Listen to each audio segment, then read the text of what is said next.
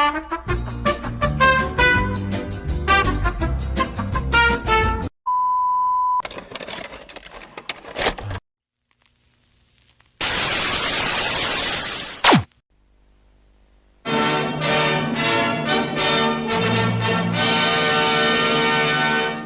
now, from Glasgow.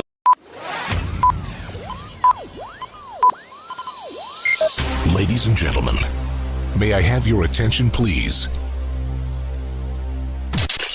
Good evening. Get ready to the countdown.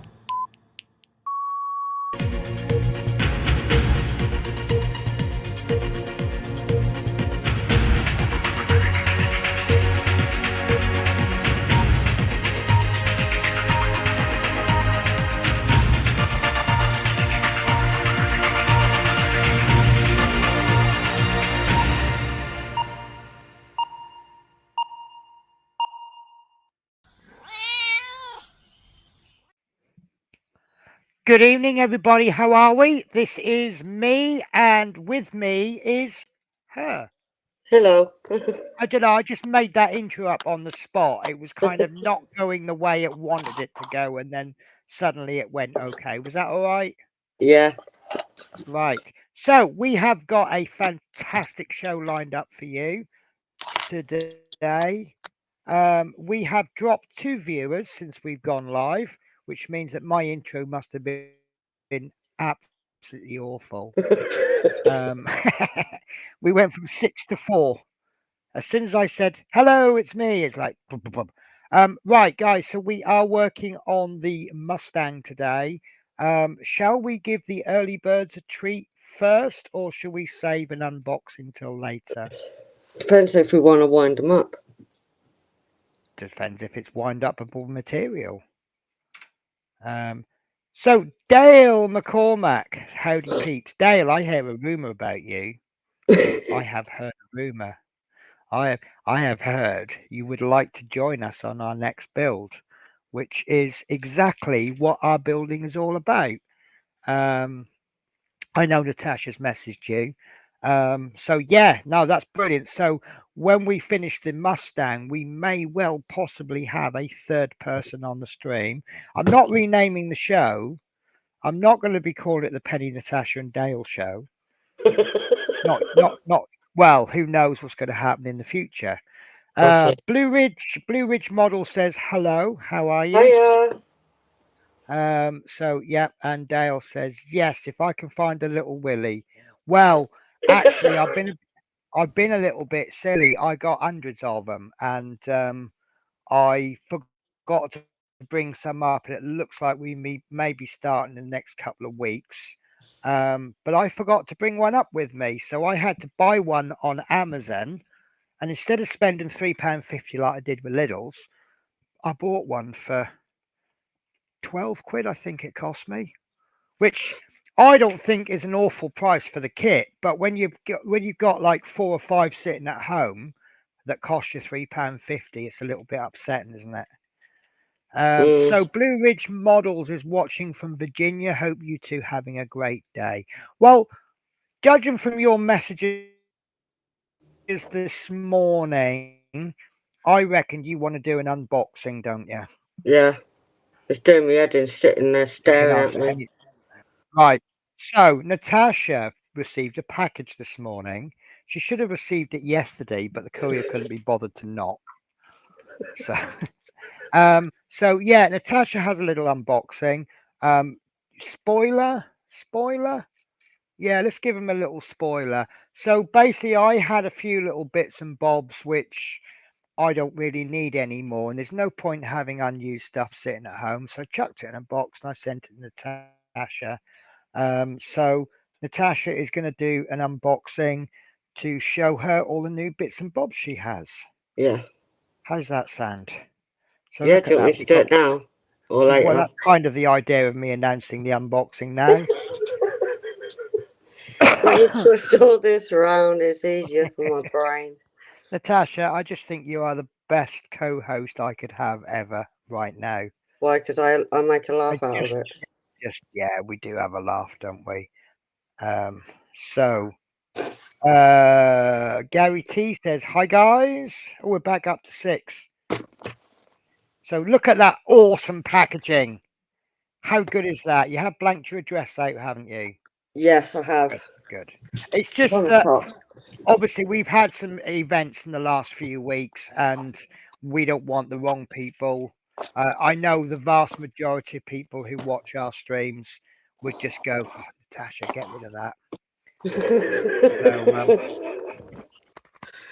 Well, I do forget most of the time. no, right. Do you want me to open it? I just don't want you getting unwanted mail. Do you want me to open it? She Yeah. said. No, just Okay. unbox it without opening it. Okay, I'll leave it there then so you can stare at the purple and the brown. You would actually, wouldn't you? Yeah. Please open it for us, Natasha, please. You'll love the way it's all been packaged. Was it all flung in? No, Wow. it was actually thought out.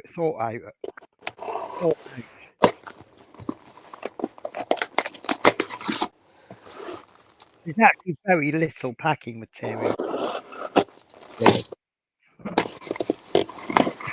I'm going to do it that way so you can't see nothing. So what you got? So the only thing that is packing material are those white Watsits. And I believe that the way you dispose of those is to run them under a warm tap. Okay, have you And they tried just that? dissolve. Yeah. So Okay. first thing you've got is a little bit of heat shrink tubing. Yep. Why have I given you heat shrink tubing? Tweezers. For tweezers. So if you want to make your tweezers grippy, just get a bit of heat shrink tubing. Just cut a little length off, and then heat it up with a lighter, and it shrinks and it gives you a little bit of rubber ends. So I thought Hopefully that it'll was, make me shrink at the same time. you don't need shrinking. There'd be less of you for us to love.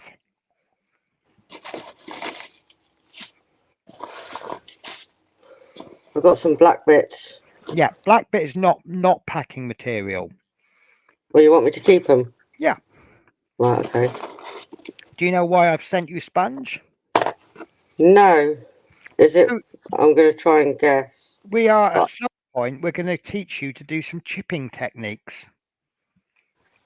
Okay. And because the sponge is not an even texture, you can dab it in the paint and then dab it onto your Mustang, because we are doing it on the Mustang, and that'll give you little chipping effects.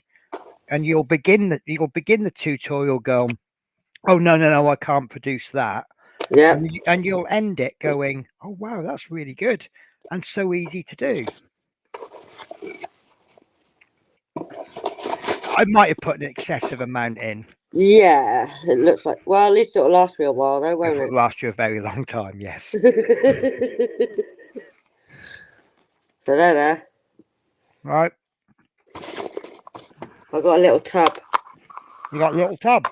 Yeah, I got a little tub. I told you I was going to send you a little tub to keep your small parts in. Yep. So now I have a little tub like mine.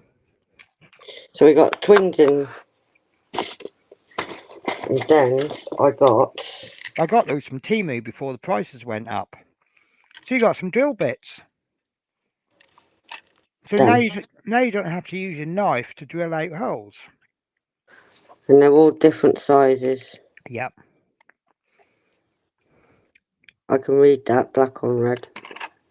Oh, that's good. That's an added bonus then. Yeah, Happy little added, accident. Yep. added bonus. Then I've got a paintbrush. Yep. You might have more than one paintbrush in there. Probably I will. And then I got some yellow and blue tape. So the yellow is the masking tape. Okay. And the blue tape I haven't used very much. It's supposed to be the masking tape that can go round corners. Okay. But it looks and feels very much like electrical tape. Yeah, it does. I was about to call it that, but I wasn't sure. Yeah. And then I got some of that one. That's thinner masking tape. Yeah. Got them. So that may come in useful in your adventures when I teach you to do masking. God, I'm dreading when I have to mask this thing. Why? And there's a drilly thing. So that is a drilly thing for your drilly bit thing. And then you undo that to open it. That's it.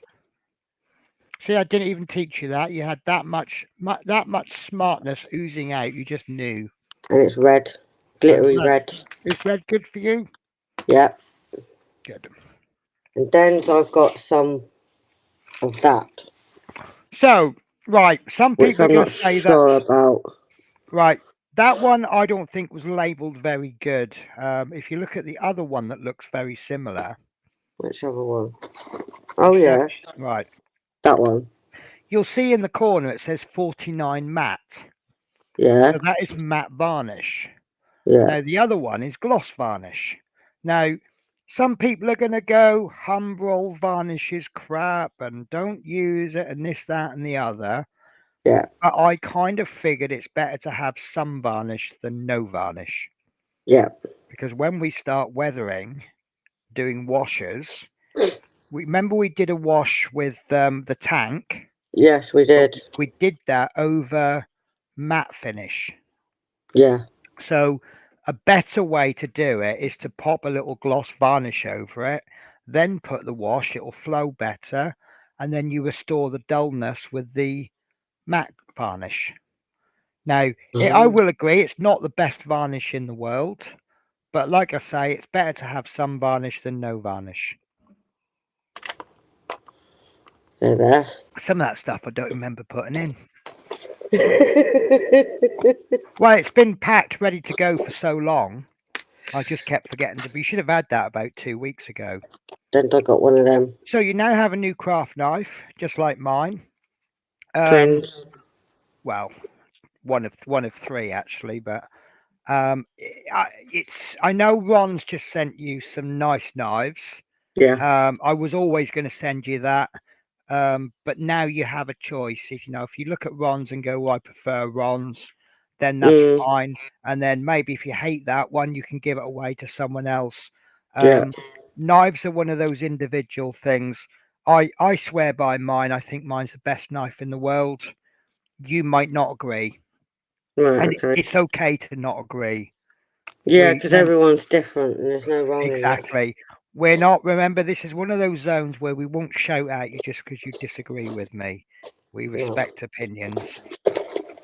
And then I've got 2 pegs.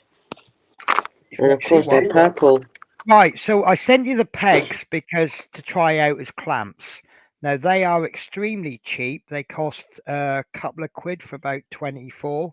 Yeah. You can pick them up from Sainsbury's or Asda, but I like them because they've got rubber on the tips. Oh. See how much they grip. So I just find them useful. In fact, I've got a load of. No, these are the ones that came from Sainsbury's. These are my hotel ones. These are a bit posher looking. Oh, yeah. Yeah, they're very posh looking. But yeah, basically ordinary plastic clothes pegs with rubber bits on the end. True.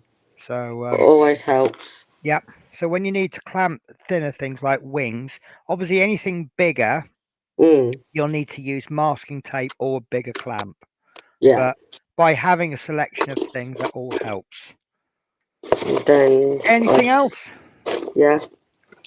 I got some tweezers. There you go. So they're the reverse tweezers. So normally you squeeze them together to close them. Those ones you squeeze them together to open them. Yeah. And I've put some little heat shrink tubing on the end for you. Thank you. Now, if you find that heat shrink tubing gets in the way, all you need to do is take one of your fancy knives and just cut it off. Yeah.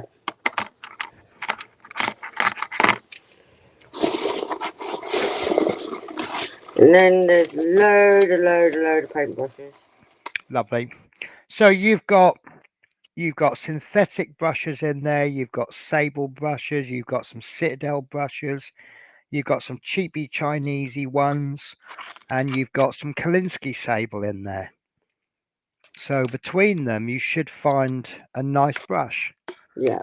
Again, opinion. You know what I don't like, you may like. True. But those blue triangular ones, they're amongst my favourites, but don't like them quite as much as the Kolinsky Sable ones. Yeah. And then I actually found something out today. Did you? Yes. Now my brush cleaner of choice is, here we go, Masters brush cleaner. So you can't see it very well because of the light, but this is Masters brush cleaner.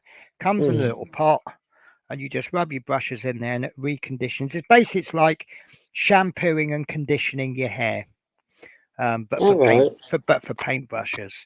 Well, I found out today you don't actually need Masters brush soap. You need an olive oil soap. So I've had a little look at olive oil soap. It's £2.99 from Holland and Barrett. So I might go and get some and give it a try. And then I got that. Oh, forgot about that. So again, all down to opinion. Some people hate it, but it's a decal solution. So what that should do in theory is, remember when we put the decals onto the tank? Yeah. Now, we didn't have, they all went onto flat surfaces, so you didn't need it. But sometimes you need to put a decal onto a shaped surface, and it doesn't fit very well. It doesn't fit perfectly. So you put a bit of decal fix on, and it just softens it, and it just helps it fall into the recesses and gives it that painted on look rather than sticker look. Yeah. So again, you'll find one of your brushes that you don't particularly love or is old, and you'll use that for applying the decal fix. Because at the moment you own what? 3 paintbrushes? Yeah. And they're all the same size. Yeah. They're all Humbrol size 2. No, there wasn't. They're all different. Not Oh, are they? well, tiny ones. Okay. Right. So, Thank you so much for them, Penny. absolutely no problems. Not a problem. I knew you needed them. I knew you'd appreciate them. Yes. And I know you want them as well as need them. So, Yeah. right. Should we do some work on our Mustang? Yeah, I'll just have to move all this out of the way, so give me That's a all mojo. right. So while you're doing that, I'll read some chat. There isn't a massive amount of chat. Teresa says, hi, Tash, Penny Dale, and Blue Ridge Models. Hello. Dale says, hi, Teresa. And that is the chat caught up with. Wow, that was a load of chat. I Can know. anyone spam it for a few minutes? Well, given that with two chat messages from 3 people, that's a hit rate of 66%. That's pretty good. Some people might need 100 viewers to get 2 chat messages.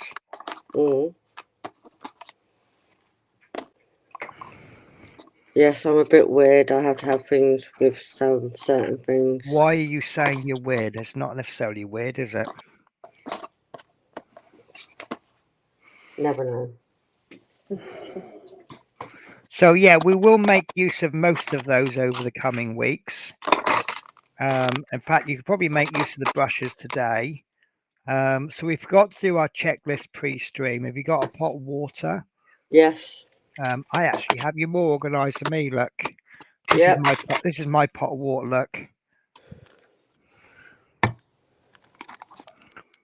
Okay. But I'm happy to say I now have hotel brushes, except I can't find them. So I'm actually doing so I did a revamp of my brushes at home, hence you've got loads. Yeah. But some of them I didn't actually want for home, so I brought them to the hotel. Do you recognise those? You won't do because there's no light. But all of my triangle ones I brought to the hotel. Like the ones you sent me? Yes. These square blue ones, which I love. I love them for ordinary painting. Yeah. The Kolinsky Sable I personally use for like a bit more detailed. All right. Okay.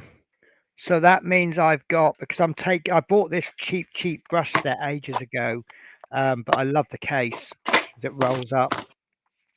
So I've taken a lot of the brushes out and the blue ones fit in nicely.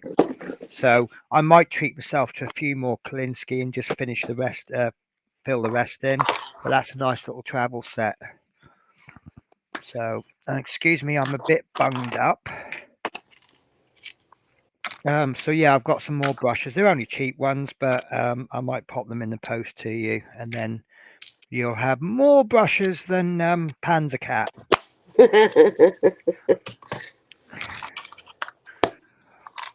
Job is, I don't think I've ever thrown a brush away.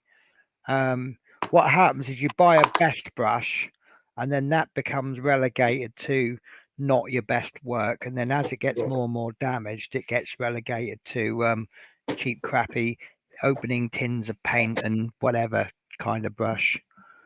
Dale says hi, Teresa. Teresa says I would have been in from the start, but someone needed walkies. That's far more important. And that someone had not long had an injection that made her not want to move so fast. So for once, I was quicker than Ivy. Well, that's a bonus, isn't it? Right. So I'm going to get my camera ready. You'll be glad to know that my down-facing camera is actually better than my front-facing camera because look, it shows off all my new paint, my brushes. So these are my favourite 3 from the old set, and they've been replaced. And as you see, I've got my funky colour coding. So I've got a green one and a grey one. Grey one is what I'm using for metallics, and green one is just for any paints. So there we go. Right, so I need the box for the Mustang. Yeah, I'm nowhere near my box yet, but I'll get that's there. fine. That's absolutely fine. I'll get there.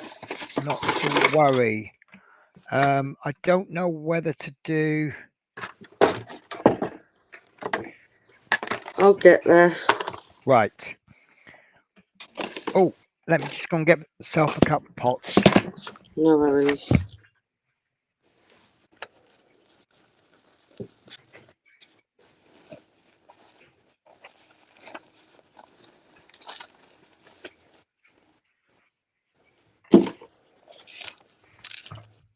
Where's my mixing brush? Mixing brush. Here it is. Right. So what I thought we would do is, because when we paint the exterior, I think that's going to take a couple of good coats. What so exterior? I thought we could get started on the bottom. On the plane? Yes. While doing smaller other bits. If that makes sense. Yeah. Right. I'll give it a go. So basically, if we want to work on some small bits, like putting the undercarriage together, for example, what might be a good idea is to do a couple of little bits, then paint, then do some more little bits, then the painting will be dry. But first of all, we've got to put some pylons on. Oh God, is it there? And things I'm dreading. Yeah, don't worry about it. Don't worry about it. So when we do these pylons, we are kind of going out of order. We're also going to have to do a couple of bits that we've missed out, but that's not a problem. So do we need number 30 at any point? Because you said you've got about one use out of it, haven't you? Won't we have it for the plane?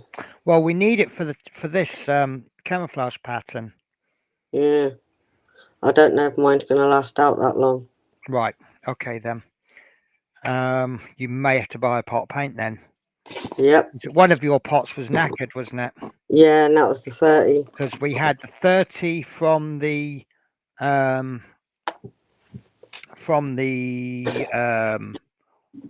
tank. I've got an idea. I have an idea. Do you have anything similar in your little collection of paints?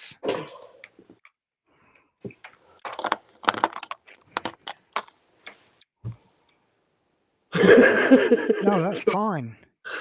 That's fine. So Is that remove. one? Have they got colours written on them? Yeah, one's Green, right. called Light sap green. what? Right. That one. Remove the green pale. That one's emerald green. Probably remove that one.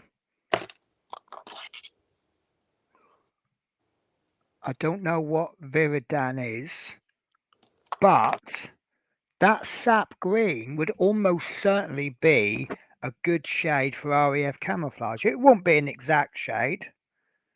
No, but do you know what?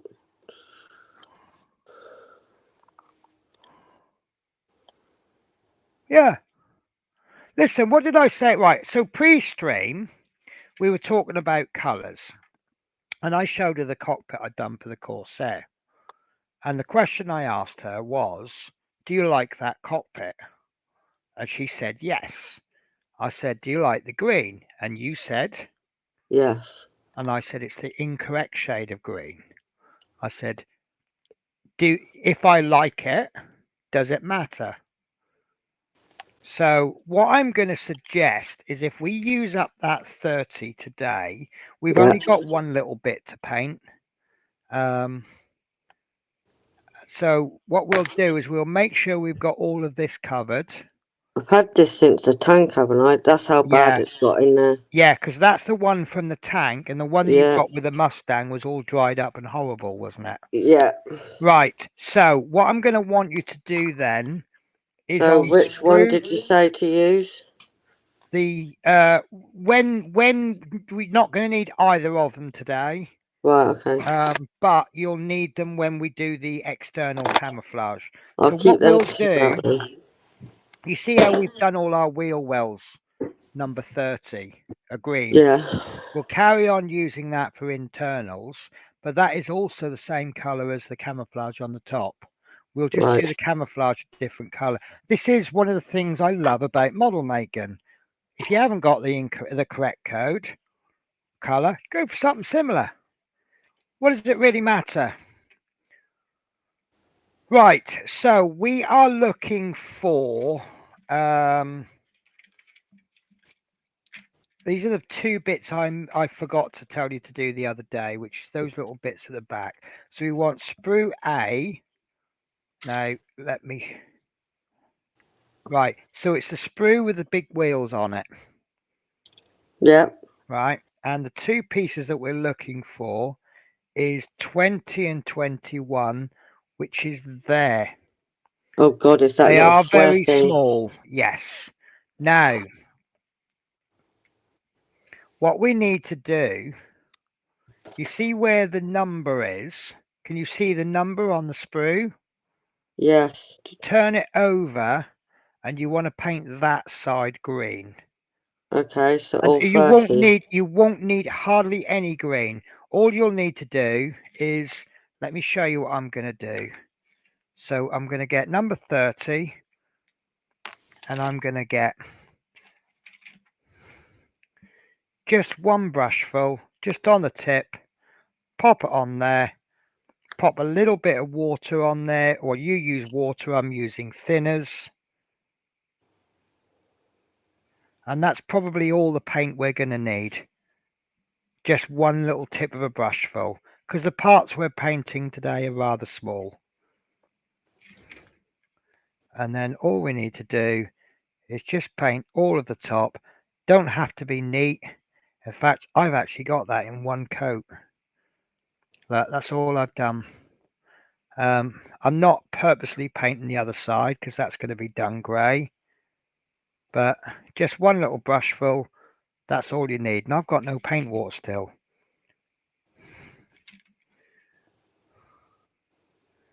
And that'll do you. And then as you've got that green out, just go round and look in the wheel wells. See if you've got any spots that need touching up. because you've already got that brush out, haven't you? Mhm. Right, this little bit in there. Oh, in the air scoop. Remember that little bit there at the back? Yeah. We didn't do the inside. Well, I didn't do the inside, so I'm going to paint that. No, no. Ignore that. We're supposed to paint that grey, weren't we? Don't Yeah, know. ignore me. Ignore me on that one. Right. That was done grey because that was meant to be grey. So just clean my brush. And as I have no paint water, the only thing I have is my spit. I know I'm a brush licker. I can't help it. Right. So yeah, just go around all the green bits. Make sure there's no touch-ups required. Check for any mistakes you made and just cover it up. As you've already got the green out. There we go. I'm happy with that. Yep. Inside of the flaps there, the wheel flaps, that should be painting dry enough to paint over now. Mine's actually a little bit loose for some reason. Right, lovely job. Right, let me just go and get some water and I'll be back with you. Mhm.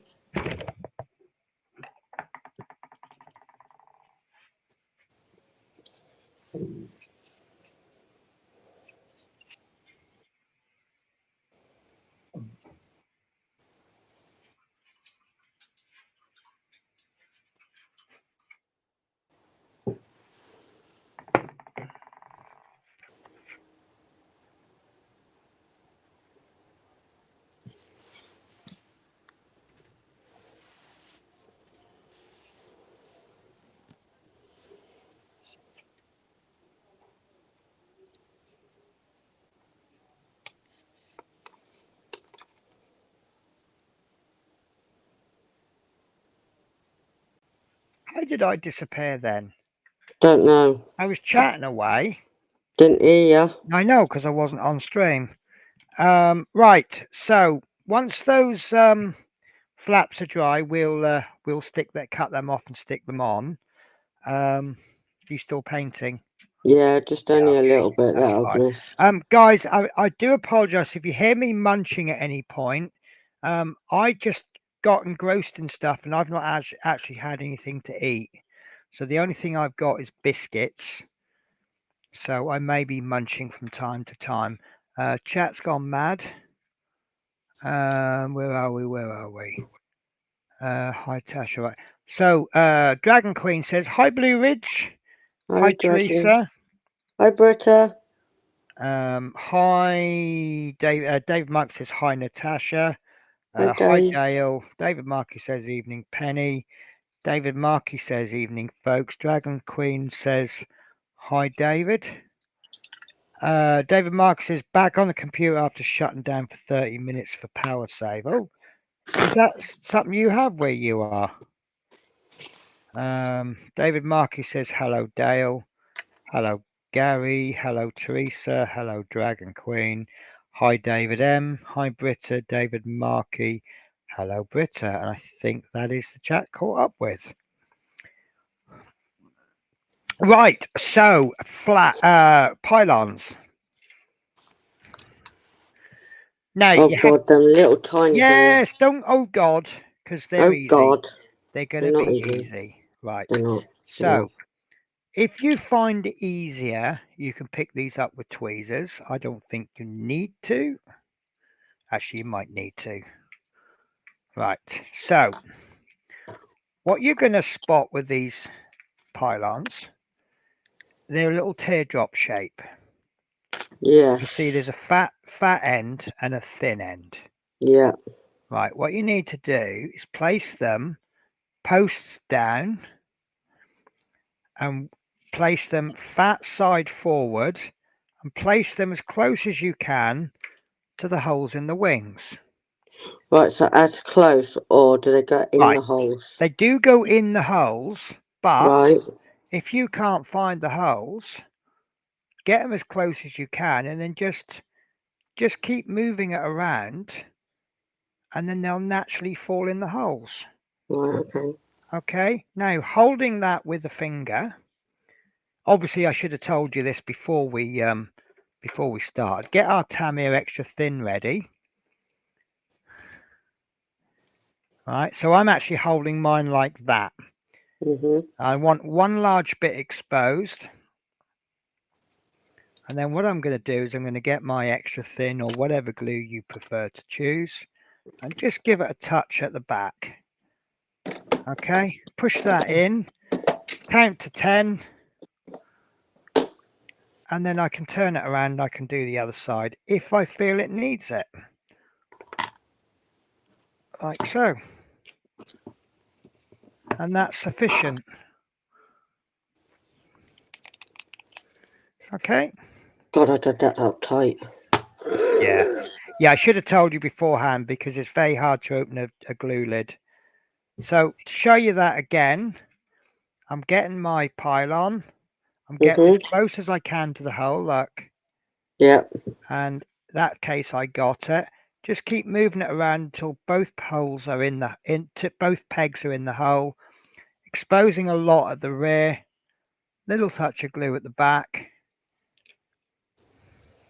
Hold that for about 10 seconds. You'll see it's not falling off now, but for my own personal whatever the word is, I'm just going to give it for my own satisfaction. I'm just going to put a tiny drop at the front as well. Then I know that's in. Now, we could have stuck those pylons to the drop tanks and then brought that in, but I think it'll be easier this way. I don't think we should do the drop tanks yet. Right. No, I'll do the painting first, mate. Yeah. When we do the drop tanks, we have a little marker there on where to attach them. Oh, now, on the thingy-majig. Yeah. Now, it will be slightly more difficult doing painting the drop tanks off the plane, but we're making one job easier, but making another job harder. Okay, right. So I think I'll leave the flaps a little longer. Right. So next job is to make up the. Do we do the undercarriage? No, let's do some painting, shall we? I'm just sticking my other one on. Okay. So I'm ready whenever you are. Give me a shout.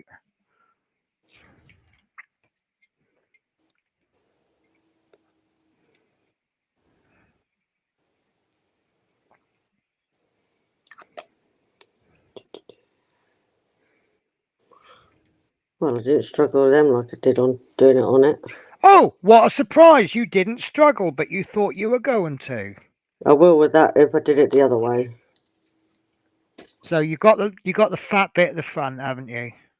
Yeah, and the thin bit facing the back, That's right. fluffy Because bit. it's kind of like a wing, really.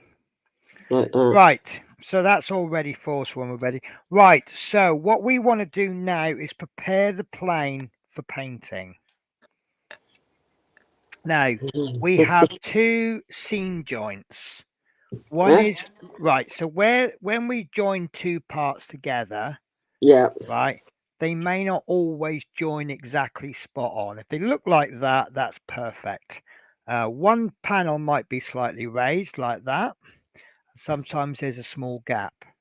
I've got a tiny little gap in mine Right. I can't get rid of. So what we want to do is just sand that down so it's a little bit flatter. Now, this is one of those things that, be careful, by the way, if you put this down on the ground, you could knock loose flaps off. So that's a good way to hold it on the top. So you want to get yourself a little bit of sandpaper. And this is one of those jobs that I'm going to use 800. This is going to be one of those jobs that the more effort you put in, the better result you're going to get. But you can put in as much effort as you want. Just keep going until you're happy. If you're not happy, it requires more sanding. If you're happy, you've done enough.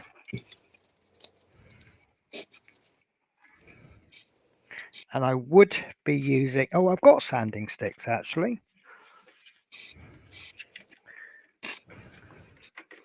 Glue fill cut drill, weathering cut prep, weathering filing. Here we go. Do you know, I've actually got better sanding sticks at the hotel than I have at home. Do you? Yeah. It's a bit daft, that one, isn't it? Yeah, I can't get rid of this gap. Right, so let me show you tried what this last I'm time. going to do. I've actually got very fine ones. Right. Sorry, bear with me. Right. So, the bit along the nose is dead simple because you haven't got panel lines. So all we need to do, you see, if you feel it with a knife, with your nail, Yeah, I can feel a little ridge. yeah. So with my slightly rougher side, I'm just going to give that a gentle rub. Wow, I got you now. Right. Now that's reduced, but it's still there. Now watch, there's a little bit of detail there. What you could do is put a bit of masking tape down there, and that will stop you from rubbing away with that detail. I think this is flat enough to not worry about it. Okay, so when I think that is almost there or just about there, which is there, so there I've got a flat bit, but I've got these ugly scratches. I know it's really hard to see on this camera. Okay.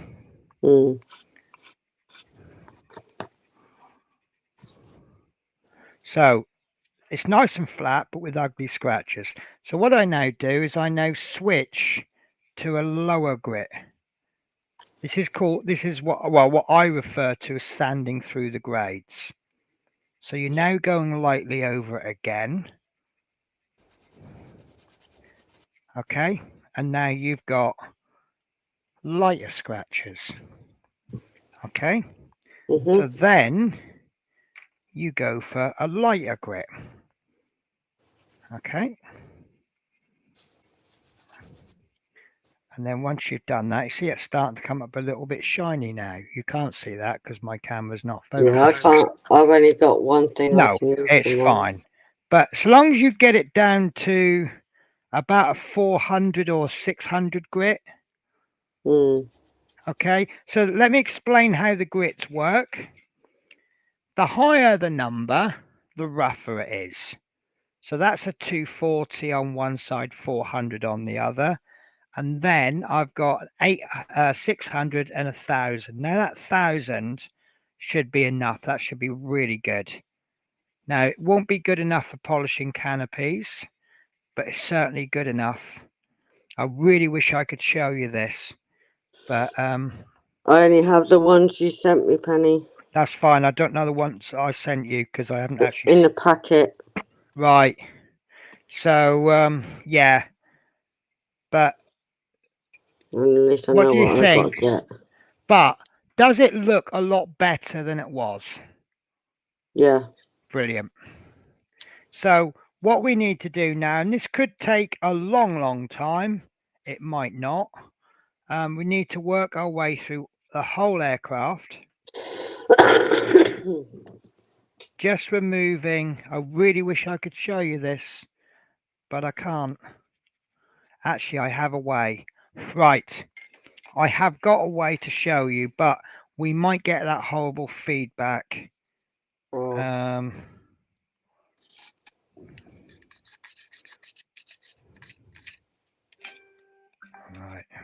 Bear with me. I'm going to log into the stream with How about muting one of them? Well, I might get away with it. Might get away with it. Right, where are we? Huh?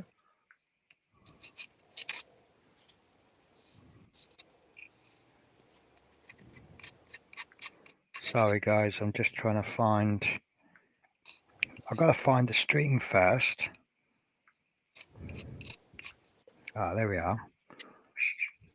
Right, let's turn the volume right down. Right, oops.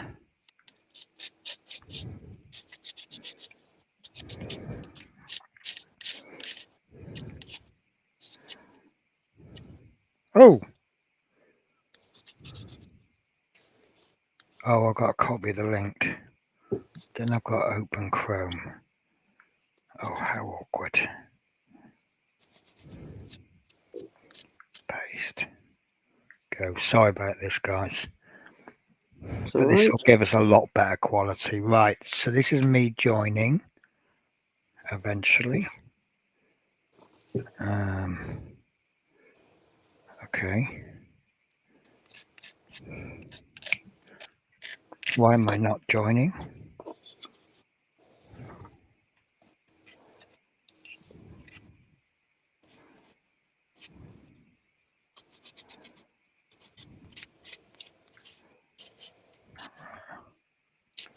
Let's try that again.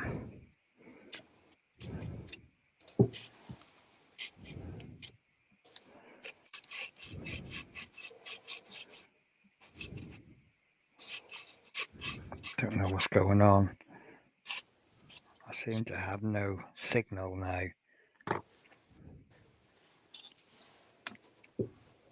So sorry, guys.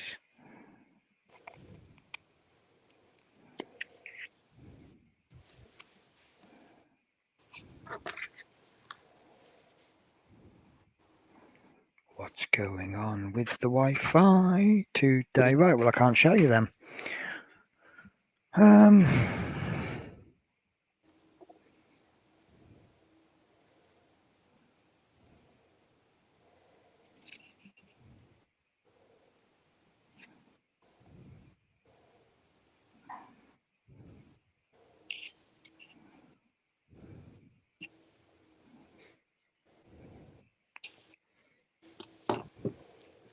Okay, this isn't working very well.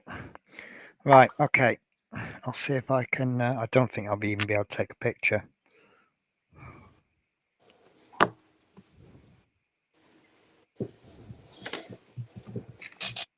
Right. Let's see if that works. Probably not. Oh. Right, there we go. We've got something. So can you see there?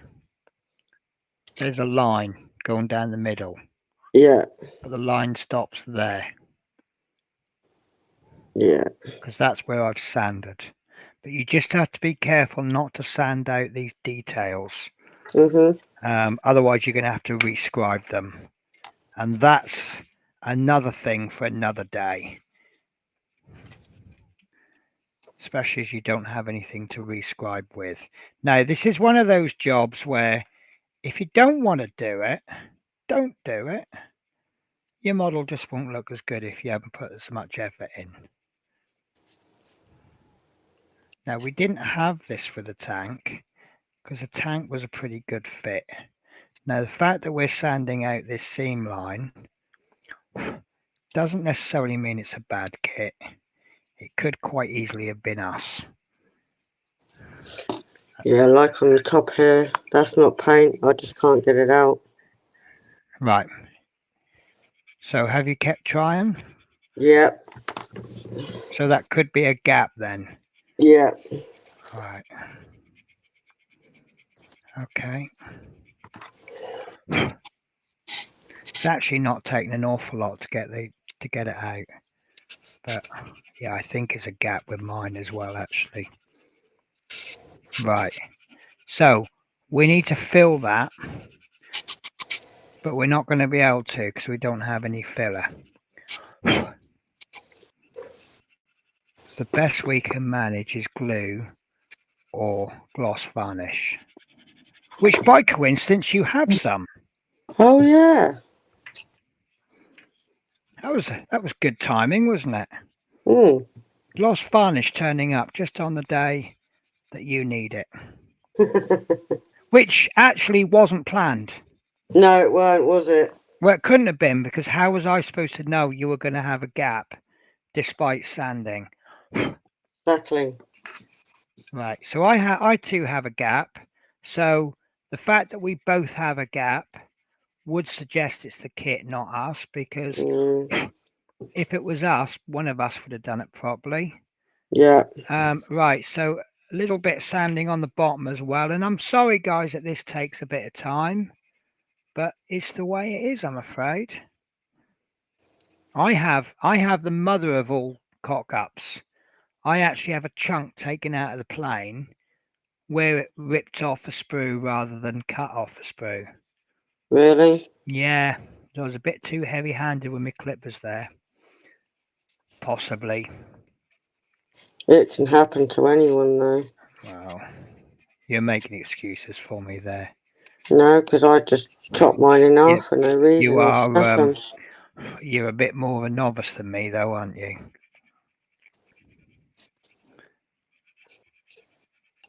So Yeah, when you get I to a think it scene, doesn't matter what level you do, you still do. when bits and I bobs. get to a panel line, I'll go up to the panel line, but not quite. And then the closer I get to the panel line, the more careful I am. And that sometimes I can get away with not having to rescribe the panel line. I'm trying to avoid rescribing panel lines. Just for now anyway. We'll deal with that another time. There's only so much I want to teach you in one go, because I just think if I teach everyone too much stuff, it's going to frazzle them. I think there's big gaps here as well. Right.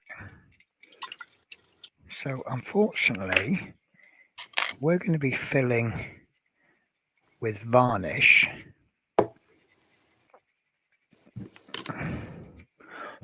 Oh, you can also fill with super glue. Yes. Super glues are very good. Have you got any super glue? I can look for it. Oh, you do have some, do you? I do have some super glue. Right, okay. Super glue will probably be better, actually. It's just getting to it. No, it's all right. If you can't get to it, you can't get to it. I mean, you might not even want to fill it, but I'd like to give it a go with you.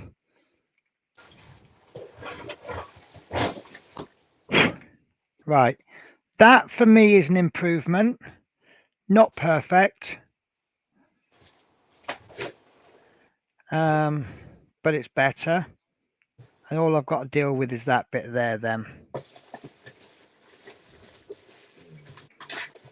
And like I say, the more you put into this, the better it'll be.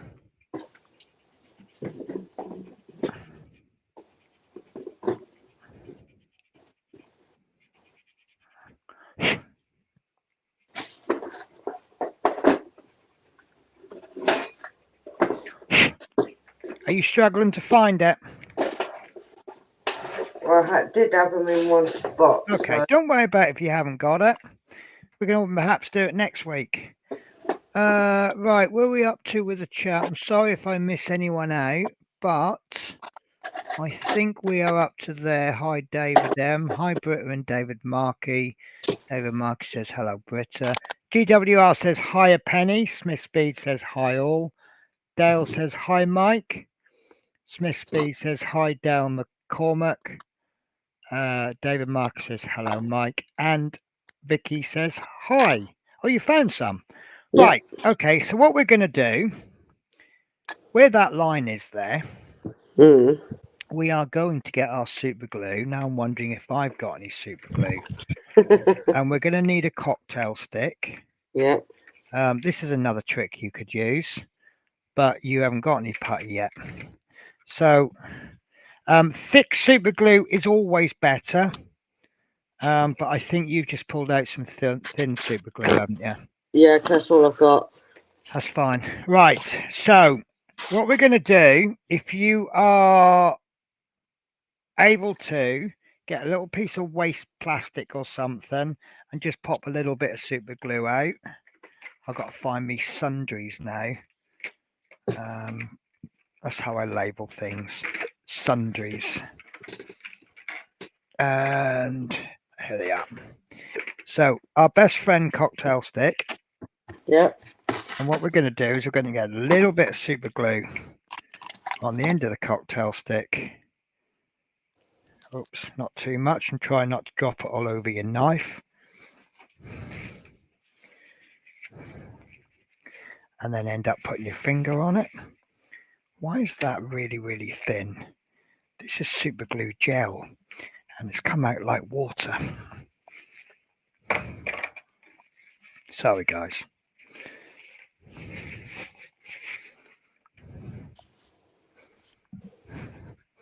I just remembered this super glue. For some reason, if you don't shake it, that's really watery. What is going on? Yeah, mine's very watery and But compared to like usual. this is gel. Oh.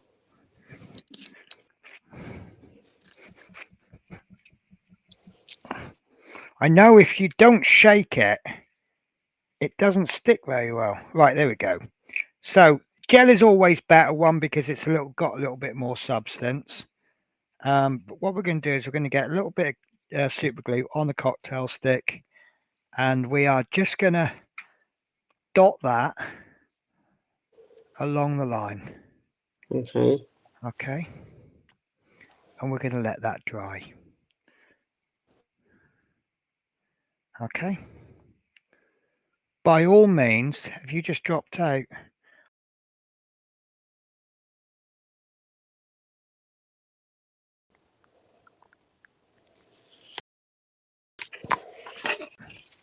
There we go. Oh, it was me dropped out, was it? I don't know. All right. So yeah, we're just going to dot that along the line, and that's going to fill that hole. And then when it's dry, and it won't be dry in seconds, we'll give that a little sand.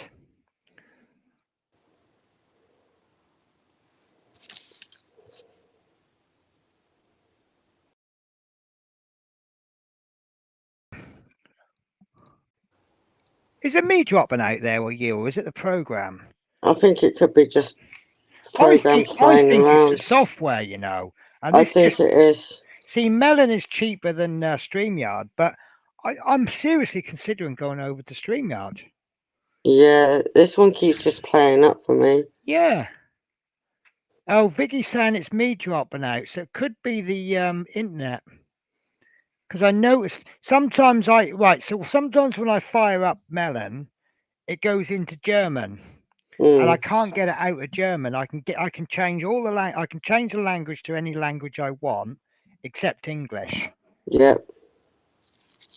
Now, it has happened once or twice at home with my super fast broadband, fastest broadband I've ever experienced in my whole life. But it happens almost every stream when I'm in the hotel. Right. Anyway, so as I was saying, the drawback with the super glue is because it's clear, you won't be able to see if the gap has been filled. Right. So quite often, what a good way to do, oh, that's still wet. One good way to do it is basically when you prime it, it'll show. But let that dry a bit. There is things that people could mention, like mixing it with baking powder, and this, that, and the other, and it makes a better filler. But we're just keeping it simple today. So basically, anything that goes hard and is fileable and has some substance can be used as a filler. Right. So we're using super glue. Now, obviously, if the hole was this big, super glue would be a terrible thing to use. But then so would filler, because filler would take so long to dry. So you then need to pack it out with stuff. But that should be fine. Mine's still drenched. That's fine. Listen, can you entertain for 5 minutes? Yeah, I can try. I'm going to disappear for 5.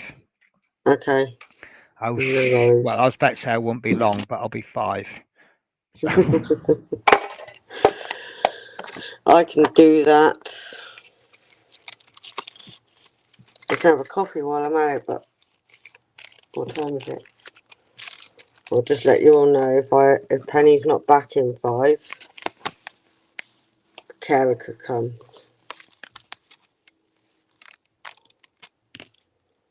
Mike.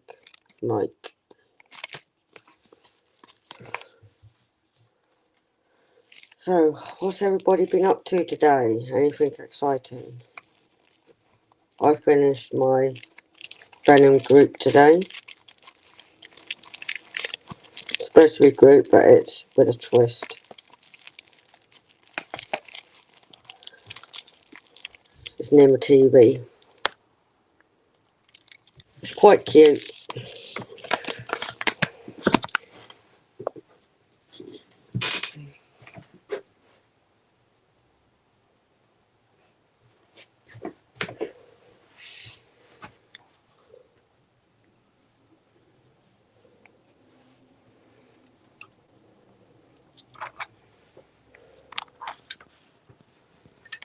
Oh, charger.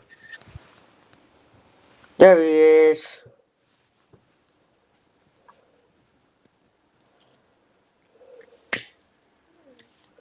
Finished him.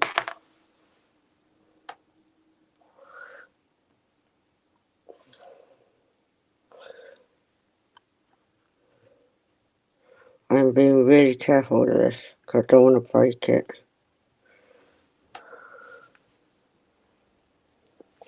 So there's my Venom group.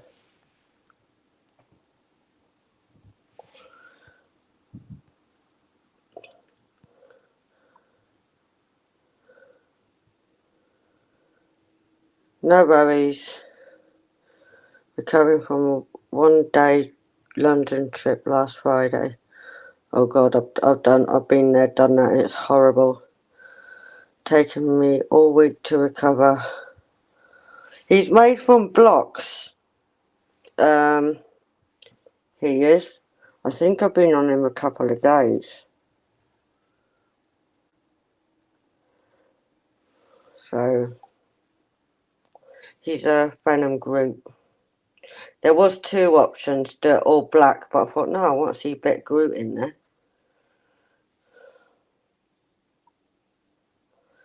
So you can get a thing called building blocks, and that's where I got him from. So he's completed. A couple of hours ago I completed him. He's funky.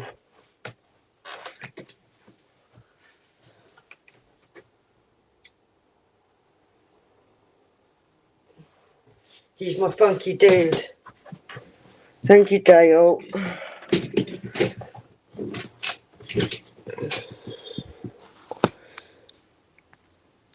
I'm close to finishing my 50 by whatever diamond painting. Or I can't wait to see. Which one have you been doing? I'm going to twist my head round. Not my head round literally, but you know. I'm going to bet without looking, there's a chat comment that says party time. What? I would say, is there a comment that says party time as soon as I went? Nope. Vicky No Craft such. says, I'm going to disappear on a minute for shower and I'll be back. Recovering for a one-day London trip last Friday. Oh, taking all week to recover. Yep. What's he made from?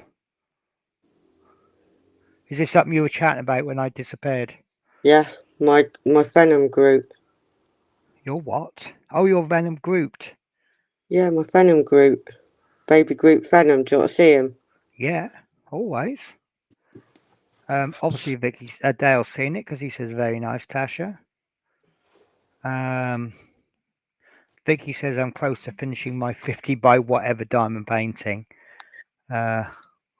What blocks is it? Oh, that's nice.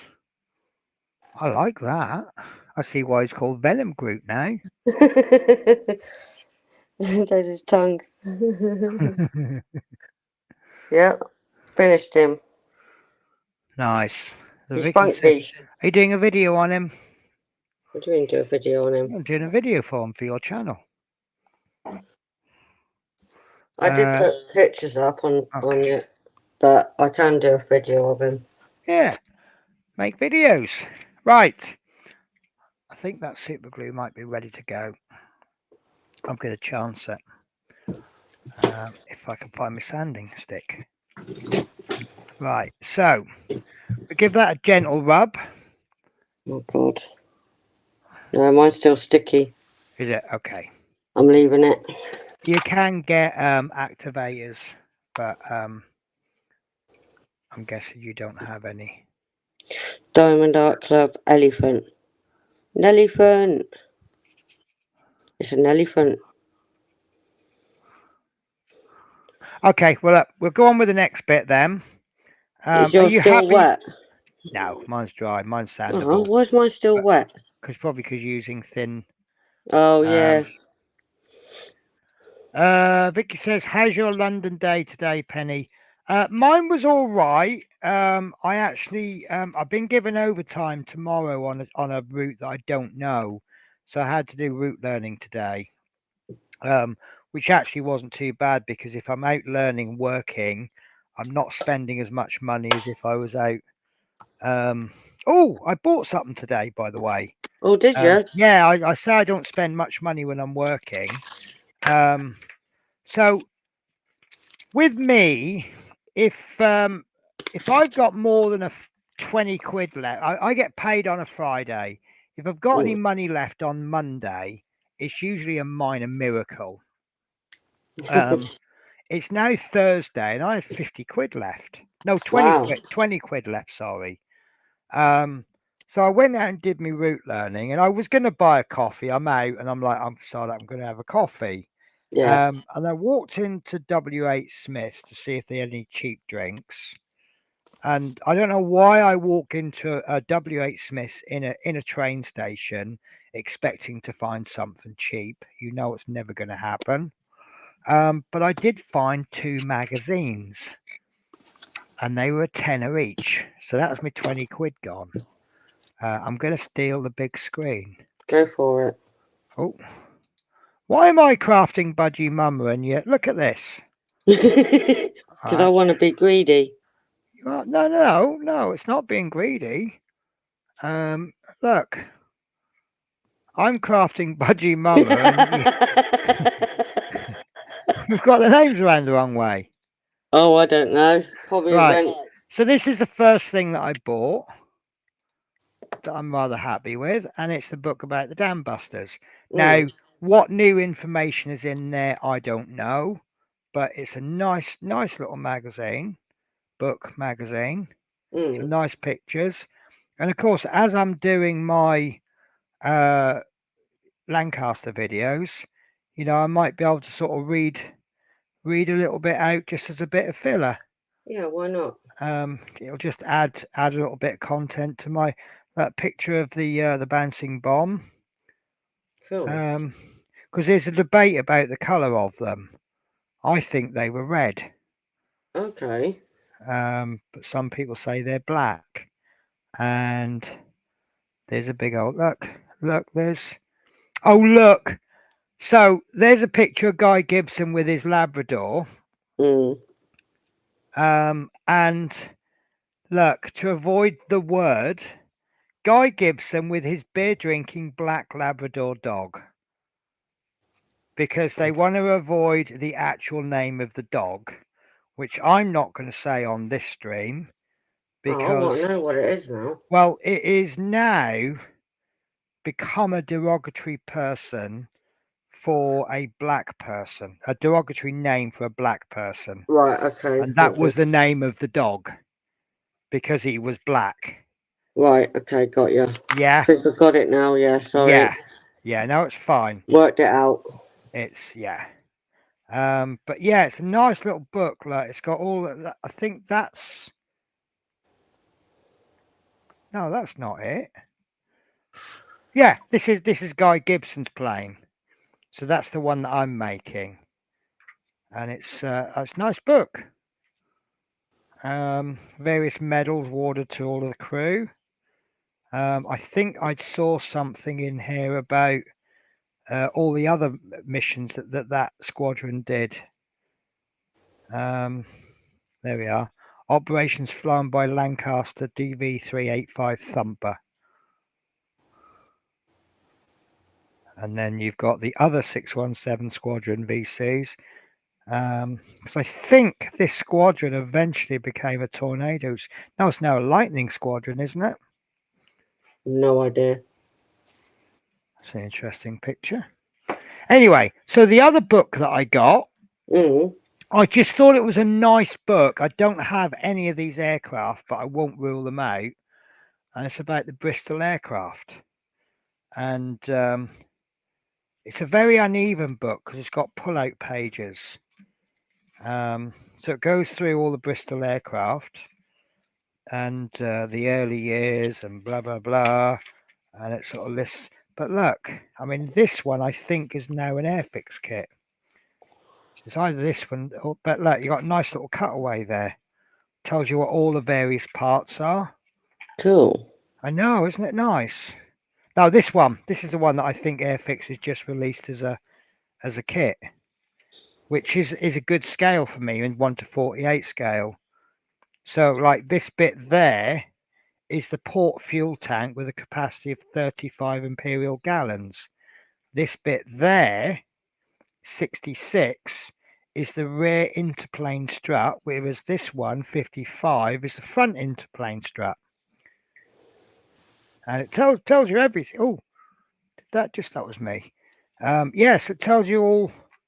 So there's the Bristol Bombay, Mm. and then later on you've got, there we go. So the Beaufighters are probably one of the most famous ones they've got. Beauforts and the Beaufighters. So yeah, good reference material when I start doing those kind of planes. Yeah. And this one, you got civilian ones. You got a heli chopper there. Helicopter. Yeah, and it's I just thought that was a nice book, but they issue 6 of these a year on various aircraft. 42 quid for 6 issues. I mean, you won't get a choice in what you buy. At least this way, I can go in shops and go, yeah, I like that one, I'll buy it, or I don't like that one, I won't buy it. But what I find with magazines, I buy model magazines, and you'll find an article on a particular model, and it's not really relevant. And then 6 months down the line, you might buy a kit, and you're like, oh, I saw an article about that. So you don't know what you're going to use in the future, do you?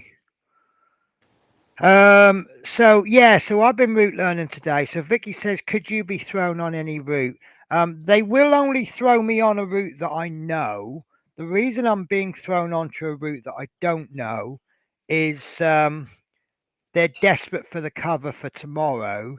And they said, oh, you don't know the route, do you? And I said, well, I can know it because I've got a day off. It won't take me an hour or two to learn. Plus, most of the routes are actually on YouTube. So I can never remember what route I'm doing. I think it's a 28. Hang on, bear with me.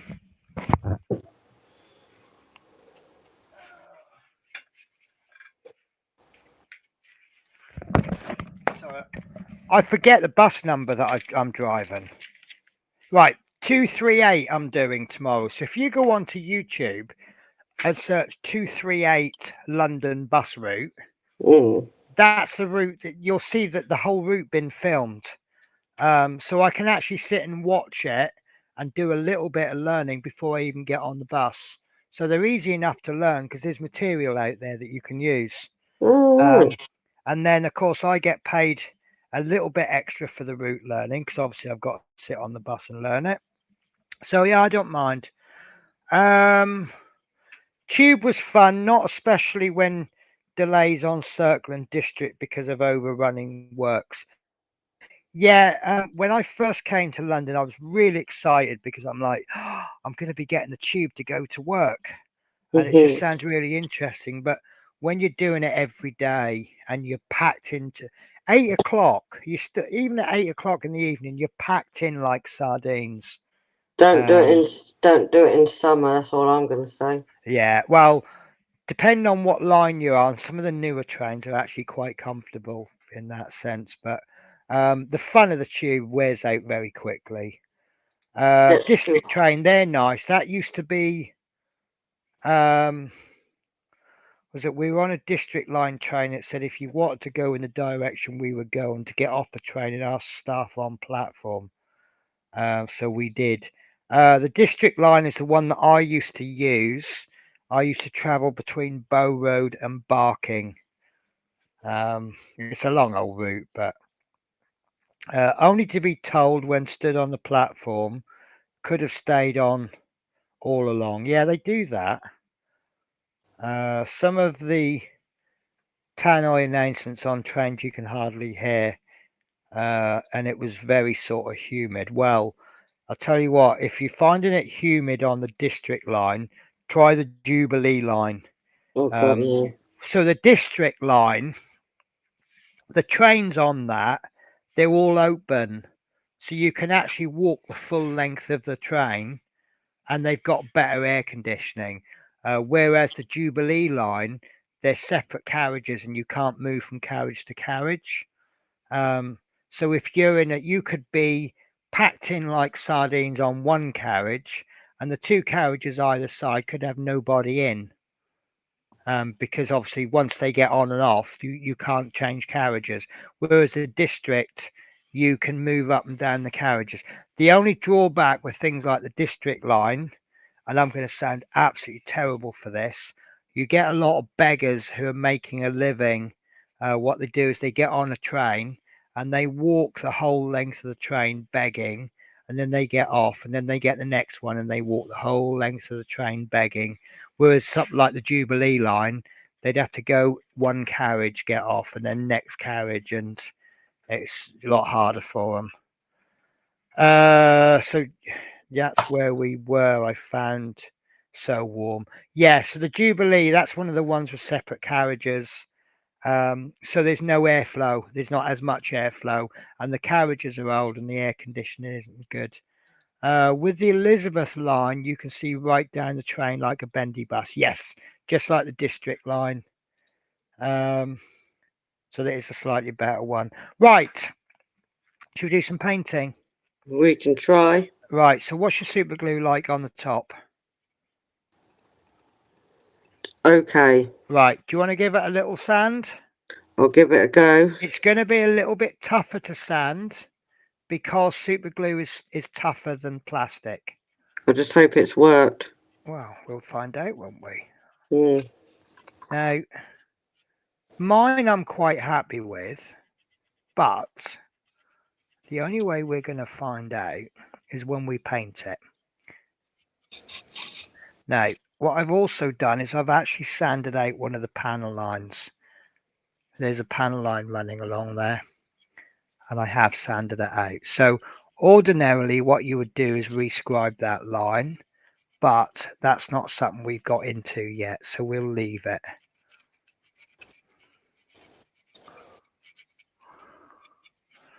Okay. So same procedure, just keep going down as many grades as you can until you're happy with the result. And I'm okay with that. So are you happy with the bottom? Yes. Right, okay, so we can start on the bottom then at least, and then we'll have had something done. Well, we have had something done today. I don't want to do the undercarriage, although you have got a little box to put your parts in. I'll tell you what we'll do. We'll do one coat on the bottom. We'll make the undercarriage up. So I just shook my camera there, didn't I? Mm-hmm. And then we'll do another layer on the bottom. Because you're almost certainly going to need 2 or 3 coats on the underneath. So how are you getting on? Just sanding. Okay. So Vicky says very deep down. Yeah, my theory is as they're adding more lines, they're having to dig even deeper because so the lines don't cross over. If you come in from, where do I come in when I come in on the train, on the coach? Sorry, I think it's Westminster. I have to go down to steep, long escalators and then walk around, and then I have to go up 2 steep escalators, and it's really, really confusing. But yeah, massive steep. Some of them are really, they look quite scary, don't they? They're so long and steep. But it's a good, efficient system, and I think the pricing is quite good as well. Right, you happy? Yeah, it's still a little bit there, but I think it's because Okay. I've got such a Shall we thin. worry about it in more detail next week then? Yeah, Okay. So flip it upside down like I have. Arrange your I don't know how stiff your propeller is. not very. Okay, right. So flip it upside down. My propeller's actually stiff enough that it'll actually hold the plane upside down. So what we want to do, the underside of the plane, if you look at the instructions, it tells you number 64. So hopefully my paints work. So number 64. Yeah, mine's all right. Now we have two choices. We can either put some into a pot and use it from the pot, I'm guessing or this is 64 for me because it hasn't got a it's a number on. grey one. Ah, could be the one without the number on. That I know one. you've got one without a number. Yeah. So because I don't have that much in the pot, I'm actually going to mix it in pot. Let's see what mine's like. It hasn't even been Yeah, opened yet. but best practice really is put a little bit on the palette and thin it on the palette. But the theory is these are single use. So once you finish this model, you're not expected to have any left. So it's okay to mix it in the pot. But when you use these kind of ones, you won't be mixing, you won't be thinning in the pot. So I've actually got a pretty good pot of paint there. I've got about half. Okay, so it's your choice. You can either put some on a palette and thin it on the palette, or you can mix it, put some water in the butt. You're still mixing with water. Yeah. Okay, we need to get you some thinners at some point, because thinners, it's like magic. I was actually doing a demo with someone the other day. I haven't got anything I can show you on. But what I did was I got some paint and I thinned it with water, and I painted it onto a piece of bare plastic, and it was splitting like crazy. Not a problem because you just go over with multiple layers. Yeah. But then I took the same paint and I thinned it with my thinners, which has got alcohol and flow improver in, and I actually thinned it even more than I did with the water, and it went on lovely. All right. It didn't split at all, and it's mainly the alcohol and that in it that helps. So if you thin your paint just slightly, see, if you don't thin it enough, you're going to get brush marks. If you thin it too much, it's going to split. But if it does split, just go with it. And when you come to apply a second layer, I think we had this with the tank, didn't we? Did you find it splitting? Yeah, on a couple of Yeah. parts. So you just went with it, and then Yeah. you went over it with another coat, and eventually you filled in all the gaps. Yeah. Right. So we're not going to bother masking. We're going to do this freehand because we've got another coat to go on the top. But you want to paint, if you look at the instructions, the grey stops round about there. Okay. Yeah. And it comes up to about, I'd say maybe this, where the wing is, not where the flap is, where the wing is. Where the wing is. And it comes up to about there. So maybe paint all of what you can see on the bottom. Yeah. If you hold it that way, paint all of what you can see, except the inside. Oh, look at that. My wing flaps come off. So something's not happened there, is it? So yeah, what you can see, looking at it from underneath, everything you can see, apart from the wing area, needs painting. So And everything. yeah, I'll give it a go. that's all you can do. Okay, but don't paint the green inside the wheel wells, and then just take it up to just slightly above there, Okay. above the wing.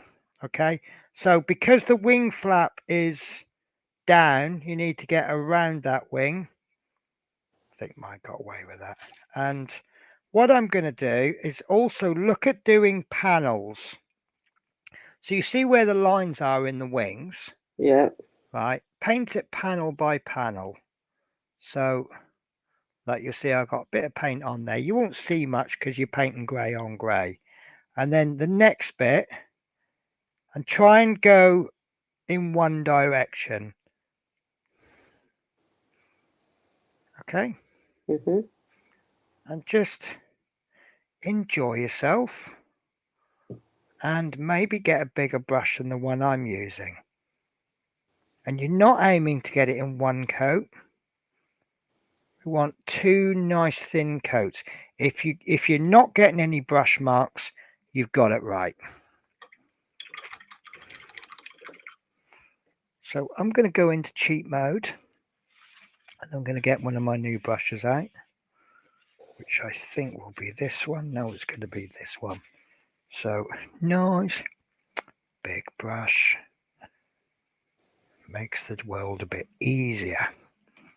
Right, so obviously when you get to the wheel well, you're going to have to be a little bit more careful. Go up to the wheel well nice and carefully, but don't go over the wheel well. Go round it. Right, yeah.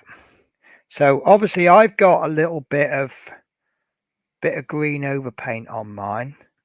Mm. So that's, you see how I've just neatened that up? Yeah. So I'm not gone into the wheel well, because otherwise I'm then going to have to go into the wheel well and paint that green again. You're aiming for not having to repaint that green.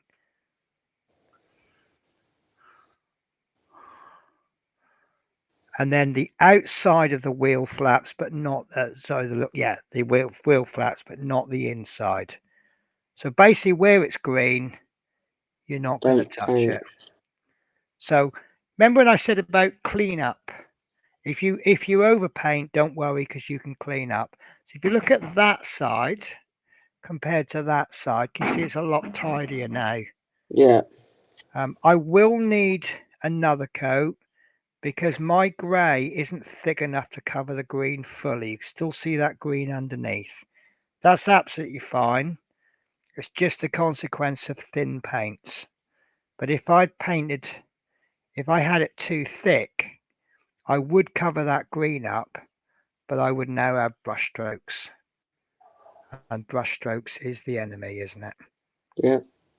Okay, and don't worry about it getting any on the top of the wing, because we'll cover that up with the other coats.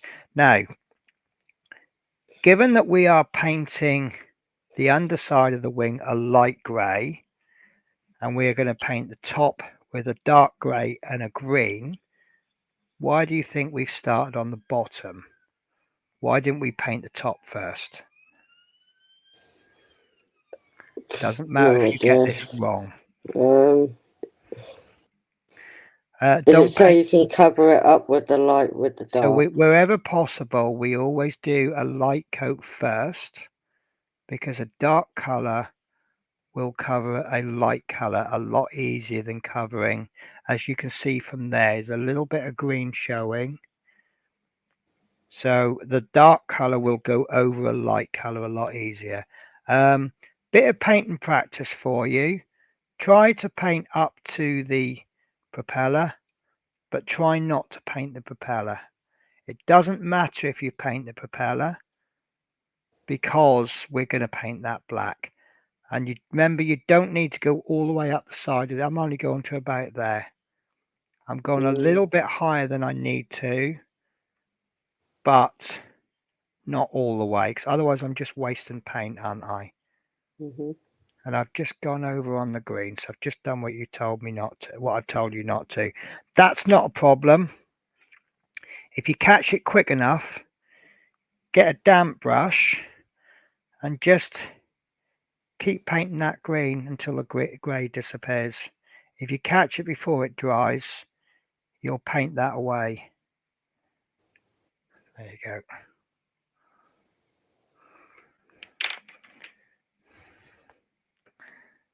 So it's hard to see because I'm painting grey on grey, but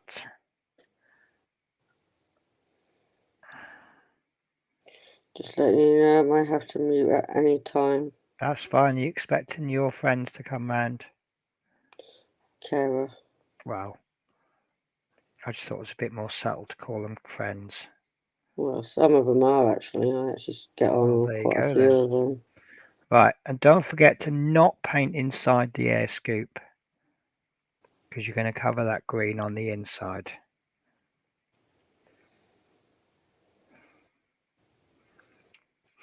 And then what I would do is every so often give your brush a good wash. Get all the paint off your paintbrush,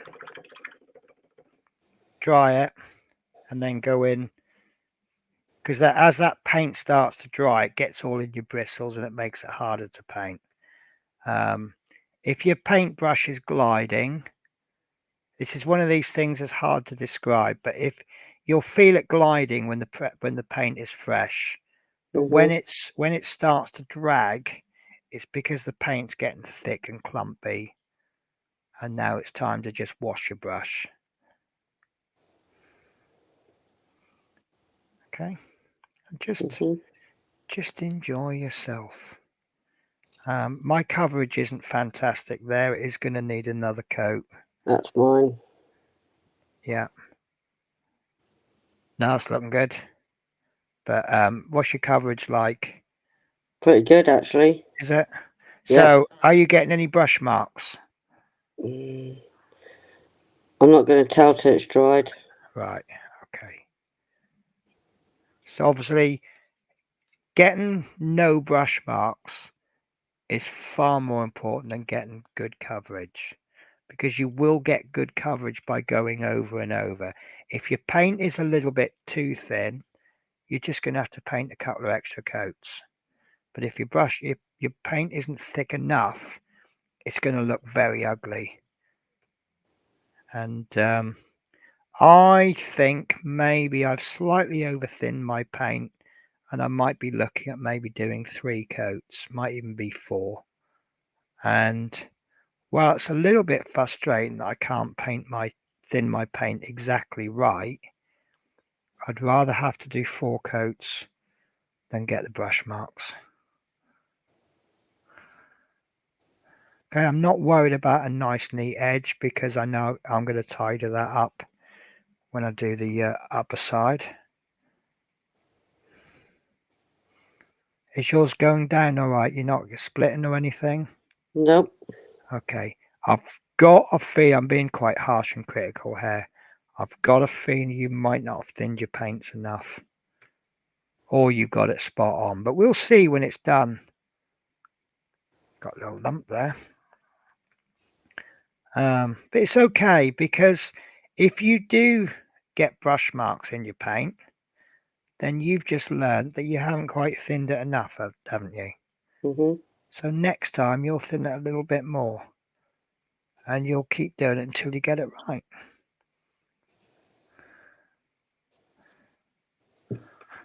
Now, you see where the flap is? There's a little bit in there that I would argue is the inside of the plane. Just in there. So therefore, I would argue that it should be green.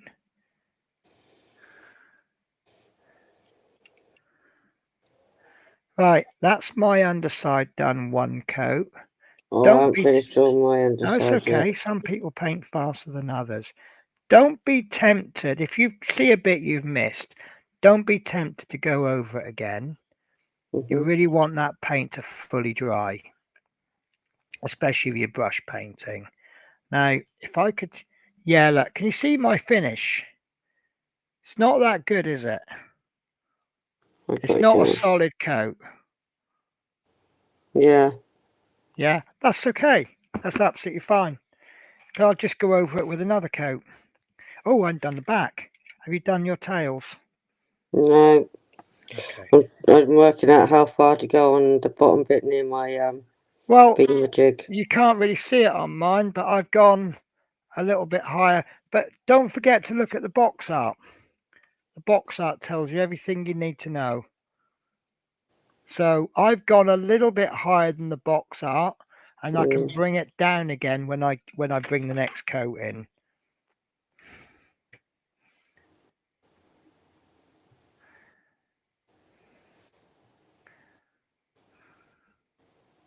Now, what you should be doing when you come to do the second coat is you should be painting in the opposite direction you went in the first coat.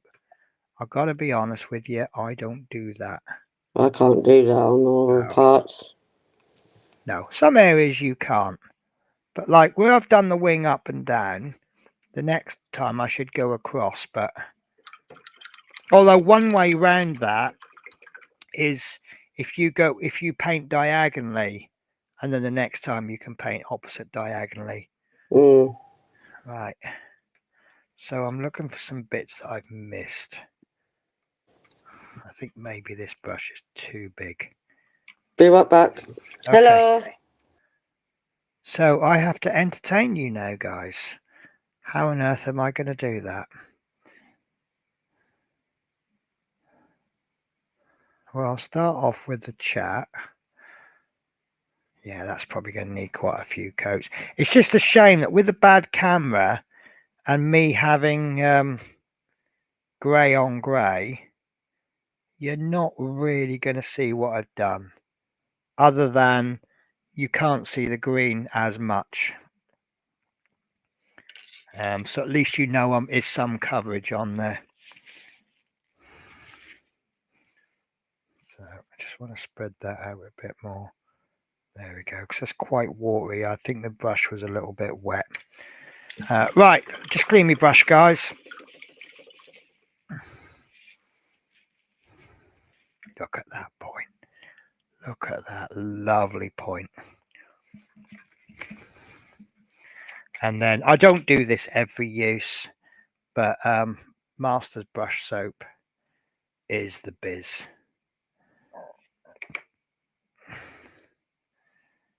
So nice. And it just makes your brushes last so much longer. Look at that. Beautiful. All I've got to do now is get the paint off. How did I get paint on that? So cleaning brushes, not all about cleaning them. It's about looking after them in the first place. If you look after them, don't get so mucky.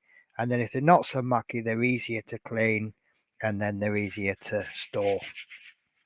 Right. Let me take over. Don't forget, guys, the link is at the top of the channel if you want to jump in and just come on and do some crafting if you want. Obviously, bear in mind that we are obviously working on our Mustang. No, you are joking. I think Vicky's just gone. We stayed in Ilford. So A, I drive buses through Ilford, and B, Ilford is just a few miles from the depot. Elizabeth line, that makes sense now because that goes to Ilford. Yes, at Ilford. But Ilford wasn't around the corner from me on Friday because on Friday I was still in London. You keep forgetting to stand on the right. Trust me, no one does. It really annoys me, especially at Barking. You have one set of stairs for going up and one set of stairs for coming down. And the number of times I'm going up and I'm met by someone coming. Why do I have to move out of their way? They're the ones in the wrong. Teresa says, looking good, Tash and Penny. MP says, good evening, Pennies and Natasha. Vicky says, gonna hop in shower quick, so we'll be right back. Still hair. It's twice you said you're going in the shower. People shove if you stood on the wrong side. They're a bit rude in London, I find. And I think most of them seem to be in this hotel. I have a few issues with this hotel. Nothing to do with the hotel. It's the people. The first one is you're coming down in the elevator and there's someone waiting down on your floor. They want to get in the elevator. Now, I always thought elevator etiquette is to stand out of the way so that if there's anyone in the elevator, they can get out. No, not here. You can't get out of the elevator because people are standing in the way. And the other issue I have is at breakfast time. I've always gone by the rule that if your dinner or your food is brought to you, then the person who brings it takes it away. Like silver service, for example, restaurants, they take the food to your plate, take the plate to your table, they'll take the empties away. If it's self-service or whatever, you bring the plate to the table, you take the plate off. The number of people, you go sit down somewhere and the table's just full up of dirty plates. So I had an argument with a lady in McDonald's. Well, do you know what? I had a big argument with someone in KFC. They walk in the door. I walk in behind them, and without looking, they just let go of the door. And this particular door, if you're ever embarking, this is the door I'm talking about. It swings back, and it's like I just got my hand up in time, but it just went bang, and I went, "Oh, what the bloody hell!" So we were sat in the disabled and child area. Although I have disability, I probably would have used another table if there was one. But if you've got a disability, you are more than entitled to sit in the disabled areas. I'll be honest with you. I don't have an issue with non-disabled people using disabled spaces. What I have a problem with is denying someone the use of that disabled place if they have the need for it. If you go to a supermarket and there's 20 spare car parking spaces, I don't care if you park in one. But if I come along and I've got someone disabled in my car, I want a space. And if there's no spaces, then obviously everyone should be disabled. This lady comes in, no idea of the issues I face, and she told me to get out. Now, it's funny that they're having a big push in London about not all disabilities are visible. So to make the assumption that someone's not disabled because you can't see a disability is totally against what everyone's teaching. But that's the big thing at the moment, isn't it? Not all disabilities are visible. She had space to get in, but wanted the whole seat to herself and wanted us out. The way she was got my back up and I reared up, which I try not to do. Could be a disability. So yeah, it's I just tell them go and complain, and then the manager will come along and they'll probably quote what I've just quoted. Not all disability. This is what we're taught on the buses. Just because the number of people that we get with a disabled pass, and to look at, you wouldn't know they had a disability. What am I going to do? Am I going to say, "Oi, are you disabled? Why are you entitled to that pass?" Could be all sorts of issues. There's a lot of disabilities now that are to do with mental health, and that's things that you can't see. I spoke to manager and then I broke into tears because they were nice to me. I'm exactly the same. If anyone's ever nice to me, I'm like I just break down into tears. I remember there was one incident. I was having a row with someone, and they go, "Oh, I can see. Give us a hug because I can see you upset." And I'm like, "No, don't hug me. If you hug me, I will break into tears, and I don't want that." And okay, it made you worse. But that's not what you want when you're a day out, is it? To be upset about things. Let's see how Tasha's getting on. Oh, she's still away from desk. Yeah, so it does. Do you know what? Even this actually doesn't look too bad. I'd rather have. I think it looks nicer with a bad coat of paint on than no paint. I don't like the color of Airfix plastic. It's this kind of horrible grey blue, and I think it looks dreadful. And I don't complain about it because we're going to be painting over it. If you can see any bare plastic, you haven't painted it. So it's all going to get covered. So I don't really complain, but it does look awful. Yeah, that sort of weird blue. I don't really know how to describe it. Azure blue, REF blue. That's what it is, isn't it? I bet it's REF blue. Airfix being a British company, they probably went for Airfix blue. So I'm going to bomb out in a minute, aren't I? Vicky says, and as I left McDonald's, a lady and two other people were all at it. Yeah, they're a bit schemers there, you know. London. I'm so glad. Don't get me wrong. If you were born and bred a Londoner, you probably fit in fine, and you know how to handle yourself. I've never liked London. I grew up in a small city, so my face is all blotched. Why is my face blotchy? It's the camera, isn't it?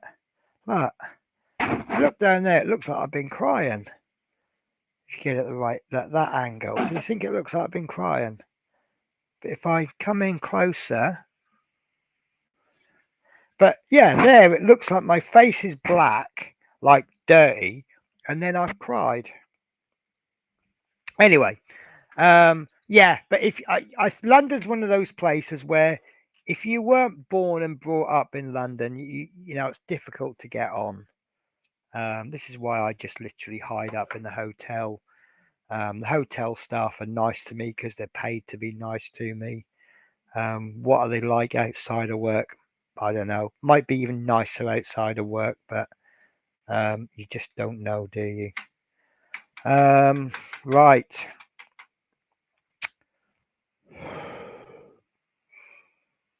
There isn't anything I haven't shown you, is there? I have been working on. So I've got so my YouTube channel from now on. Anything that I've already started, I'll finish.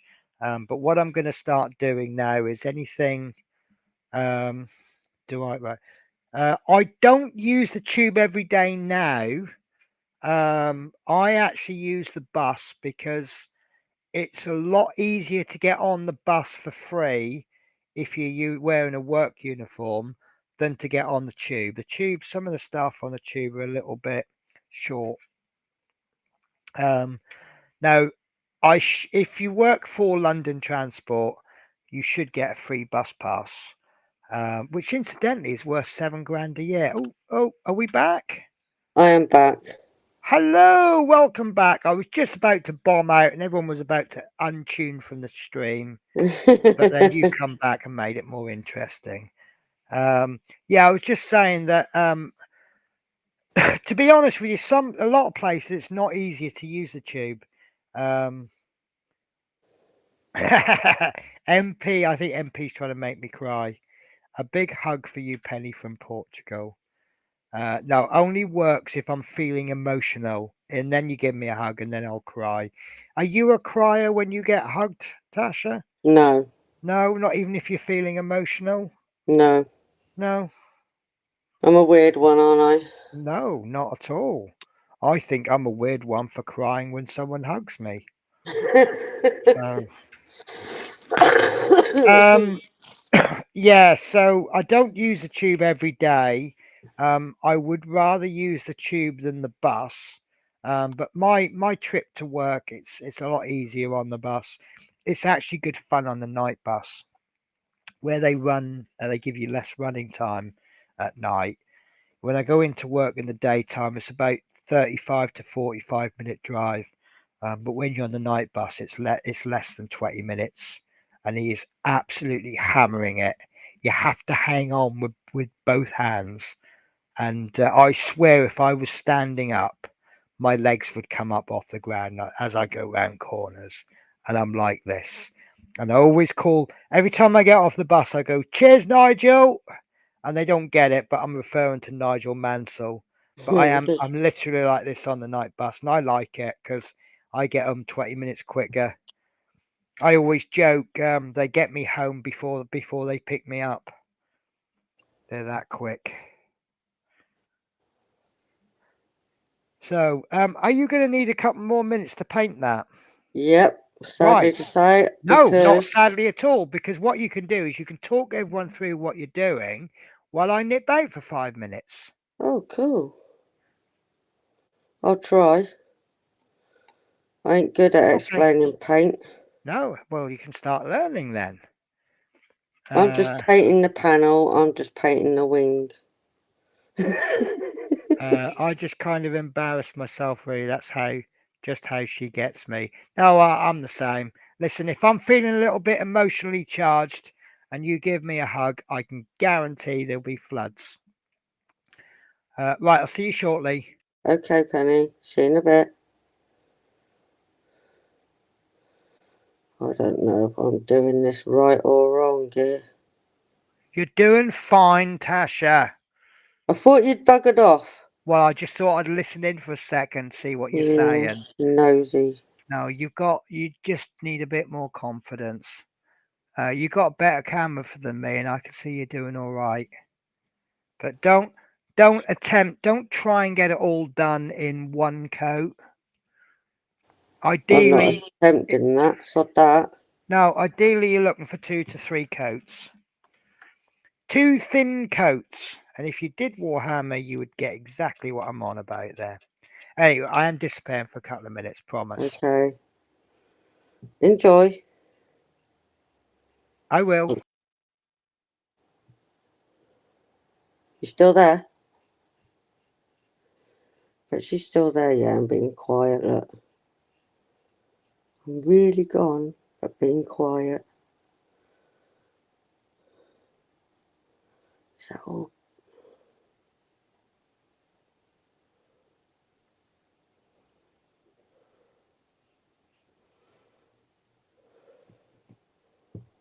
Oh no, the top's not. Okay, don't do the top then. Fine.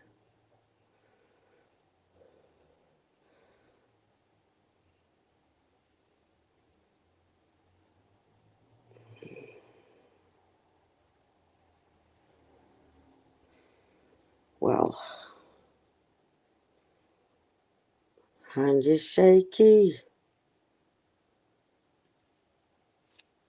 Is that the line I've got to go to? I'm going to that line then. Sod it. I've got shaky hands. It's not going to get a straight line.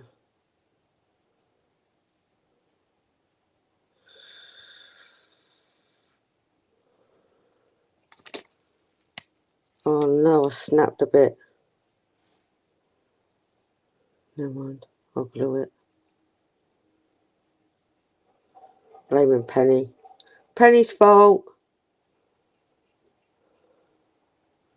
I don't know if you can see because I've got my camera a little bit higher or lower.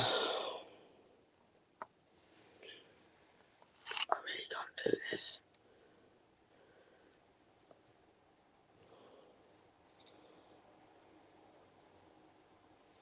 See, I can't go that way.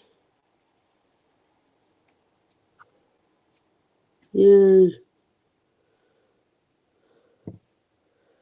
Oh my god.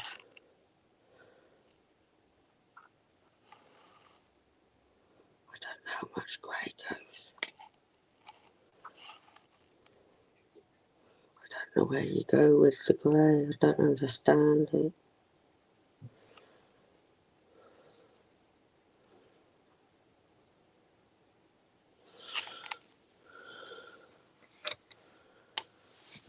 Painted.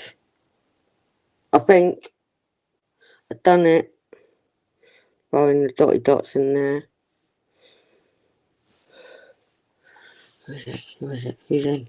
Can't see any comments. I've got to scroll all the way down. Welcome back, Tash. Thank you. You're doing a great job, Natasha. Thank you. You're quiet, Tash. Never. Yeah, me quiet. Back in 10 minutes. Just going to shower. Been saying it for half an hour. We all do that. Even I do that. I'll be back in a minute. Or I'm going to go. If I'm on video chat, I'll go. I'm going now. No, not going yet, because you know why? I end up talking more because I've got more interesting things to say. But no, don't leave me.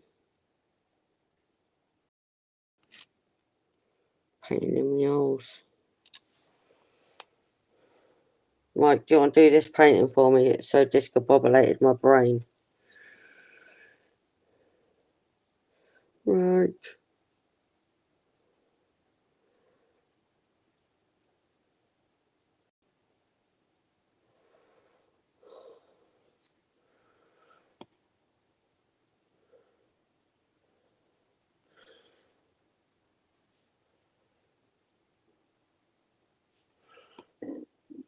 Pardon me.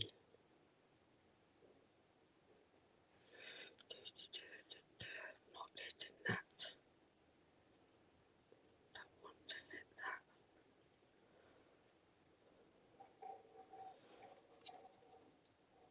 Oh man. It's windy, I've got things going blonky blonky blonk. Good job, yeah, I'm not walking along the seafront right now.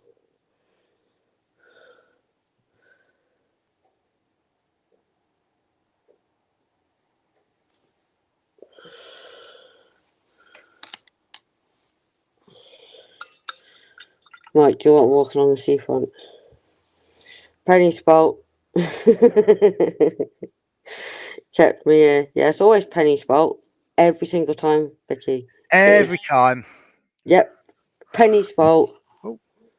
Not eating yet. So much. Well, so must get a move on. Right, I don't know if I've done it perfectly right, but it's grey. Well, it shouldn't be perfect on the first coat. Well, it looks it.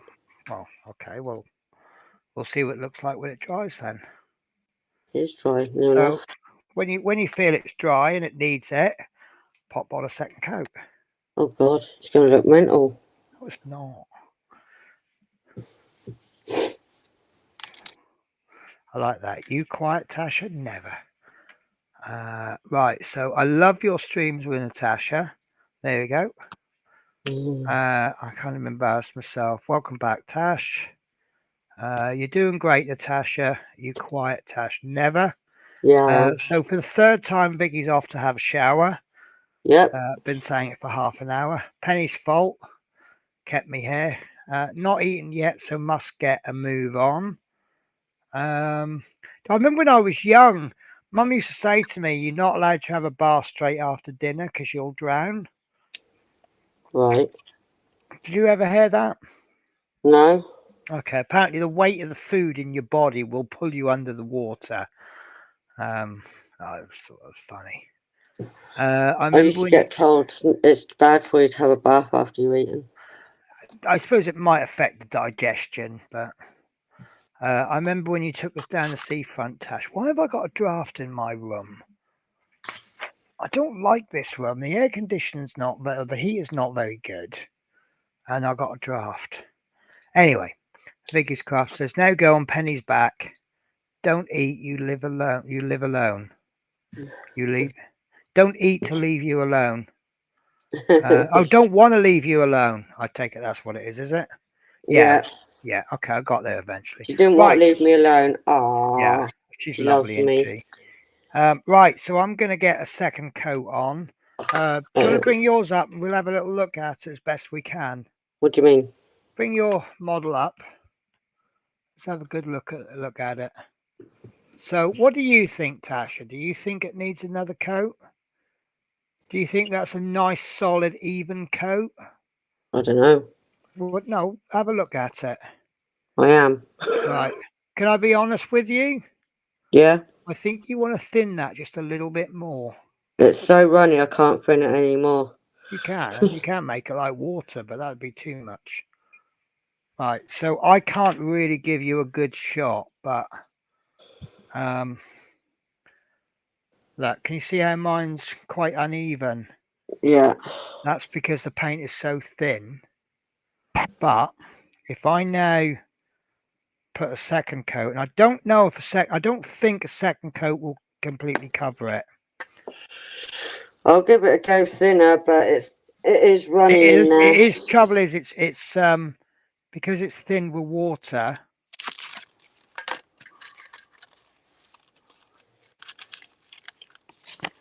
I was a bit worried that mine was too thick at one point, but I think I got away with it. I've probably gone over some of mine like triple times. No, but always, if you do apply any more, once you've done an area, don't go back to it. Yeah, see, that's my issue. I like it perfect. I could give you a science lesson, but I won't bore you. Right, so that's my second coat on that wing. Mm. Right, you see, it's still not perfect, but it's better. Right, compared Okay. to that one. But for some reason, I'm getting a bit of drag on the brush. So I'm sort of trying to get you a little bit more technical now. If the brush is dragging, it's because the paint's either drying or it's too thick. That's better. So normally what you'll need to do is just wash your brush out. Sorry, I'm on full. It's alright. I'm just taking a minute's break. It's all right. Just to give my hands time to stop shaking. Absolutely fine. Right. So what I think I'll do when I do the third coat, I think I'll just thin the paint a little bit more. I do like when I do subsequent coats, I like to just thin it a bit more.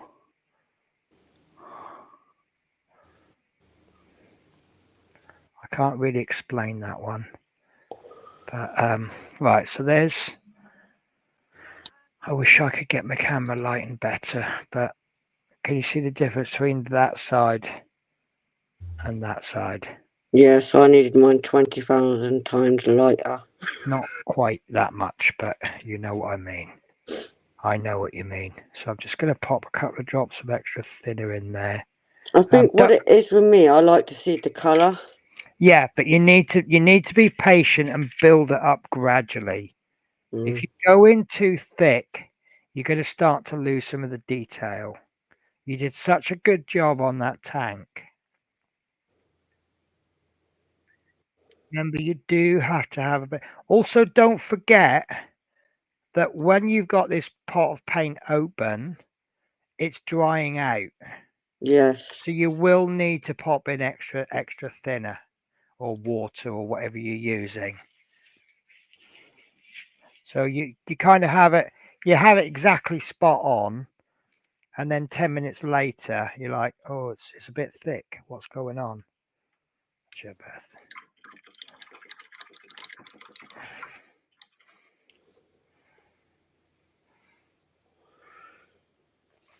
I don't know if I'd lined it up properly with the grey underneath at the front.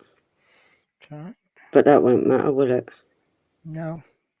So that this is now rather thin. And that's fine. It's got little lumps in the paint, which I'm not happy with. Remember to go carefully around the green bits. Try and avoid having to repaint the green. If you do have to, it's not the end of the world.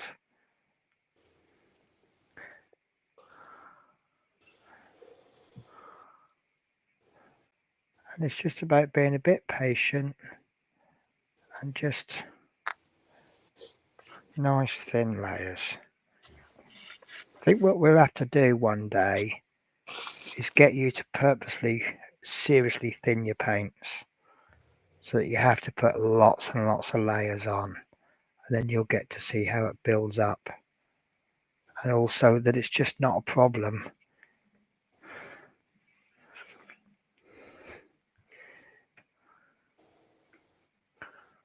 And there's some really, really talented modelers out there that only brush paint, and they put their layers on really thin, and it just looks absolutely amazing when they're finished.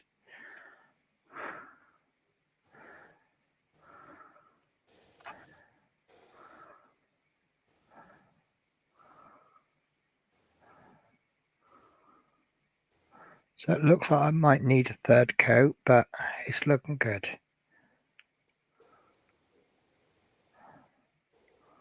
But like I say, once you've done an area, don't go back to it until it's dry. Sometimes you might paint an area and you go, "Oh, I missed a little bit there." Don't. Just leave it. It's done now.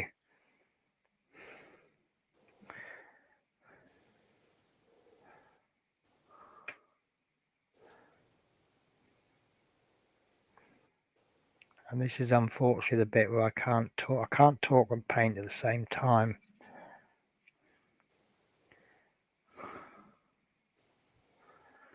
Right. Don't know if you have trouble. There's 3 holes on the wing there. Yeah. Just make sure you get in there. Right.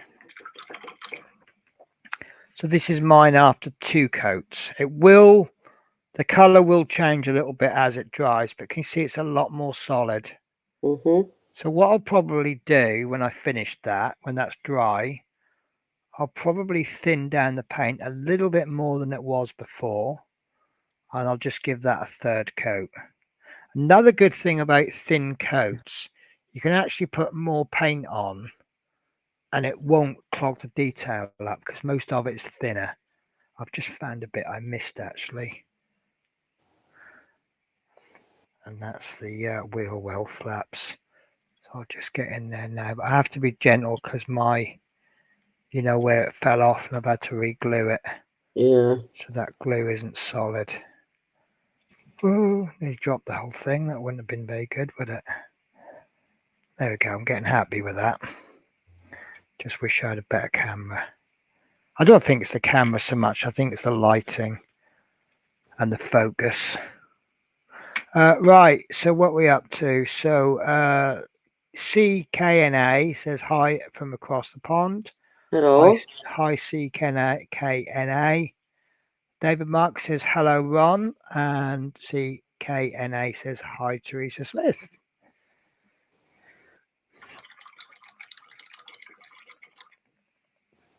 I have actually got a little bit where I slipped with a brush. A little tiny bit of grey in there. Okay, so how are you liking that then? Yeah.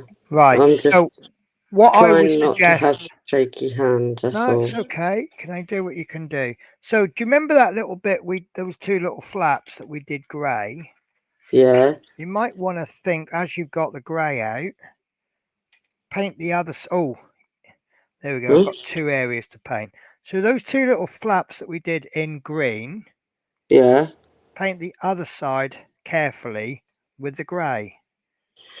Because one is an interior colour and one is the exterior colour. It'll all make a lot more sense once we actually glue them on.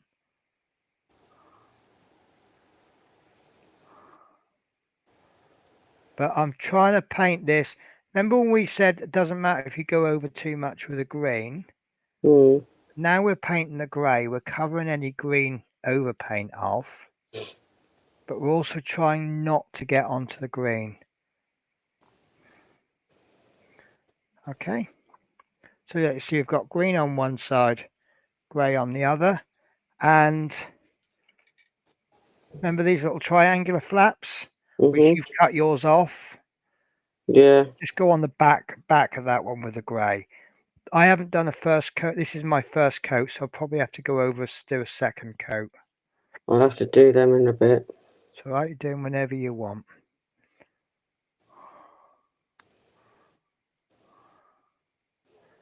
Now, if you've got any green overpaint on there, you'll probably almost certainly need a second coat because you're painting a light colour over a dark. There we go. That's that bit. And there isn't an awful lot left to do now apart from painting. We're just picking up little bits here and there as well as doing the main bits. And I've lost the instructions, so we can't do anything. So you can do the drop tanks if you want as well grey, which I've kind of forgotten to do. I haven't done them yet. All right.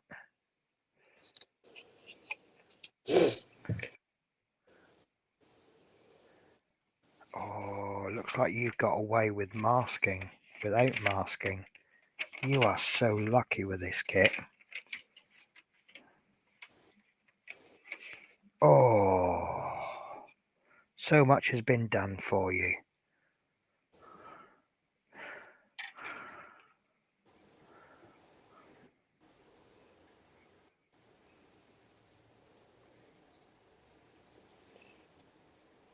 Right, I'm going to need some touch up later on. See where that seat has just caught my my table? Yeah. Just knocked the paint off it, so. But I don't want to knock it. This actually, what would be really good is if you got a couple of pots of paint that you're not using, and then you can prop the plane on the pots of paint. That just stops anything little bits. There is one bit I'm deliberately ignoring, although it doesn't get done till the end. Now, if you can see that 19A, this little antenna, it's going to be so easy to knock off. We'll actually do that last. Right, so tell me when you're finished for your bit of painting. I'm still on the bottom of the plane. Fine. We run at your pace, Natasha.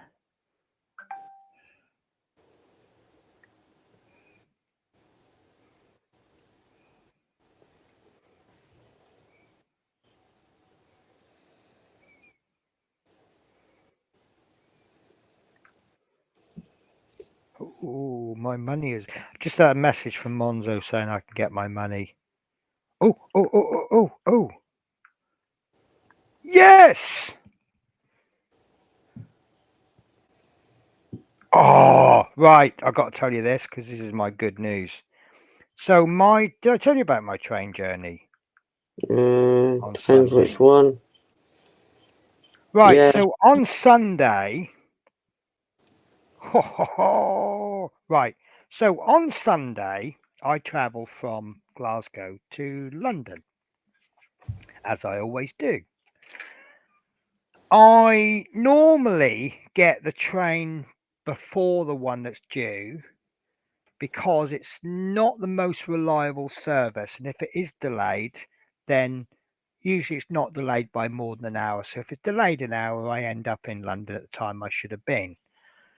Now, this particular journey, I got there, I went for an hour early, but I actually got there a bit more than an hour early, and I saw an even earlier train. So I jumped on that train. But the conductor said, "You do know you're on the slow train to London?" I said, "I didn't realise that until you just told me." She says, "Well, my advice to be to get off before Preston, and then get on the train behind." So, cut a long story short, I got off at Preston, 45-minute wait till the next train, but the train I'm now on actually gets into London 40 minutes before the train I was originally on. That's how much slower it is, an hour and a half. Because it goes like Birmingham and Manchester and all these other places. So now I'm actually on the train that's 1 hour before mine. Now, here's the thing. If the train that I'm on is delayed, I'm not eligible. Have you heard of the delay repay scheme? Yeah. Right. So for those that don't know, if you're on a train, it's delayed by more than 15 minutes, you're entitled to 25% of your money back. If it's delayed by 30 minutes, you're entitled to 50% of your money back. If it's delayed by more than an hour, you're entitled to 100% refund. Now, work pays for my travel, but I get the ticket. So that means that if it's delayed, I can claim a refund. So it's like being paid overtime. So anyway, the train that I was on, we got as far as Milton Keynes and they had signal failure. Apparently the signal failure was between Watford and Euston. And there was about 100 trains all backed up at Milton Keynes. I spoke to the train manager and he obviously realised that I was someone he could speak honestly to. And he said, "Look, I'll be honest with you, in a situation like this, the train's probably going to be cancelled they're going to kick you off and put you on another train. They'll push everyone into one train and get that one through. I went, right, fine. So some of the customers decided we're going to get an Uber. So we got 3 of us in one Uber, split the money.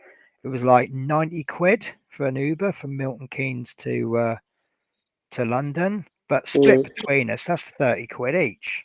Yeah. And I thought, well, the train's already half an hour late, and I think it's going to have a knock-on effect on all the trains behind us. So, yeah, I got on an Uber. Cost me 30 quid because obviously that was my share. Now, Monday, I put the delay repay claim through. Oh, when I got to London, let's say it's not the train I was on. You can only claim on the train that you should be on. So I thought, well, I need my train, the train I should be on, to be delayed. Got to London. When I got into London, there's a website called Real Time Trains. It tracks every single train. It tells you exactly how early or late they are at every single. It's about 100 different points along the line. My train came in 86 minutes late, which is obviously over an hour. So I put a claim in. It came, well, they class it as rejected, but it was more information needed. So I had a look and it said, we cannot trace. I said, could you send another copy of your ticket? Because we can't trace the start portion of the journey. So I stuck another copy of the ticket in, and I've just had an email just now. My claim has been successful. So any day now, I will receive £129.70, and it should appear in my account in 5 to 10 working days. So that I am happy with.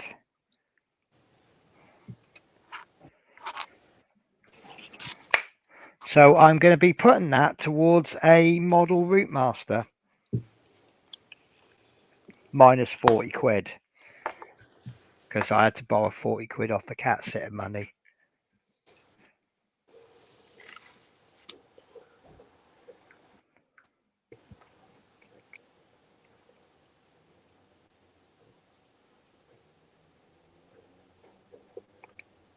I think. Oh.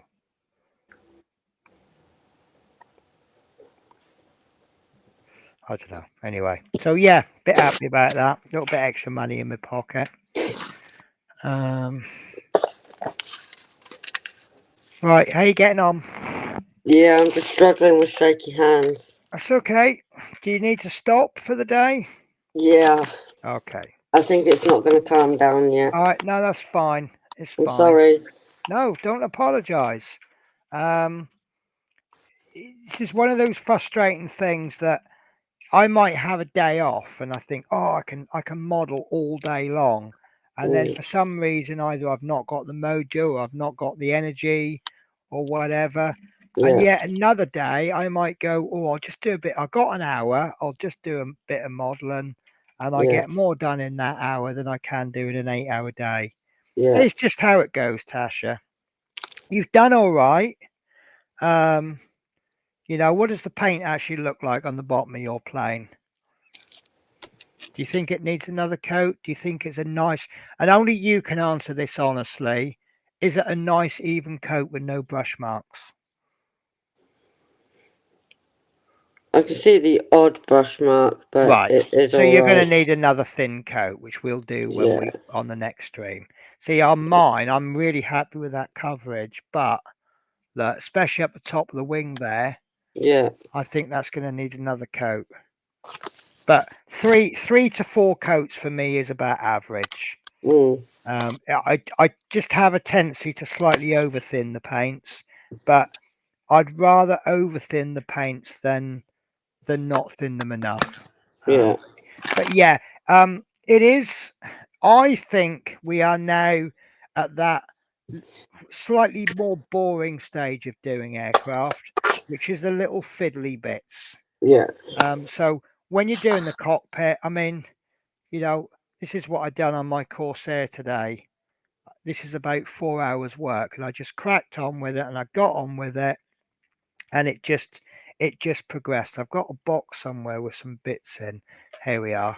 So I've made the cockpit, and this is the tail wheel, which has a arrestor hook combined, and it just went really well. And then this is a little bit that goes inside the back.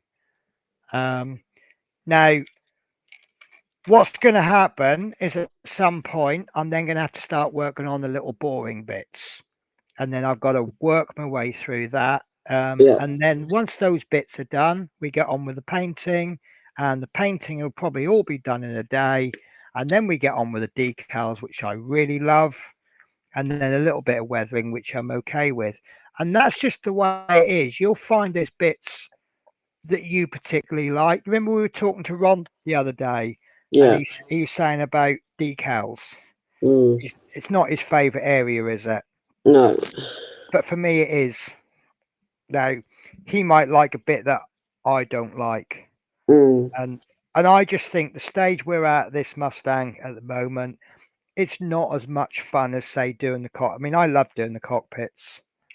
Did you enjoy the cockpit? Yeah, when I done it like round the edge of the green, that was well funky. Yeah. So there's bits you'll enjoy, and you'll probably find the bits you enjoy the most won't be the bits that I enjoy most, and it's just how it is. So yeah.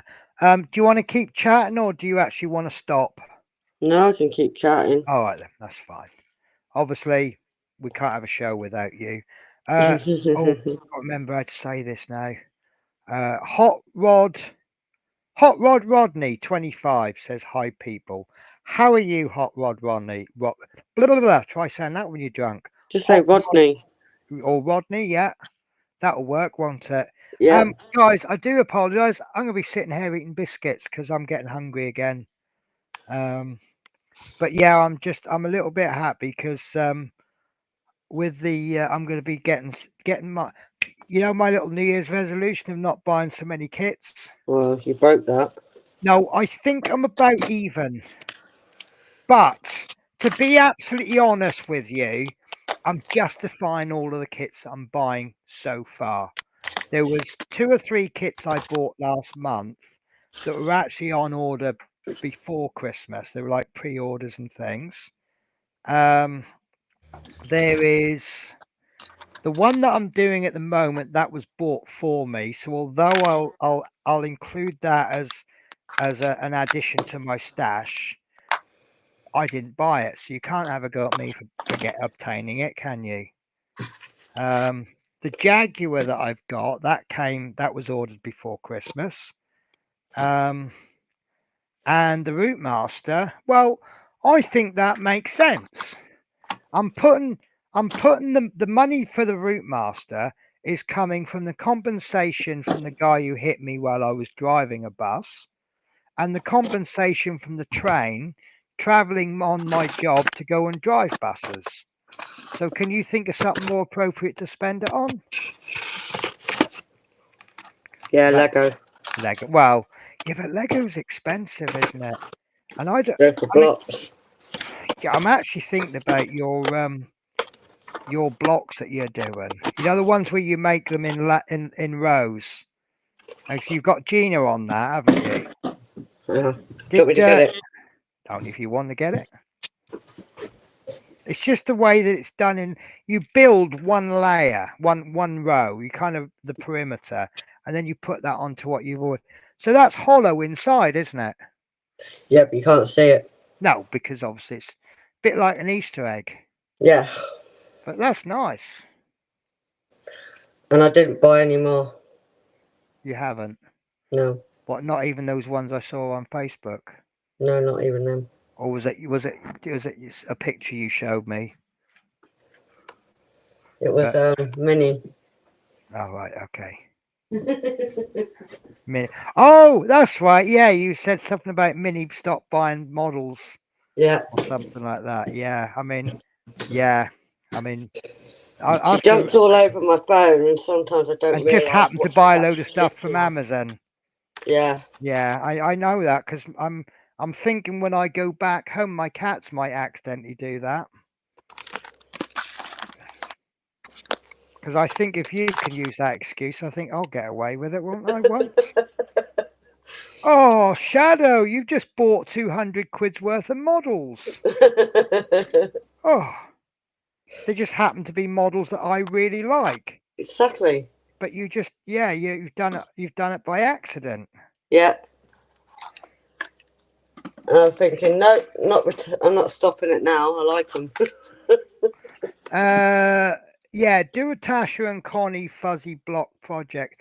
Well, yeah, I think I will. For the reason being that this time last year, I was a little bit, oh no, I don't think I'll do that. I don't like the look of it. In fact, actually, if you go back 5 years, I was saying that about diamond paintings. Yes. Oh no, that's not for But you me. don't know if you're going to like it until you do it. Yeah, and there's absolutely no harm in me buying something, giving it a go, and then going, I didn't really enjoy that. Look at that Gundam I did. Yeah. I did that Gundam, and I've got 3 to do, so I will do all 3. But I really didn't enjoy that first one. I hate it. Poor Mm. old Connie was like, "What, you don't like?" I said, "No." I said, "I don't know if it's this kit or if it's Gundams in general. I'll put it down to being that kit. It's a high grade. I've got another high grade and I've got another perfect grade. Perfect grade is better than high grade. But to use the term high grade, I thought to be absolutely honest, I would consider it slightly mediocre grade. It just I didn't like it. I thought it was a bit naff, and it's not really that it's naff. It's just it's not for me. So maybe I have found something. Now, I won't criticize anyone who does Gundams if they enjoy doing them, because there's I don't even people. know what they are. They're basically they're anime robots. Well, they're scale. They're robots. So imagine you got the Japanese cartoons, Yeah. and you got all the fighting robots. So basically, what they've done is they've taken those cartoony robots and made them into something more physical. Now, years ago, you could buy plastic, like you remember, I've forgotten his bloody name now. The guy who did the Optimus Primes, Dan. Dan. Yeah, why did I forget Dan? So now, if you take that and you put articulated joints, but now you've got to make them. So instead of his foot being say 2 or 3 pieces, now his foot is about 20 pieces. So you've got all that work you've got to do just to make a hand or a foot or and that's basically how they progressed. And I didn't particularly enjoy it. Not saying it's not an enjoyable hobby, it just didn't work for me. And I'm pretty sure a lot of these Gundam builders are looking at me right now and going, Airfix Mustang, nah, Yeah. don't do it for me.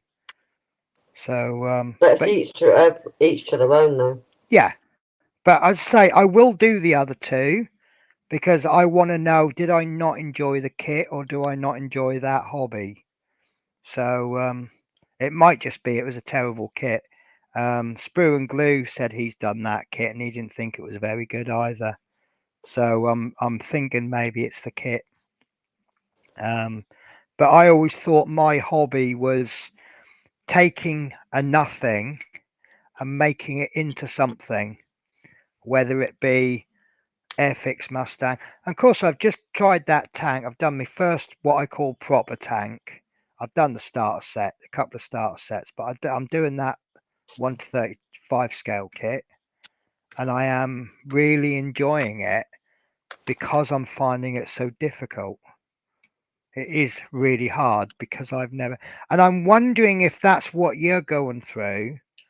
I know some of these kits that you've made, you're finding them quite hard, but I wonder if you're just finding them hard because you've not done them before.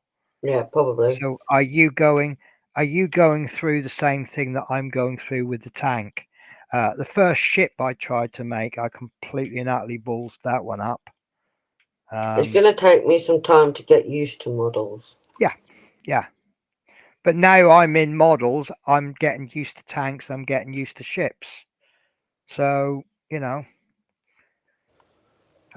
yeah, it's just a case of, I mean, this is your second aeroplane, it's your third model, and the next model's not even going to be an airplane, it's going to be another car. So, and then you got 2 more aeroplanes to do. We'll try and find you something to do in between the Typhoon and the Spitfire, so you're not doing constant planes. But I'm now looking at a couple of tank. I've seen a video on five best kits to do if you're new to scale modeling, and 2 of them are tanks. So I'm going to look at doing those tanks next. But I'm always about. Here you go. Here's another example. It's my Notre Dame, the Metal Earth. Didn't really know if I was going to enjoy it. I've got a metal kit here and I'm looking at it going, what? No, it's you need an awful lot of patience. It's I'll be Batman. honest. I'll be honest with you. If you haven't got the patience to thin your paints on your Mustang, you won't have the patience to do that Metal Earth kit. Well, this is the second time I've done that paint to a plane. So I did that with my red one. Yeah. But you made the classic newbie mistake, didn't you? You didn't thin the paint down. Not enough, no. No. Which is fine. That's what we learned from. You've done a good job, don't get me wrong. But yeah, seam lines and unfortunately, seam lines and painting, there's 2 areas that require patience. I've looked at kit before and I've gone, oh no, there's a big seam line there. And I'm like, I really can't be bothered with it.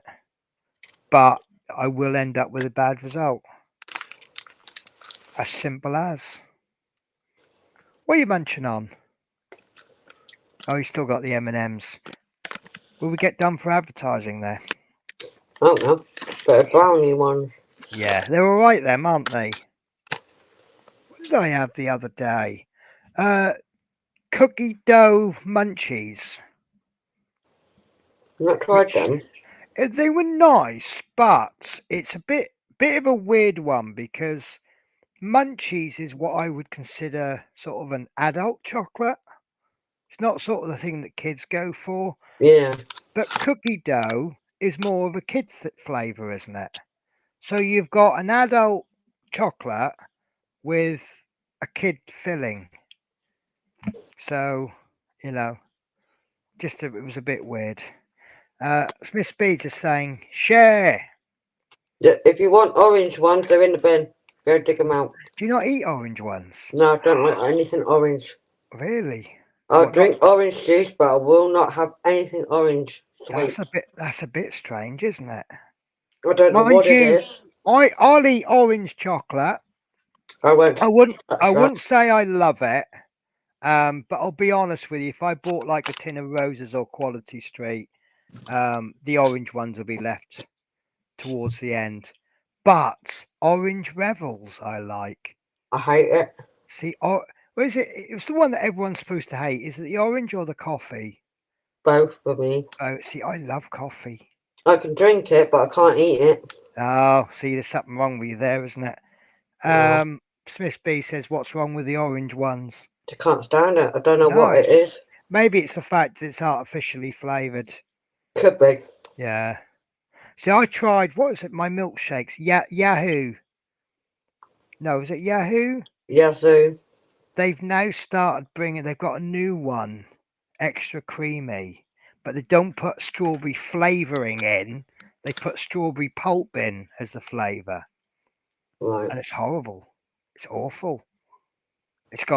Because when you put artificial flavouring in, you can pack the flavour in, can't you? So normally the ones that are artificially flavoured, they've got a strong strawberry taste. And strawberry milkshake is crap, really. It's just sugar, milk, and in fact, it's not even milk; it's usually skimmed milk with some kind of creamer added, and then loads of flavouring. So all you're basically drinking is flavourings and sugar, but it appeals to the taste bud, doesn't it? Because it's super strong strawberry flavour. Now they've started using real strawberry flavour. It's not. It doesn't pack that punch. No. So, milkshakes annoy me now because they're the same price as anything else. I know, they've gone up. It used to be, strawberry milkshakes used to be about half the cost of a can of Coke. So you could buy like half a litre of milkshake for half the cost of a 330 ml can of Coke. Now they're the same price. I think there's a bit of greed going on there somewhere, isn't it? Mm. So yeah, that's why I don't tend to drink the drinks anymore. If I do buy stuff, I've got a few days off, so I got me bottle of Pepsi, full fat, obviously, because I don't drink that diet stuff. That's a weird thing. Pepsi Max and Diet Pepsi. Do you drink them? Can you drink them? No, not allowed though. Are you not allowed? Is it some kind of something to do with the chemicals? Could be. Right, so they've both got artificial sweetener in. That's why there's no sugar. But they've got a different artificial sweetener. I can't stand. I don't love Pepsi Max, but it's drinkable. I can't stand Diet Pepsi. So it must be the different type of flavour and different type of sweetener because it's absolutely dreadful. And have you noticed that a lot of the soft drinks now have got artificial sweeteners in? It's they don't taste the same. All because of the government putting this sugar tax on stuff. Yep. And it's really not fair on those that. I mean, I don't drink a lot of Coke. Dale says prefer Pepsi Max. Yeah, of the two, I prefer Pepsi Max, but I prefer Pepsi over Pepsi Max. But a lot of places just don't sell it anymore, do they? Full fat. Mm. So it's because of the sugar tax. Smith Speeds just has to be different. I prefer sausage rolls. Yes, because I love a nice drink of sausage roll. I'm actually not a fan of sausage rolls. I occasionally eat them just to wind Mike up. Yeah, And I send a picture of it on a plate. fair enough. No, I just think sausages in general, they're full of crap, aren't they? Yeah, I don't eat much of them. No.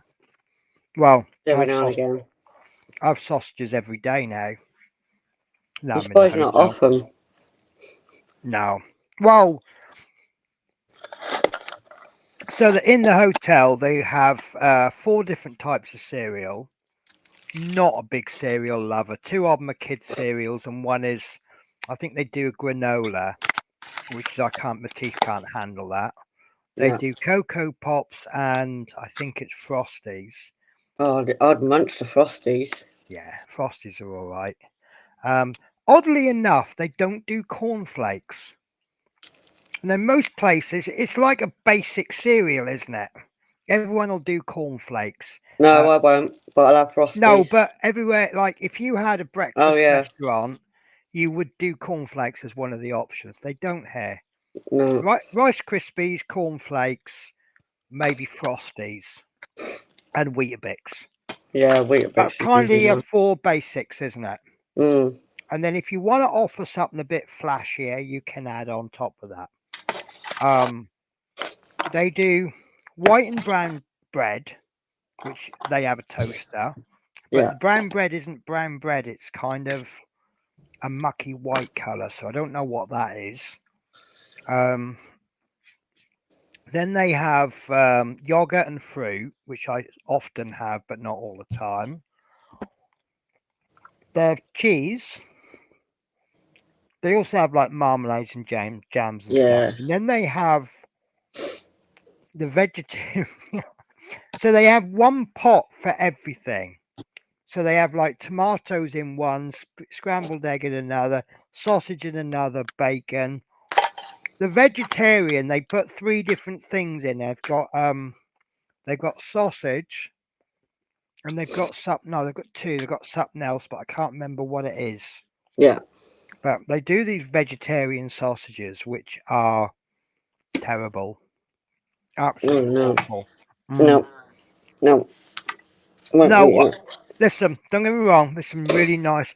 Years ago, they used to do Linda McCartney vegetarian sausages, which are really nice. They were nice, they were. Yeah, because they're made of soya. Yeah. But now Quorn sausages are quite nice. But I don't know what they've done, but these are not Quorn sausages. But oh, I didn't dreadful. mind corn mince either, but that's suddenly changed. Well, I can't eat Quorn because my IBS. It Oh, I gives just me like. really bad stomach. Did I tell you about my friend who made spag bowl? No, I don't Oh, think so. this is absolutely funny. This is called Lesson in Asking What's in Stuff. So when I lived in Wales, there was a guy, he'd been long-term unemployed, but he was one of the housemates there. He was a nice guy, and he was looking for work, and he found this job as a care assistant, but it paid monthly. So obviously he only had his dole check to last till payday. Mm. So the first month he took a 75% sub. So obviously the next month his wages were going to be short. So Yeah. the next month he took a 50% sub, right? And then the next month he took a 25% sub. And then the next month he lived off obviously 75% of his wages because he Yeah. had to pay back the sub. The following month he had his first full wage. Now I'd been helping him out with little things. I never helped with money, but I'd like cook him the odd meal, help him out with a bus ticket, stuff like that. Yeah. I had a little thing going where I could manage to get a ticket, so I'd get him a weekly every so often. Yeah. So when he got his first full pay packet with no subs to pay back, I come home from work and he said, "Oh, Penny, to say thank you for helping me out, I've cooked a meal." I said, "Oh, lovely. What have you made?" He said, "Spaghetti bolognese." I said, "That's one of my favourites." Now, normally I'll eat you've seen me eat before, haven't you? I don't eat a massive amount, No. but he'd piled the plate up a good 4 inches on the plate, right? Which is probably about 3 or 4 times more than I'd normally eat in a sitting. So, but it was really, really nice. And I ate the whole lot. Yeah. And I was a little bit ill from eating too much that night, but Yeah. that's it's like Christmas, isn't it? You feel ill from eating Christmas. The next morning, I was in so much pain. I was basically I laid in bed in the fetal position. I called in sick for work. I couldn't move. I was in absolute agony, and eventually everything went through the system by about the evening. But my friend had come back from work, and he says, "Oh." He goes, "Are you all right?" I said, "No." I said, "I feel really, really ill." I said, "I don't know what it is." And he says, "Oh." I said, "Yeah." I said, "Last time I felt like this was the last time I ate corn." He went, "Corn?" I said, "Yeah, I can't eat corn because of my IBS." He went, "Oh no." He goes, "That spaghetti bolognese I made yesterday, that was made with corn." So Wow. not only had I ate corn, but I'd ate a huge portion of it. And I just laid in bed all day in the fetal position. I was just in so much agony, and that's what it does for me. Bacon's another one. I can't eat too much bacon. No. I can only eat bacon on a day off because without warning, I will be running to the toilet. But you can't deny yourself bacon, can you? No. So I just don't care. So normally I have a big old Scottish fry up when I get home on holiday, because then I'm at home. Plus, it's Scottish, then, isn't it? And I can eat properly. So, but yeah, corn. But yeah, these sausages here, I can't touch them. So on a Friday, I tend to eat maybe just toast. Rabbit food. Yeah, well, no, they don't even do rabbit food here. So it's just I can't touch most of the menu. Croissants is a little bit dodgy because it's pastry. Yeah, I can't do them. I don't know No, what it is. I can't do them. I think I'm mostly processed foods I can't touch. I mean, like Mm, proper processed foods. Maybe that's why I struggle with McDonald's because that's a little bit processed, isn't it?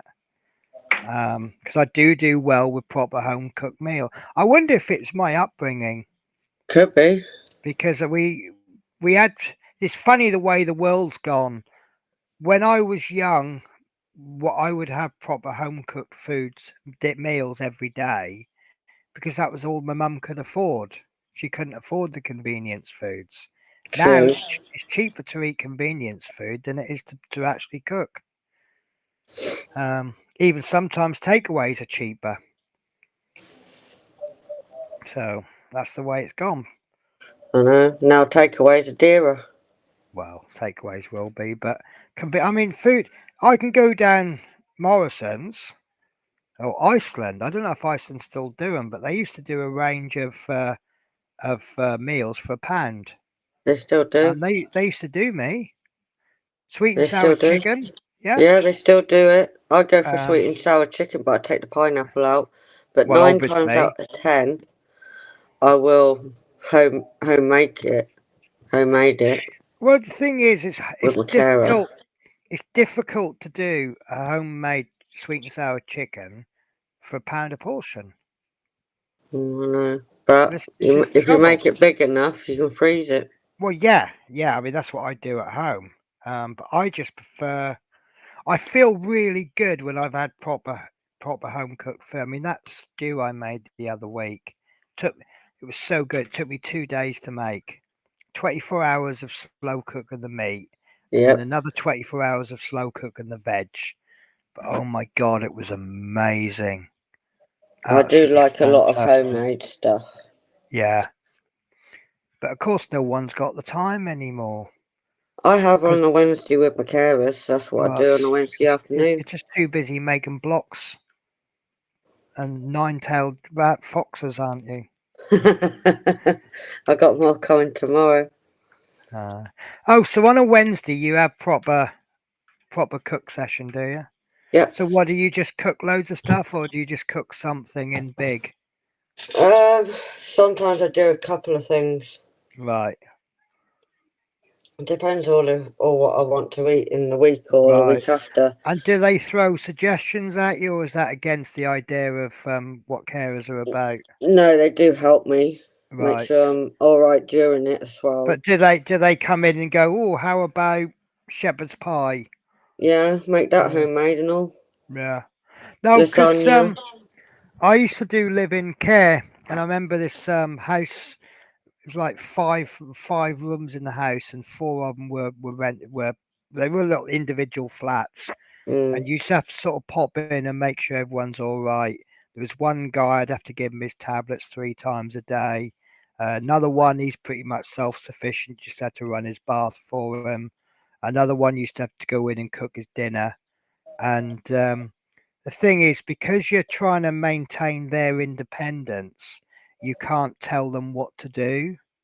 no, Um, but they can advise me. but you can encourage. Because this guy, he used to have something chips and beans every day. And we used to say to him, well, it's a bit not good for you to have the same thing. I mean, if he had his way, he'd have sausage, chips, and beans every day. Mm, And it's not a problem to cook it, um, but we'd say to him, well, why not have potatoes and peas mm, instead? But he used to like, I don't know if he had previous carers before, where basically sausage oven chips and beans. It can all go one tray. Bang it in the oven, and you just got to do the beans either in the microwave or in the saucepan. There's mm. two things to wash up, isn't it? Yeah, So I and that's what wonder it's if, about. yeah, and I wonder if it was because like carers had said, "Oh, I'll do that because it's a lot easier to deal with." And quicker. Yeah. And So, or then maybe you it's get just used to eating it. yeah. But I mean, most young lads, they'll have chips every day, won't they? Because they love chips. I don't know what it is about chips. It's just potatoes cooked a different way. I'd rather proper potatoes Yeah, I would. instead of the Yeah. bags crap. Yeah. And my chips, I always do them in the air fryer anyway. Yeah, I I do. do like my air fried chips. I love my air fryer. It's the most thing that's used. Yeah. I think air fryers, you either love it or you hate it, don't you? You get But these it's people who go, so oh, much quicker. yeah, yeah, yeah. Hi, we've still got 11 mad people watching us. That's Right? how crazy they all are. Why not? So, we are not streaming tomorrow. No, but I'll take it up. You're always welcome to stream. I'll just use your thingamajig and just use it. Yeah, Might just not be that. Just might not be for that. Be for something else. don't stream the schedule that isn't due to be scheduled tomorrow. No, I'll just use the one that's supposed to be scheduled tomorrow and do something No, else. there isn't. Oh, is there one scheduled tomorrow? Yeah, tomorrow night. That's the one you can't make. Oh, So I okay said then. I will take that for you Oh, and do right, something okay. else. I'm a bit slow today. But it Yeah, might have to no, be that's changed to another name yeah. Do you want me because to I'm not edit that doing after the modelling. show? Yeah, you can do. Tasha attempts to destroy Penny's Pit Stops channel. Yeah. Yeah. So I thought I might as well just use it up with something. Yeah, no, you're more than welcome to. I mean, I'll just be on a bus getting lost in Stratford. It sounds like fun. Yeah. Well, it's like someone said to me, "Oh, you can't go wrong." I said, "I know I can't go wrong." I said, "If I do a wrong turn, every single passenger on the bus will let me know." Yeah. You're going the wrong way. No, no. Do you know what? Usually, the most common thing when I go the wrong way, the passengers will go, "Drive? Have they changed the route?"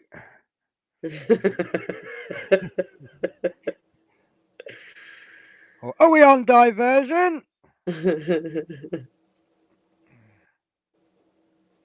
So, Well, they'll soon let you know, don't they? yeah.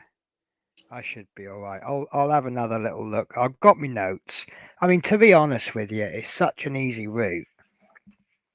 I mean, I do make pretty good route learning notes, but this is the route in both directions. Bloody hell, you got enough there. No, look, that's the directions for one way, Yeah. and that's the directions for the other way. So there isn't much to it. That's mega loads. It's 3 hours worth each way. No, it's not. It's about 40 minutes each way. So, I mean, look, to go from Barking to Stratford, you do a 180 on the roundabout and then you follow out as a 5, because I know the 5 route. So you follow the 5 to Newham Town Hall, which is a technical college. First right after the East Ham sign. It's a big sign that says East Ham. Roundabout first exit, then left. East Ham logo. There's a shop called the East Ham logo. Left at the East Ham sign, because you've got a sign on the other side of East Ham. Straight over at Catherine Food and Wine. End of the road, turn right, then left, then right. And that's it. That's why I said it's a mega huge route. No, it's not. It's a busy route. That just went right over your head. Yeah. Oh, were you being sarcastic? Yeah. Oh, all right then. I mean, it's normally with double decker routes, the route just goes straight. Yeah. There aren't too many turns. When you get minibus, they're the ones who service all the little. Little Right, villages, I isn't it? apologise, guys. Oh no, I haven't missed that much actually. David Markey, pepper, sausage, mushroom with New York barbecue stir fry. Sorry, Oh. barbecue sauce stir fry in a what? Yes. Now, I actually, one of the things I like, and it's a bit naughty because everything's pre-prepared. Morrison's do a good stir fry vegetables. It's just a pack, it's ready to go. And what I like to do, sometimes they have steaks on offer. and get a couple of steaks, but get one of them. Put all of them bar one. Just bag them up, stick them in the freezer. But get one of them and you just cut that as thin as you can. Chuck it in the wok, and then just brown it. Chuck the vegetables in. When it's ready, pour the sauce in. Done. And it's a few quid, Yeah. and that'll do 4 to 6 people. And it's easy. And I did one with my friend, and she said, "Oh, can you do stir fry?" I went, "Yeah, I'm a big expert on stir fry." She went, "Oh, lovely." Got it home because I got a stir fry pan. Basically, it's like a big wok. And I slung it in, and it was literally 15, 20 minutes. And she went, "Oh, that was quick." I said, "Well, that's the whole point of stir fry. Chinese cook everything quick and hot, very quick. And it's such an economical way to cook, isn't it? Yeah. And you get hot food, and you don't lose the nutrition because it's not been cooked long enough to lose the Enough. nutrition. Yeah. It's all nice and freshly cooked. Nice. Depends how you are. Apparently, boiling vegetables is out of vogue now.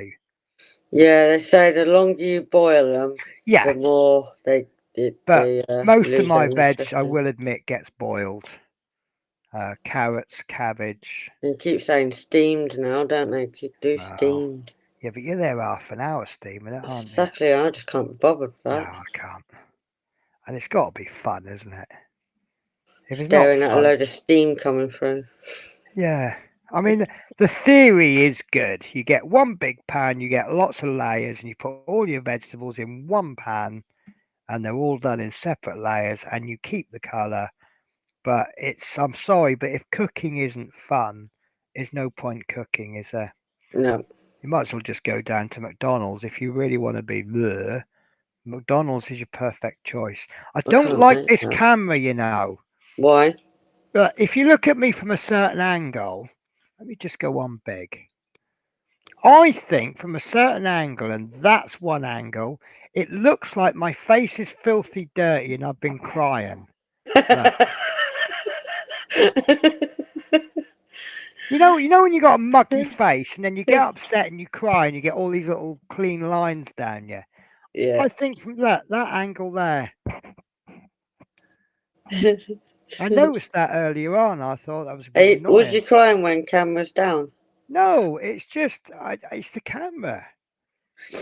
I don't know if it must be the lighting. 'Cause I didn't have Could this be the issue lighting. last time, Could be so the I might lighting. just fiddle with. I don't know. I don't really know how to do this, but I'm trying to get the lighting so that you can't see it in this camera, but it's adequately lights looking down. Because if if I had different lighting.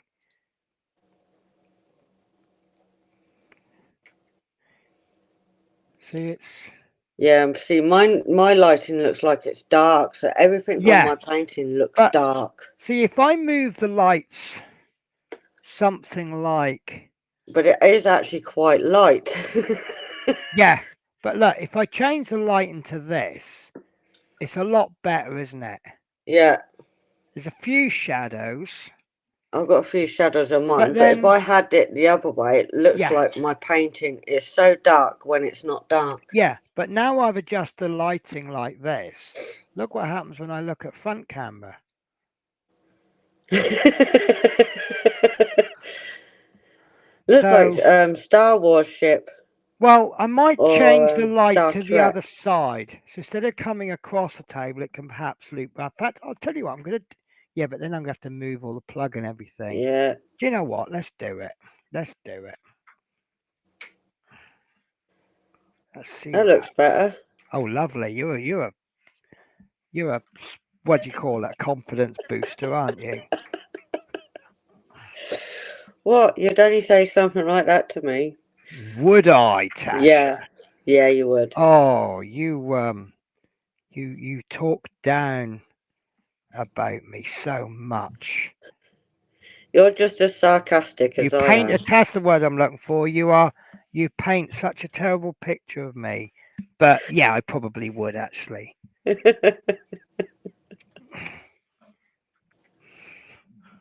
Right. So if I spin this round, like a record, baby, right round, round, round. Right. That's going to need clamping on there harder. No, I should have picked a better word there, shouldn't I? Clamp it on more firmly. Right. Lovely light, absolutely amazing light. Except I've just turned one of It's them off. totally good like that. Brightness.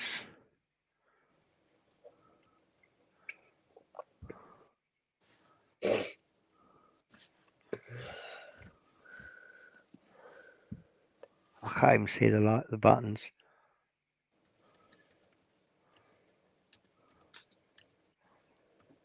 That's better, right.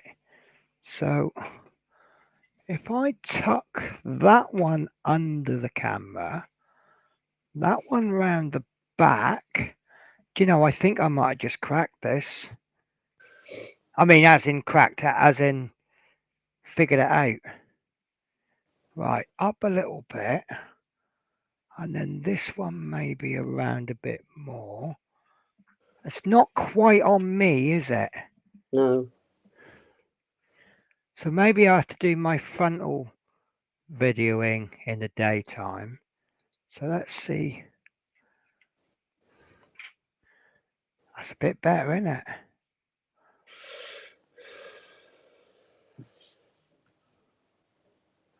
The lighting is definitely better.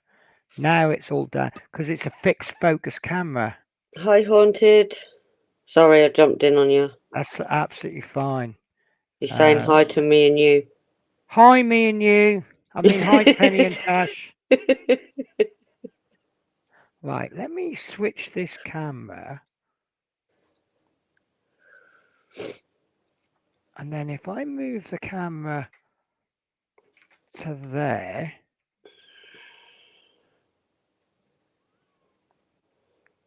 see that's not, see that is, this is a camera that Peter Webster sent me. It's very good, but it seems to have a fixed focal point. I don't know, that one or, sorry guys, I'm going to call these dizzy cams now. Yeah, See trying to make a stick. This one has an adjustable focus, but it's not got autofocus. But that's a lot better, isn't it? Yeah, I can't do enough about my lighting, so mine can just... So let's... Uh-oh, what have I done with that? I have lost... Oh, please don't say I've knocked it. I can't find my cockpit from the Corsair. It's just vanished. Oh, don't tell me I've knocked it over somewhere. Because see, this jumper, it catches on things. You'll have to hunt for it. It'll be on the floor under your bum. Oh, that's right in front of me on the desk. Yeah. It was there all along. So, yeah, it's the lighting, isn't it? It's the lighting. Because mine's doing it. It looks dark in one place, but that doesn't look dark painted. So if I... It looks quite light. Yeah. If I change the It's focus weird. to really close...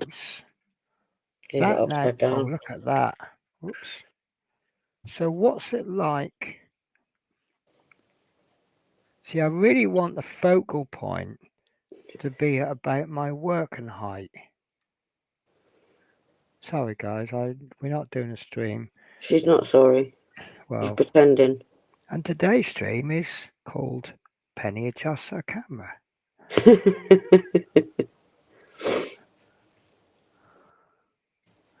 These are meant to fall off, they're not glued in. That's alright, isn't it? Yeah. When the bits don't fall off. I don't like that green though. What do you mean you don't like that green? It's a very yellowy. When I painted this, what about using the 30? No, this is for a different project. Yeah, I think it's just not got enough coats, look. Because what I did was I primed it black, and then I put some random white bits in to try Yeah. and give it some color. You see, I've got color variation there. Yeah. That's not too bad, but on this side, you Oh can yeah. see where I put the random white bits, can't you? Yeah. And it's just come out a little bit.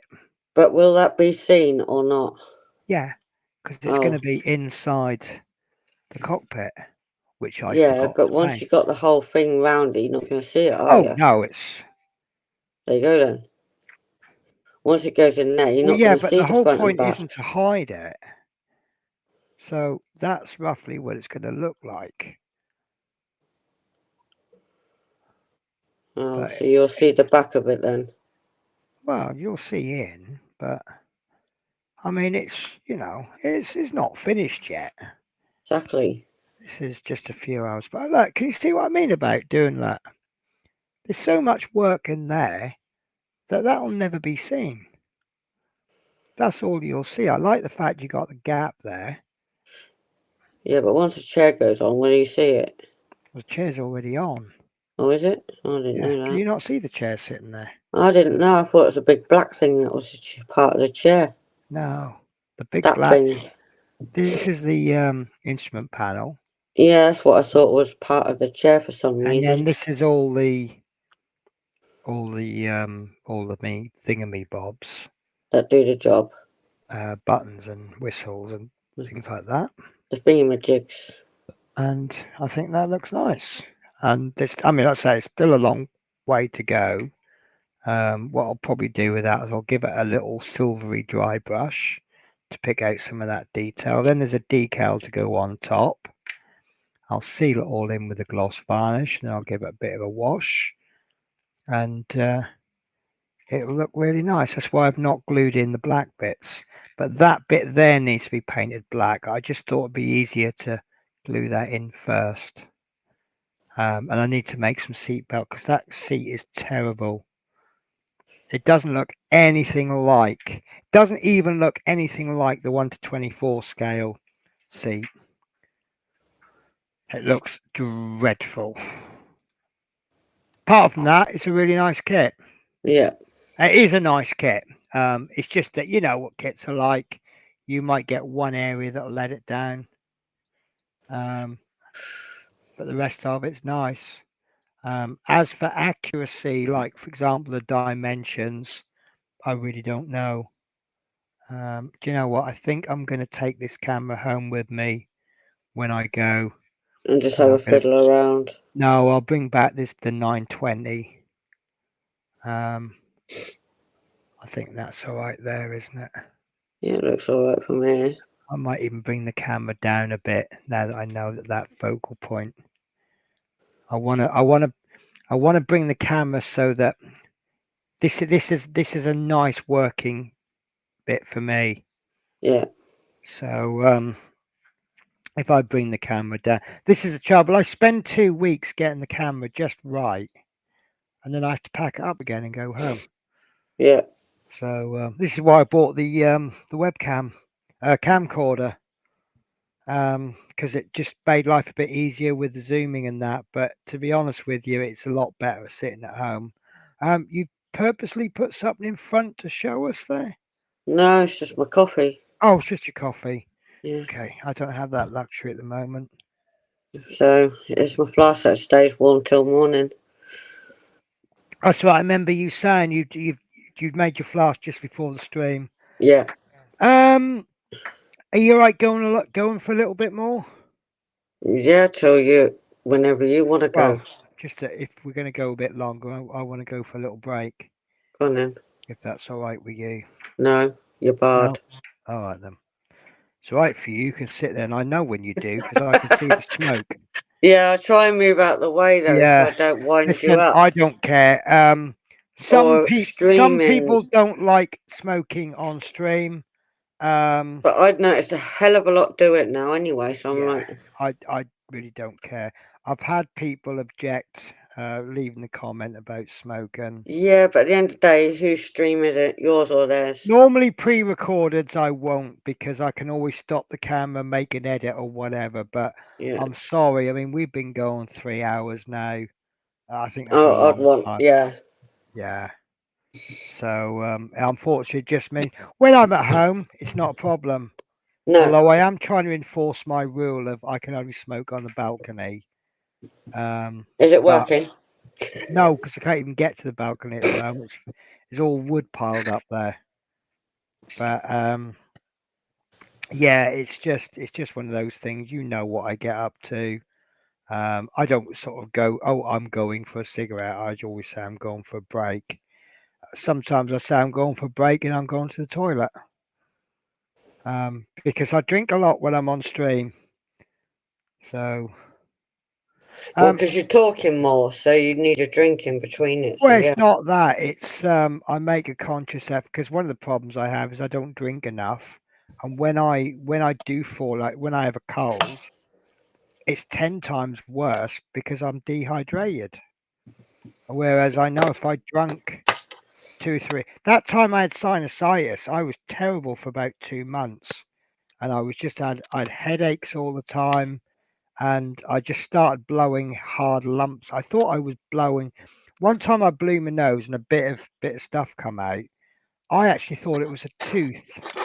Yeah. It was that Yeah. hard, I know and what you're saying because I had sinus, that word. yeah, And it sinusitis. was, yeah, it was absolutely horrible. And apparently a Yeah, lot of it was going round last year. yeah, yeah. God, it drove me mad. But Headaches where were where I'd horrendous. had dehydration, obviously there wasn't enough moisture in it, so all the mucus was all hard and dried. And I say it was so hard, I thought I'd blown it. I actually thought when I blew my nose, I thought the force had pulled the tooth out up through my nose and back down, but it wasn't. It was just dried up, whatever. So right, I'm going to leave you with it for about 5 minutes. Thank you ever so much for Right, who are you? I'm crafting Budgie Mama, aren't I? You're Penny Pit Stop. I Yeah. don't, I don't know what happened there. How the hell did that change? Uh, it's probably where you were on last, or maybe something you come out last. Or no, you Yeah. came in I last came in last. and put crafting Budgie Mama, and Yeah. then this time around, did you actually? I don't know. I don't know. No, it's weird. Anyway, look, I'll let you get on with it. I'm not No going to mute. worries.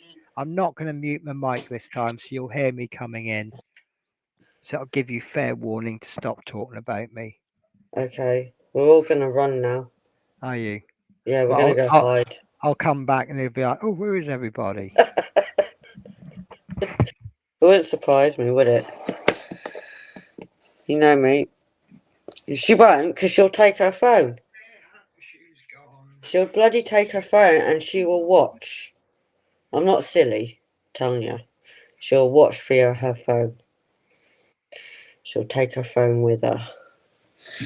What am I doing tomorrow? I'll be live tomorrow on Pennies. I'll take over that little spot for her to fill in the gap. I might start one of my buildings tomorrow because I do have the fuzzy blocks coming in. Now I don't know what size they are. I got a little green thing coming from Mario Brothers. I got a little green, the green fuzzy block thing for that. Tash, I'm doing the leopards again now. Oh, how's it coming along? Is it coming along okay? It's the LED, isn't it? I've literally got nothing on my bench. It's all tidy for till tomorrow, till my delivery comes. I will do a video of unboxing it. Oh God, I'm dropping me marbles. Mike's fault. So I'll do an unboxing video, or I can leave it till the stream. But you know me, I'll end up going for hours. So I could do a video or open it on the live, whichever anyone prefers. How's Ivy doing? Is she okay? I might go and see if Mickey's alright. I've not heard her all night. I might go and take you all to Mickey. I shouldn't do that because it's like everyone else is like, you know. Just go and check on her. Minnie's having a right bad night, poor girl.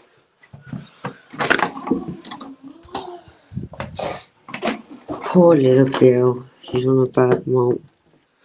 What you done? Where is your blanket? I walks in and Gandalf's no blanket. You just pushed it off. What you done to your blanket, boy?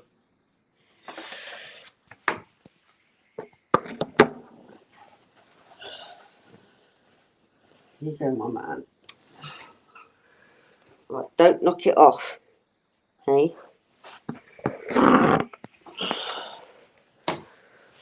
Oh, there's Bonnie. Hi, Miguel. You love getting on my shoulder, don't you? Who's that in there? Can you see yourselves? Clever girl. Oh, my mini moo moo. You can't even get Mickey. Mickey's hiding. There she is. Mini moo moo Maltins. Teresa loves Mickey and Minnie. I've started a new Diamond Dots, the big American truck. Oh, nice. Yes, the LED one just gone on to the next small square to what I done last night. Nasty Fat stuck a needle in her to help her with the pain. She almost went for her. Oh, it will be great seeing that one day off. Well, you're more than welcome to come on the stream with me tomorrow. I just got to get Penny to work out, just send me the link or something so I can post it. Looney's alright. You two alright? Elsa? Sonny, what you doing down there? Oh, you're on there. I thought, it's because you look like twins in the dark. But love all the birdies the same as the other. Yeah, I'm now getting confused which one's Sunny and which one's Pikachu in the dark. Sorry, I'm not showing comments up on the stream because it discombobulates my brain. It's Penny's fault. I am literally going to blame Penny. Sod it. So yeah, that's what I'll be doing tomorrow. Wait for my delivery. I can open it on a live or do a video. Totally not 100%. Probably do it on a live and make it more fun. So Dale, you're more than welcome to join me tomorrow evening. I'll keep the live at 7 o'clock onwards. For people, obviously I'll make sure who's joining, who I know, who I don't know. If they've been commenting a while, I'll know who they are roughly. Do as a Penny does. No, I don't need that anymore. I've got that little tub now. So yeah, I might do. It's like a green. I've got a stitch coming. Surprise, surprise. But that's not going to be here till the end of the month, till the beginning of April. And it comes with a little stitch. I've got an angel and stitch coming. Oh God, what else have I got coming? Oh my God, I've got Timu. I've got 3 or 4 things off there. But they won't come till next month. What else have I got coming? There's something else, I can't think of it. It's like a green mushroom thing bob out of Mario Brothers. I can't think what it's called. It's got a little shell, it's a turtle. But it stands up. And it's fuzzy blocks. A lot of them fuzzy blocks.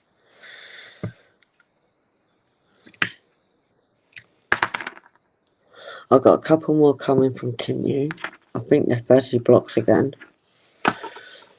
I didn't do it, Minnie and Mickey did it.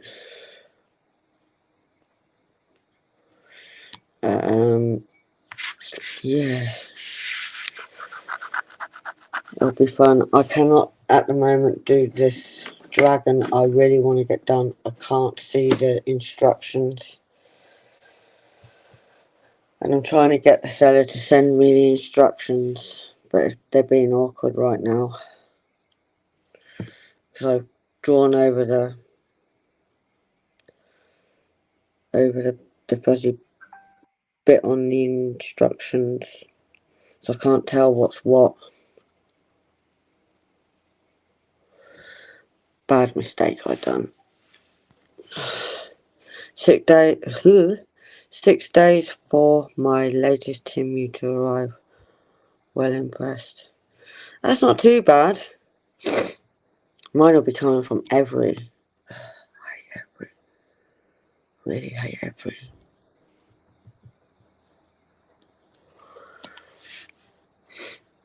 So I'm assuming mine will be Every. Now and again it's Royal Mail. But 6 days isn't bad. At all.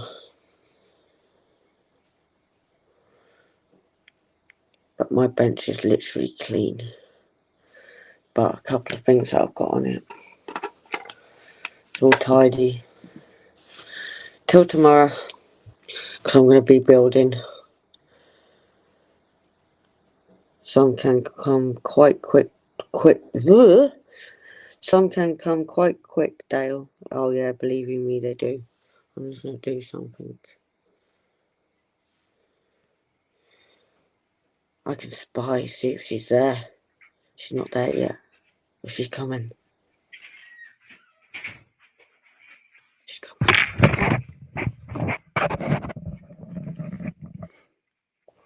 Hello. Hello. I just fell on my chair. How the hell did you do that? That's because the chair was a little bit lower than I thought it was. So I have just discovered possibly a new favourite food. Okay. Have you ever had something you don't like mixed with something you do like, and it turns out really nice? No, I've not tried it. Okay. So for some reason, I don't know why, the hotels put their little chocolate fountain out. Yeah. Last time they put it out was Valentine's Day, which kind of makes sense, doesn't it? Yeah. Well, they put it out again today. Now, when it was out on Valentine's Day, because I thought I'm not going to have anything until I have my dinner. Yeah. And by the time I had my dinner, everything was gone. Just a couple of marshmallows left and some crabby chocolate sauce at the end. Yeah. So I saw it and I went, right, I'm having some now because I didn't have any last time. So I had a strawberry and a marshmallow. And then for some reason, I tried pineapple. No, but do you know what? I'm not over keen on pineapple, but this was really nice. I think the sweetness and the smoothness of the chocolate mixed with the sharpness of the pineapple, it really went well. So I'm not going to try it on pineapple though. No, No. I'm not. I don't like pineapple altogether. Have you done the chat catch up? Yeah, but mine's not LOL. Right, okay, it's just Teresa then saying, Can't quick, remember. everyone. Because obviously you heard me coming in my room, didn't you? Yeah. Yeah. I ran back. I ran all the way back just to tell you about the pineapple and chocolate. So you tried it? Yeah, it was nice. No. Yeah. So, right. So, what are we up to then? 5'3". 5 foot. There's a new guy in the hotel. He's 6'7". Wow. He's huge. I want to go up to him and say, "What's the weather like up there?" But apparently, that's really rude to say that to a tall person, and that winds him up. He is huge. I said to him earlier on, I said, "You want to be a basketball player?" He says, "You're not the first one to have said that." Yeah. But well, because they are tall, though, aren't they, in them? Well, you have to be because you reach the hoops easier, don't you?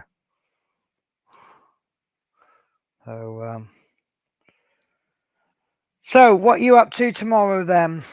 Streaming?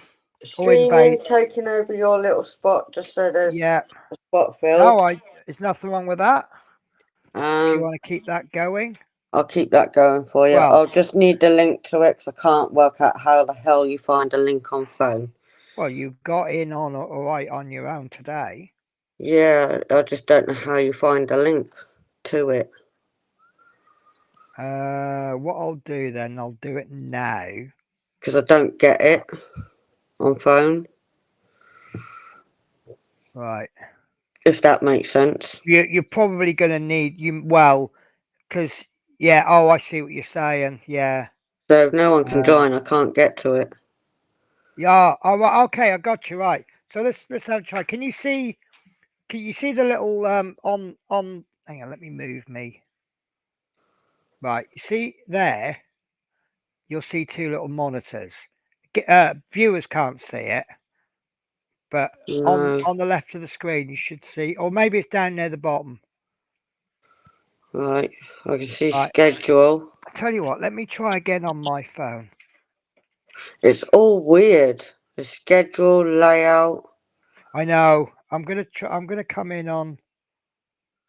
Right. What is And it? then I get people, menu, whatever menu's about. Yeah.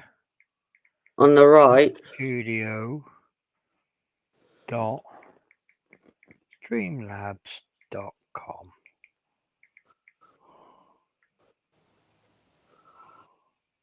Right. If you go in, and somewhere there should be a login button, but there isn't even a login. Right. So I'm in. But half Right. of mine's German. Oh, hang on. Whoa! I joined myself. Are we still getting feedback? Hang on. Let me mute. Right. Is that better? Yeah. Right. Lovely. There's So. two crafting budgie mamas in now. No, one of them's me. That one of them's me. Oh, that's not very good, is it? I'll show you my. See what I mean about it? God, I don't like that view. But I had to turn my phone sideways. It's probably why I don't get half of the not settings. working very well actually on sideways. Let me change my. Let's change to mobile phone mode. But if I turn it upright, I don't see half of the screen at all. Right. So do you hold it like that then? Yeah. Right. So if you turn it like that, do you get that? I just get a big, huge ass screen. Excuse my language. Right. So I can can't you see guests and team? Yeah. Right. Can you see a button that says share stream? No, because I got German. Right. Okay. That's.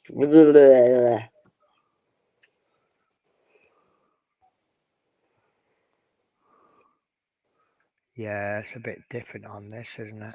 Yeah. That's what I mean. It's totally weird. Now I'm tiny screen. I've turned it upright. Oh look, I can bring street chat up on stream. Yeah, you can do Oh wait, that. menu. Right. Menu. No, that don't work either. I No. don't know. I've been hunting for it like day If and you're night. in German, you're buggered because that's all you can do. I'm in German. Yeah, I know. Now you see what I mean about phone? Yeah. We need to get you a webcam. Oh, that's better, isn't it? If you turn the camera. If I can get a good view of my plane. Oh, it's very. Yeah, it's definitely my internet here, isn't it? Yeah. That's terrible. Main settings. There you go. Look, 2 coats paint. All that detail left. Where have I gone? You're still there. Oh, you I've spin me gone. right round record Go like a to record, baby. studio. Add destination. No, I don't want that.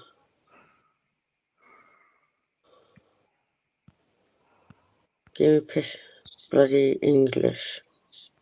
Oh, I know what I can do. What? Hang on. Right.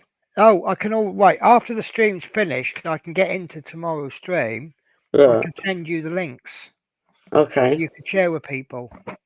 That's brilliant because I can't see it on phone.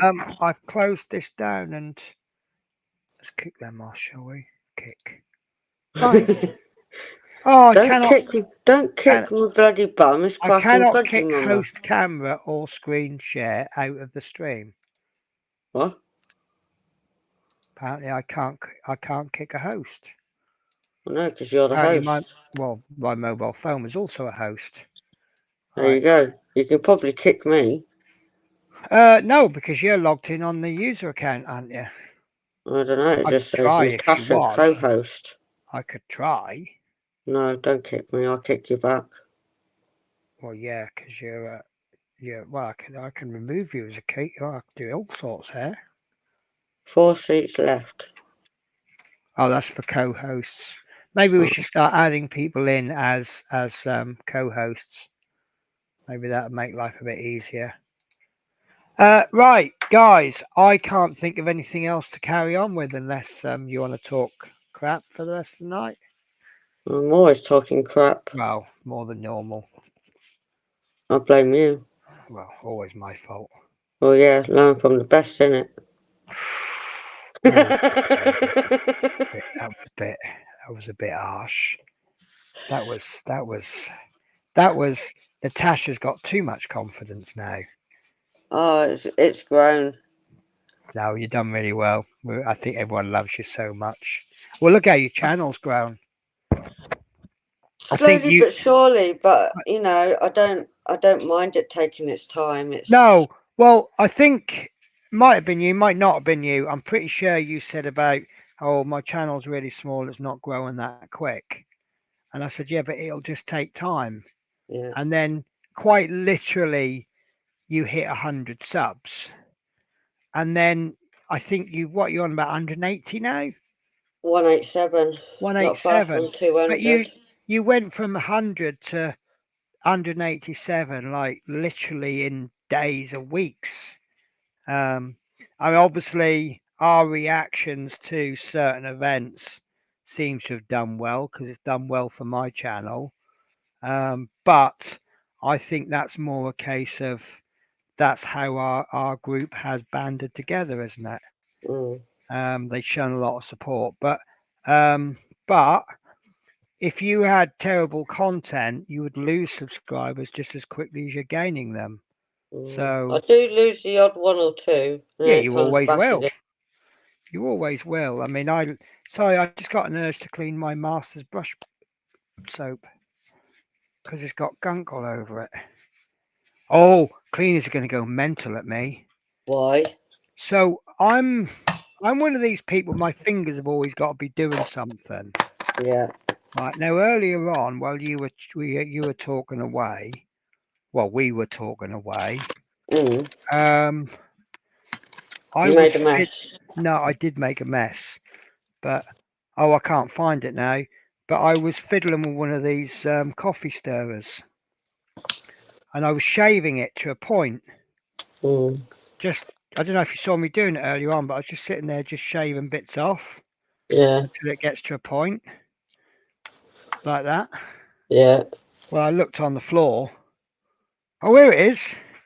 This is the one so at the start of the stream, this was this long. Right. And let's just say when they hoover under my desk, the hoover's probably going to go.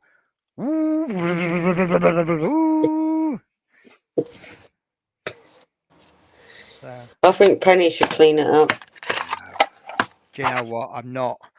I nearly shouted at one of the breakfast staff this morning. I got on really well with the breakfast staff.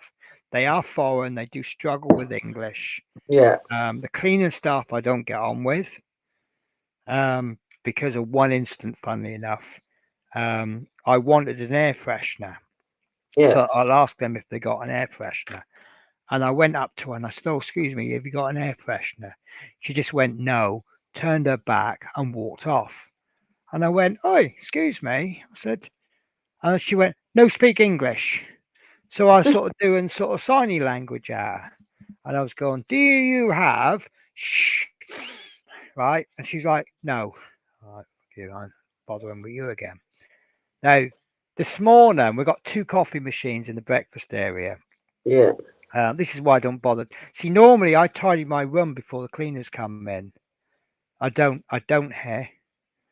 Because I don't like the cleaners, so I make sure they work bloody hard. Sorry, that's my vindictiveness. Anyway, this morning we got 2 coffee machines. One of them was broken, big sign on it. Sorry, coffee machine not working. The other one, I went to make a cup of coffee, and there was no milk was coming out fine, but no coffee. And I looked, and there was no coffee beans in the top, or I thought there Yeah. was no coffee beans. So I thought I'll tell the person maybe they can fill it up. And I said, "Oh, excuse me," and she went, "I know, coffee machine broken," and she started to walk off. Now, I'd got up like 5 minutes earlier. Right, I went straight down. I haven't had a cup of coffee yet, so my actions next, I think, can be slightly justified. And I went, "Oi! Don't turn your back on me and walk off." I said, "Coffee machine, no coffee beans, machine number 2." And she went, "Oh, sorry." And then I stormed off. I had a cigarette out, so I hadn't even had a cigarette. But I can't stand it if you're talking to someone, if they just turn the back on you and walk off. I'm like, how rude. If I ever meet you, I'm just going to say hi and then turn me back. Yeah, but you'll probably get away with it a little bit because I quite like you. Quite like you. But yeah, no, it did wind me up, and I did have It a word does. with, It does wind you up. yeah, and I had a little word with the manager, and she's given me I said I don't know their names, but normally I get on all right with them. Yeah. I say hello to them, and then apparently I'm one of the few people that actually say hello to the staff, which that's customers for you, isn't it? Yeah. So well, I have this little saying: never bite the hand. I'm doing this again. I'm shaving this. I'm gonna shave it right down to the bottom now, aren't I? I'm trying to. Actually, I've got this point so thin. Are you literally trying to make a right huge mess? No, I'm kind of making this point is so thin. I reckon I could paint with it. But yeah,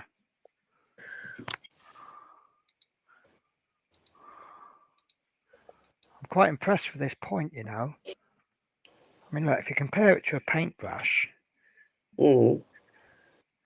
that's a pretty good point, isn't it? Yeah. That's cocktail stick point. That is. And then look, if you get a knife and just cut a little slit right on the end, like that. There Do you I go. say night to MP before he Oh, sorry, disappears? MP. So Penny and Tasha have a very good night. I'm going to rest, read a little book before sleep. Take care. What's the little book? Because my light reading now is these magazines I bought today. One on the Dam Busters and one on Bristol Aircraft. So if you need any expert knowledge on Bristol Aircraft, I'm your person now. Yeah, just ask me one on any British aircraft. I can even tell you what that strut there was called.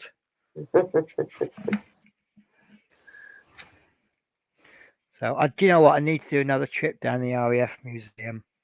Dear.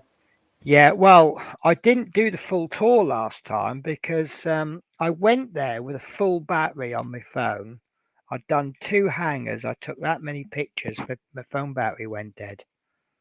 So you And got to do the other half. yeah. But not only that, I was relying on my phone. Well, I left with just a little bit of battery because you use your phone to get on the tube, don't you? Yeah. If my phone battery had gone dead, I wouldn't actually been able to get home. I wouldn't be able to get on the tube. No. So that's part of the reason why I've gone over to Oyster Card again, because you can still get home then, can't you? But if my phone battery goes dead, how am I supposed to contactless pay to get on the tube? True. So yeah, but yeah, I just took that many pictures. In fact, I've still got the album on my phone. I downloaded all the pictures. How do you select all? No idea.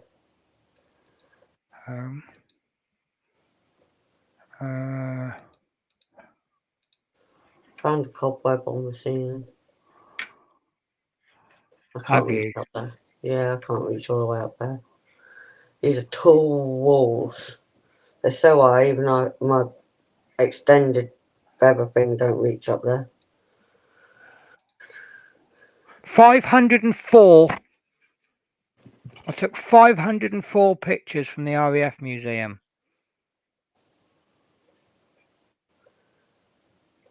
Wow. That's a lot of reading. And looking for you, Penny. What's that? I was just saying a lot of reading. Yeah. Got some nice pictures though. You just have to do the other half, then you can put them all together.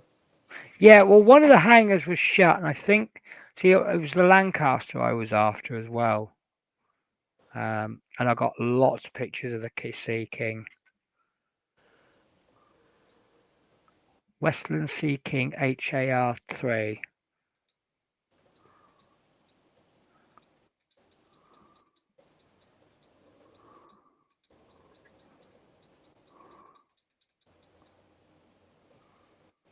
Is that the Jaguar?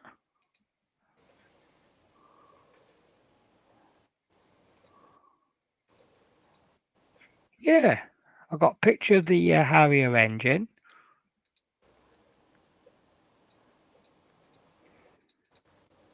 Got a picture of the RAF Red Arrows Nat, which is the yellow plane that you've got, not the red one. The Nat. And that. Yeah, well, I've you've still got to work on that. I've got to repeal the yellow off because it's you've not got to right. repeal the yellow off. I've got to take it off. Yeah, it don't look right. Does it not? Is it too yellow or too thick or? It's really, really runny paint, and Is it? you can't get it thick even with the yellows I've got here. Oh well, mind you, yellow's a funny colour to paint. And it Have just you would tried the not other? stick. Have you tried? It's I one know of them why. ones. So those paints, because they come in tubes, not the ones you showed me earlier on with the greens. Mm-hmm. So the tubes you've got, is that really thick paint? Yeah, I tried that. Yeah. But it's I think it's the yellow. But Yeah. the yellow that came You with it. probably using those paints, you probably need a primer. Because these paints that we use, they've got something in them because they're designed for scale model aircraft. Well, the one I've got with it wouldn't work at all. It's too runny, won't do nothing. Nope. What, the yellow that came with the fallen Nat? Yep. Wow. It will not work, so I've given up on it for a little bit. But it's up there. It just won't do. So what colour is it? Do you know what colour code it is? This is a Humbrol, isn't it? I don't know what it is. 69. Right, Humbrol. It just would not work at all. Humbrol 69, yellow gloss. Right, because my equivalent is this one, which is not a bad little paint. That would work fine, but is it worth you buying a tub of paint like that? Your paint's going to cost you nearly as much as the model cost you. Exactly. So I can't get that yellow one even if I tried. Oh well, I think you might need a primer. Something to go in between the paint and the paint and the plastic. But yellow's a terrible color anyway. Yeah, I'm wondering if I can do it different color just to make it different. What about you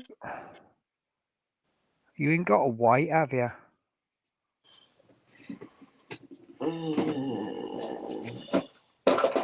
Only in a tube.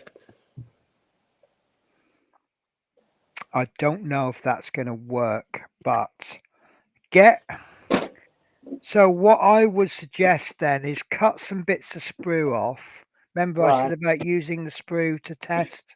Yeah. So get your Mustang or whatever you want, right? And just clip a little bit of the framework off, just a little bit. Yeah. and then give it a little paint with white, Yeah. or the yellow, that tube of yellow, and see how well it sticks. I think you'll probably find those tubes of acrylic probably won't stick to bare plastic. Right. You want a primer. Another suggestion I can make is to buy 3 pots of Citadel paints, a black, a medium grey, and a white, and that can act as your brush on primer. I might actually, do you know what? I could probably send you one, but I can only send you a black. But it depends what you want to do. If you're doing it to paint one model, you got to kind of ask yourself, is it worth it? It's not worth it for one model. Yeah. If The you were yellow's just not worth if it. you were to buy a primer for priming, then it's worth it. Because I would suspect if you got a grey or a white primer, I reckon that yellow would go lovely on top of that. It's just that I know, I'm not saying they're craft paints, but they're designed for. See, these paints and the Humbrol paints, they are designed to go onto a plastic. Yeah. Whereas those tubes of acrylics, they're not primarily designed to go on to. Well, even the yellow that came with it's Yeah. well, it's yeah. That's a disappointment, isn't it? Yeah, If that because I was your really first, liked that plane. if you were a kid, like a 6-year-old kid, and you've been bought that as your first ever model, you got the potential there to completely be put off scale models. Yeah. That it looked a really nice plane to do, and it's Yeah. not allowing me to do that. I'm gonna ask this stupidly obvious. You mixed the paint and you thinned it a little bit, or did Didn't you use like it. and you mixed it and The little tub that came with it is so runny, it's unreal. you I didn't even thin it? couldn't even thin it. So you haven't over thinned it then? No, it came like And you that. definitely mixed it. Yep. Right. And it's still so runny, it's just not doing anything. Maybe it's a bad batch then. Could be. So I'll have to look for another one, because that's one of the ones you got me from Aldi or Lidl. I wish I'd known this earlier, because right, I presume you're not in a rush to sort it out, are you? No, I've just put it to one side for See, a while. I've got 2 or 3 pots of them at home, and then so what I'll do when I go back home, I'll get one of those yellows and I'll mix it up and I'll paint it onto some spare sprue, and I'll see how it goes down. If not, I might have to send you. I'll try it with some primer. I might end up then having to send you, but it's It's yeah. just one of them. Yeah, no. I mean, I'm hoping that you just got a bad batch of paint. I think it's what it is. It's like when I had that other green one, it wasn't even usable. Yeah, well, that So one I was had to dried use. up in the pot, wasn't it? Yeah, that was I- totally gone. I've just found 2 pots of silver, Humbrol silver, and could there be enough black paint in the world? I know. Oh my god, I got more brushes here. You could have. Oh no, they're my Warhammer ones. Oh, what's this one? 64. That seems to be a popular colour, doesn't it? 64. Yes, I've seen 64 everywhere. Yeah, I think it's a standard aircraft grey, isn't it? Yeah. Right. Okay, guys. So I'm going to wrap it up now. I think I'm running out of things to chat about. I will be sending you a load of paint, by the way. I don't get on with these Humbrols. Right. So once I finish with them, you'll be. Oh yeah, there's a white. I knew I had a white. Don't know what I got a white from.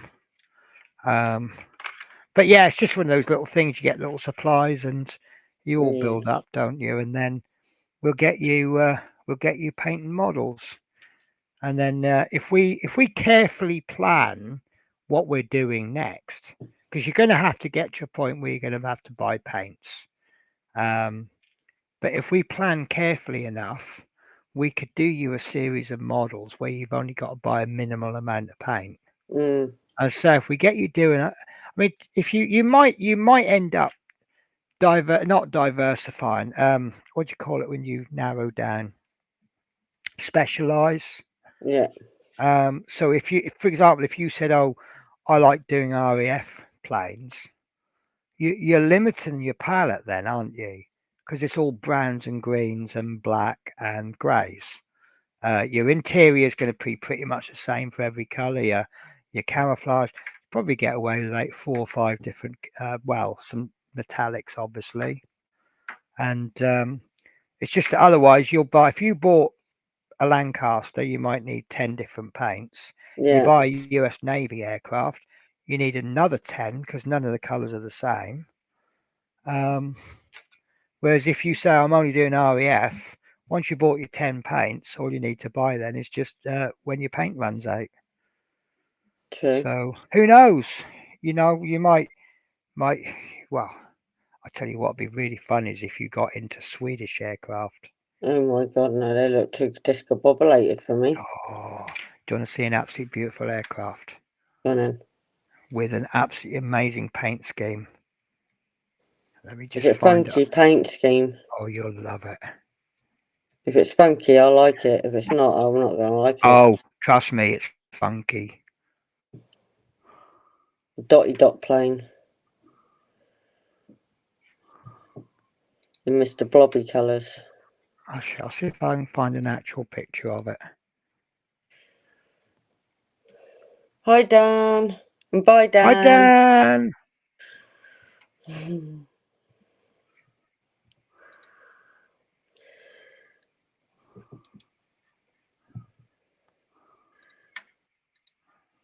Yeah, it is. It's not just the plane that's amazing; it's also the color scheme. Oh, if it's funky. Oh, really, really hard to paint though. Is it that one? Oh, well, I need to be like a pro at painting then. Oh, trust me, it's there you go. What do you reckon to that? Man, that is funky. It's good, isn't it? But I need to be a pro to do that thing. Oh, yeah. I mean, I think that's beyond. Well, I wouldn't say it's beyond me because I haven't given it a go. But I know Paul ISM did that, and he really struggled with it. But absolutely amazing plane. Looks good though, how he's done it. Yeah, but that's a real plane. That's not a model. No. But that is the Saab Viggen. Absolutely amazing plane.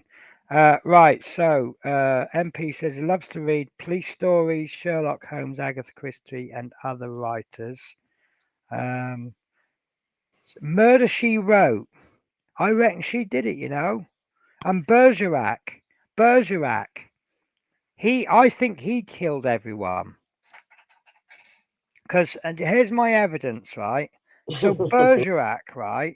First of all, there's 2 bits of evidence, right? First of all, an awful lot of murders on an island that size, wasn't it? Right. Evidence number 2, he was always there when there was a murder, right? Evidence number 3, when he moved to a village called Midsummer, all the murders in Jersey stopped. Suddenly, everyone in Midsummer was getting killed. I think Yeah. that's enough evidence. So, right. Dan says, hi, all by all. David Market says, hello, Dan. MP says, my favourite plane is a Saab. I love that. I love that. I don't even know what one is. It's what I just shown you. Oh, is it? Oh. It's got the back to front tail and wing. You Yeah. notice that on the Mustang, you got the wing, big wing at the front and the little one at the back. Yeah. With the Saab Viggen, you've got the big wing is at the back, and then you got a little wing at the front. It's more of Oh, yeah, a yeah. Got canard, you. yeah, delta wing and a canard. But it's just absolutely beautiful, and apparently it's a really, really good aircraft. As good as the Draken, I'm not sure. I'm not sure on that one, but the Draken is a lovely plane. But it's funny that my favorite aircraft, my favorite subject matter is US Navy. But if you picked certain subjects, said what's your favorite this, what's your favorite that, very, very rarely would I come up with a US naval aircraft. Mm. What's my favorite World War II plane? Mosquito. What's my favorite World War II bomber? I don't think the US Navy did bombers in World War II. Saab Viggen.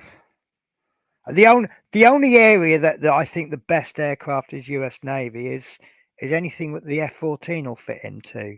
Yeah. That's an absolute beast of an aircraft, but it was just so expensive. I actually used to hate the F-18 purely because it was the F-14's replacement. I've now kind of learned to embrace it and love it and enjoy the shapes of it. It's a lovely aircraft. It is. And the F6, you ain't got a clue what we're talking about, do you? No, no. You're just I'm just agreeing. Yeah. So, trying to think of something. To well, now I'm telling you, I'm trying to catch Dream you out. Big's coming. Did someone call for an American? We'll always call for an American. Who are you going to call? Dream Big. And Quano Man says, hi, Dave. We're not ever going to finish the stream, are we? Well, one of them. It's one of them, isn't it? Yeah. Just how it is. Always the way. Even I'm getting tired now. I've been on lates all week. Have you? Yeah. Oh, I've been struggling the last couple of nights. 1 o'clock in the morning finishes. It's really hard to drive a bus after midnight with no one on board. And I'm like, I just want to go to bed. And then I walked in. Normally I say hello to the staff. And I just walked in straight to bed. And then I actually woke up this morning at 7. I set my alarm for 9. Yeah. Because 9 is the latest I can get up and still get breakfast. Breakfast closes at 9:30. And I don't like to still be eating breakfast when they're shut or when they're trying to close down. So 9 is the latest I can get up and have breakfast. And I woke up this morning at 7. I thought, my alarm's not gone off. Looked, and it was 7 o'clock. And I thought, I've had about 5 hours sleep. And I thought, I'll get up and have breakfast. Must have just rolled over and went to sleep again because the next thing I remember, my alarm's going off at 9. So, and I've not had an afternoon nap today, which is pretty rare. Good for me. I know. Well, normally if you have an afternoon nap, you don't turn up. I know. No, I'm not that bad, but I go for an hour. I normally have like an hour's nap. Yeah. And then I just keep hitting the snooze button. And the next thing you know, I've been in bed 4 or 5 hours. Right. So we're up to David Mark says, hello, Corey. Dream Big says, do you drive one of those fancy double-decker buses? Well, depends what you define as fancy. I mean, when you're driving them all day, they're not that fancy. Unless you mean fancy as in the next stop is such and such. We have a couple of them up here that does that, but very rare is that switched on. So we've just got in Scotland, we've got some electric buses that announces every stop. It's freaking the customers out. They don't know what to do with it. So, right, MP says very much the Saab Gripen, yeah. The French Raphael, not too fussed about that. Mirage 3, nice. And the F5, yeah, the F5, how does that fly? It looks like it shouldn't be possible. The same with that, is it the F-104 Starfighter? I don't understand how that flies. It's got no wings. Probably backwards, air glided. Let me find one for you. I think it's the F. Is it F-104? Like Yeah, the it is. one I Harry got that Potter. right. Hmm.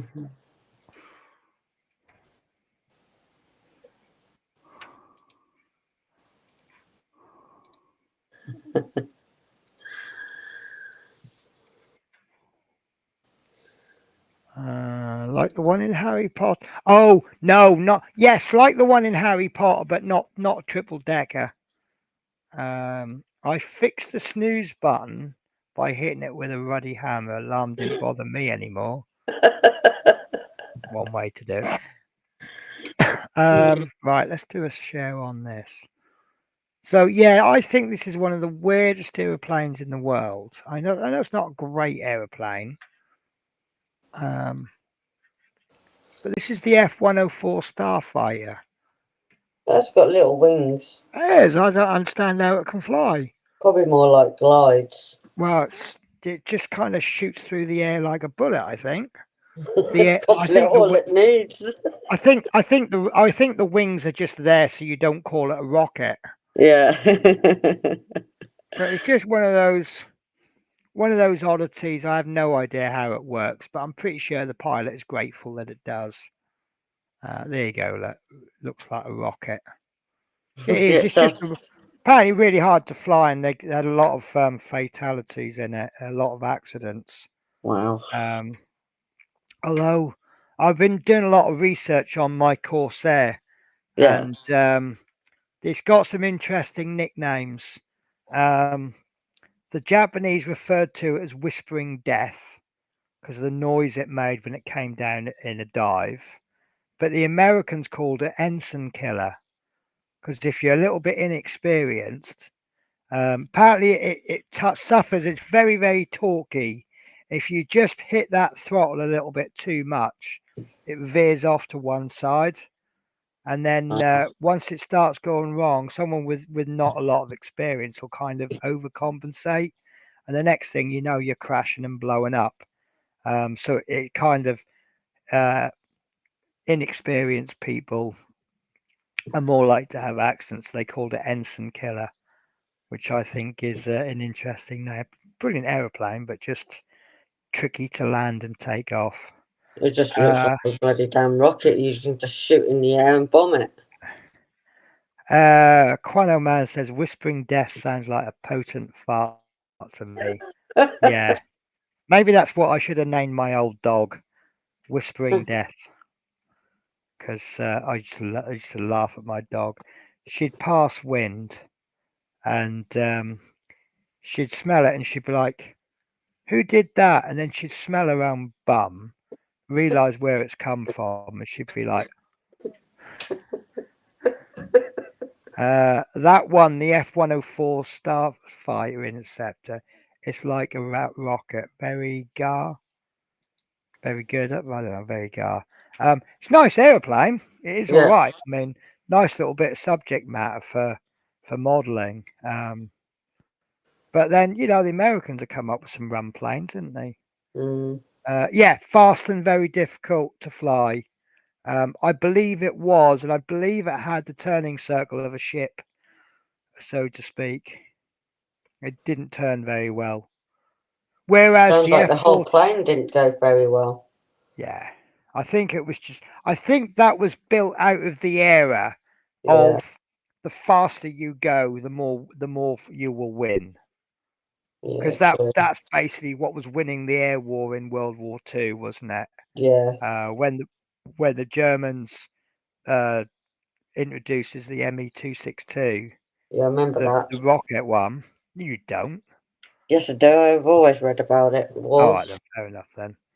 Oh, Hitler so and when all it's that. war, you'll get it. Right. Okay. Yep. Fair enough.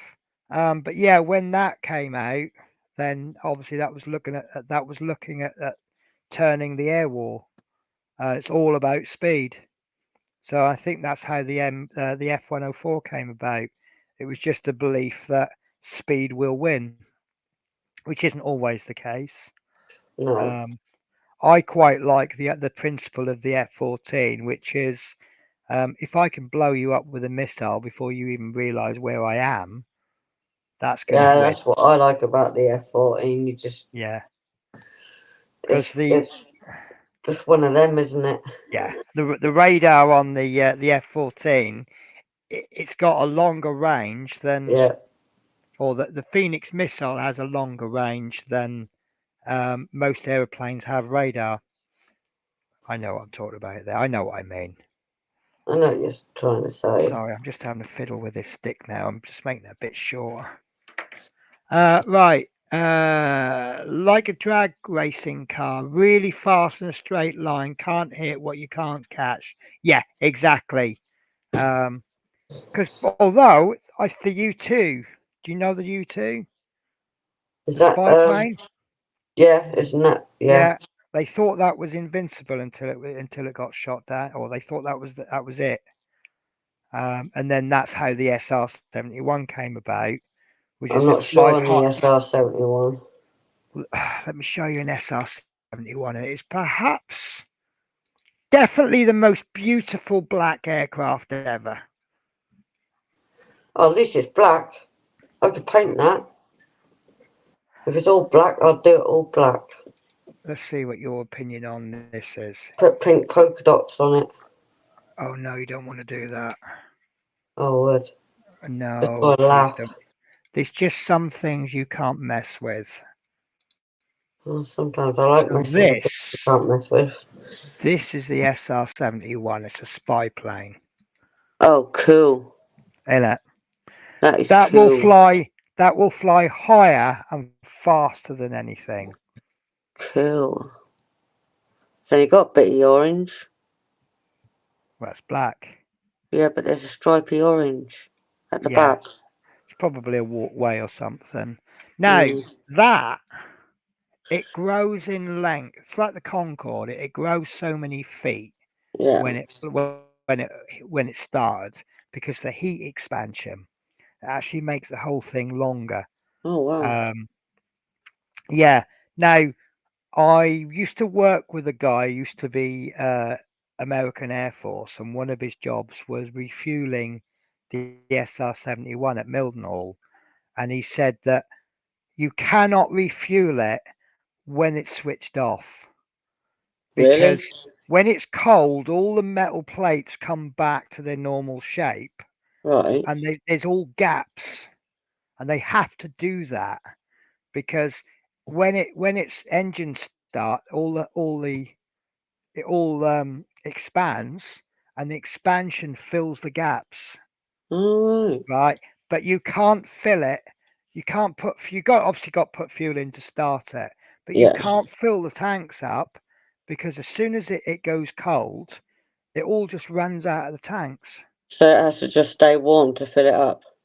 Yeah, yeah, That is so weird. yeah. Because obviously you know how metal expands when it gets warm, Yeah. but the temperatures that this reaches is just astronomical. Wow. Um, So don't mess with the SR-71. Well, you can mess with the SR-71. It can't fight back. Um, Not with me if I want to be naughty well, with it. no, Polka dots. it's got no armament. It's just like it just flies high and fast. It flies too high for surface-to-air missiles to hit it. No plane can catch it. No. But the A10 now. There's a YouTube video out there and it compares the A10 with is it Frogger?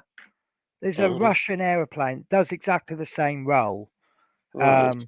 and they were saying which is better, and actually the A10 isn't that much better. It does its job very, very well, but Yeah. then so does this other aircraft. But what lets the A10 down?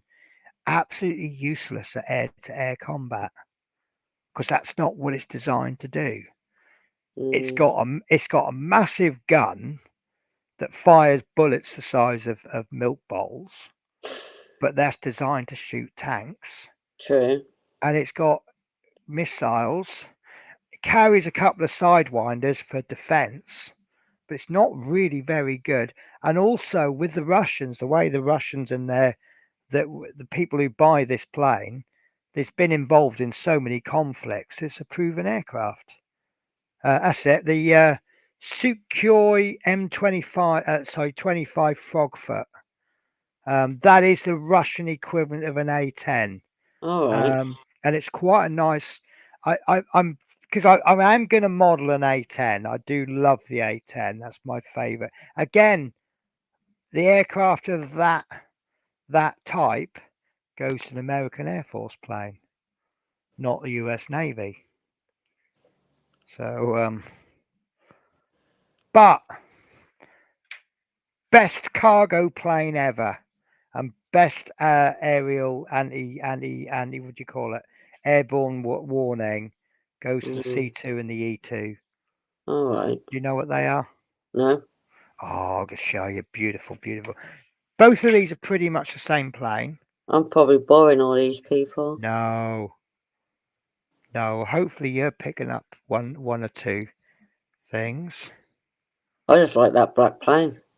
That's mental. Good, isn't it? So can we tempt you into building one of them then? If it's not big. I've got a thumbs down. What the hell's that on about? You got a thumbs down? Yeah, I had a thumbs down on my screen.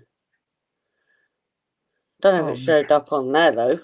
Don't know. Maybe it was a thumbs down for me. I don't know. It was on my one. I'm trying to find. Here we go. It's a nice picture. That was well weird. Here's a nice picture. And then.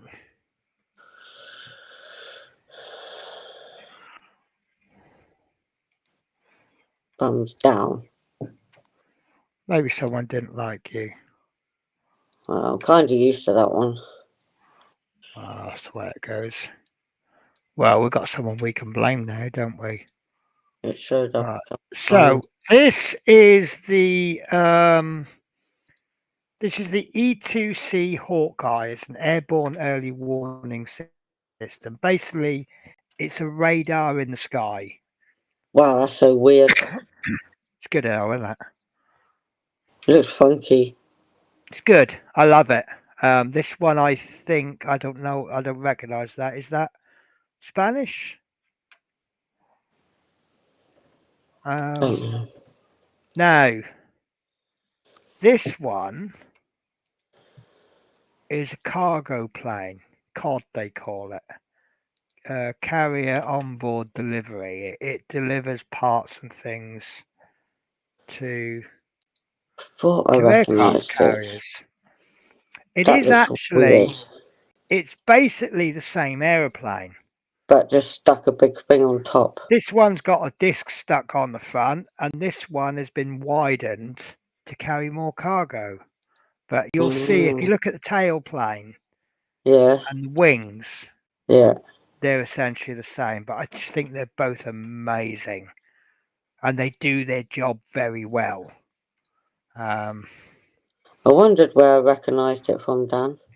I knew I recognised that plane. Black one. What, the SR-71?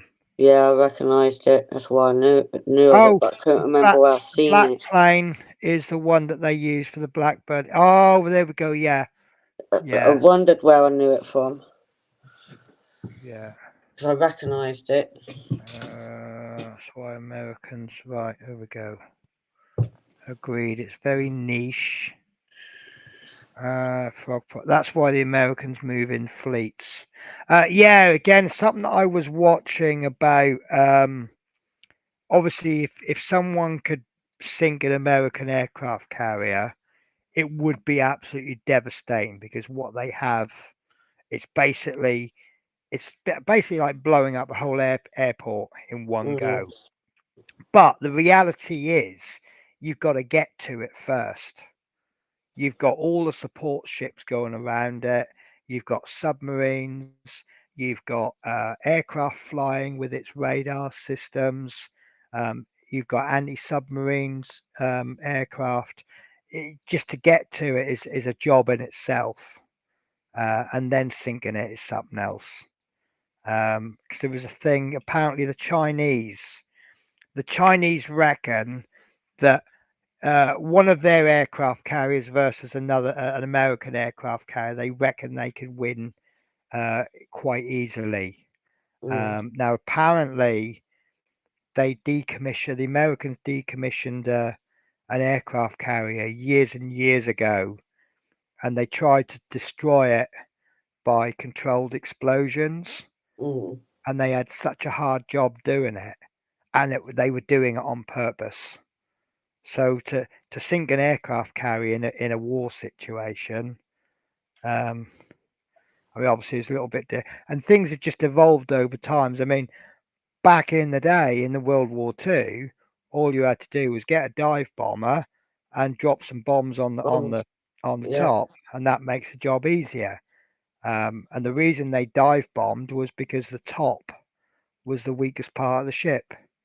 Getting at it from the side Wouldn't do is the much. tough bit. Yeah. Yeah. You're always better off disabling it rather than destroying it. That's the easier bit, isn't it? Right. So, Dream Big says everyone supports each other. Yep. Dream Big says it did. It was on Tasha's screen. It showed a couple of times. I was definitely on. Oh, is it your phone doing gestures? Yeah, it's weird. Because you had that before, didn't you? If you do something, you can bring something up on your Yeah, screen. it's so weird, and I just don't know what. I must be So, doing some type of movement, and it just changes. There is like, I've seen like a fireworks one behind me, and I'm like, where the yeah, bloody hell's try that doing come that from? then. It was just doing all fireworks stuff in the background. I don't know what I was doing to get it. Just do Moonies at it or something and see what happens. But it was doing all sorts. It was weird. Yeah, that must be embarrassing if you're on the phone to your bank or something.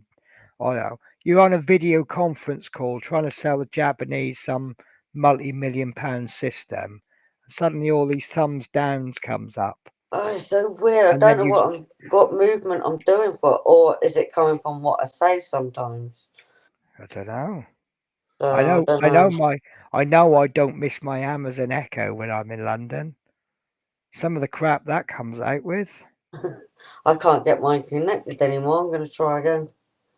Yeah, I can't remember how I to do miss it. I think that you have to thing. do it. I love mine.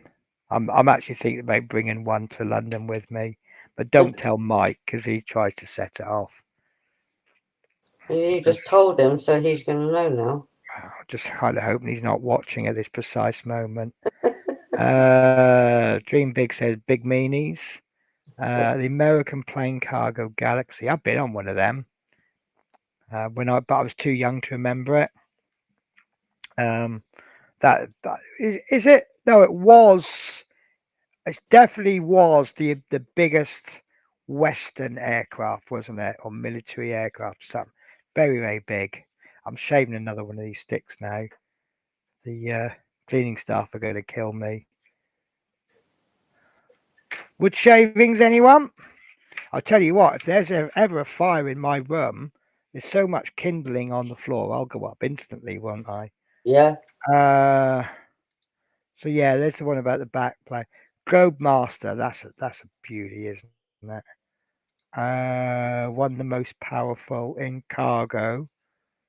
RN Illustrious Cara had, yes, yeah, because that's obviously evolved over things like World War II. I don't think there's an aircraft carrier in the world that you could sink with one hit. You'd have to give it multiple hits. Yeah. And I say it's hard enough getting one hit in. I think Indefeatable was hit by a kamikaze and repaired within an hour. Yeah, that sounds about right. You got to hit it in the right spot. It's a bit like taking on the Death Star, isn't it? Although I'd like to know who designed that. Let's have this big planet-like spaceship that's invincible. I'd love Oh, that. oh!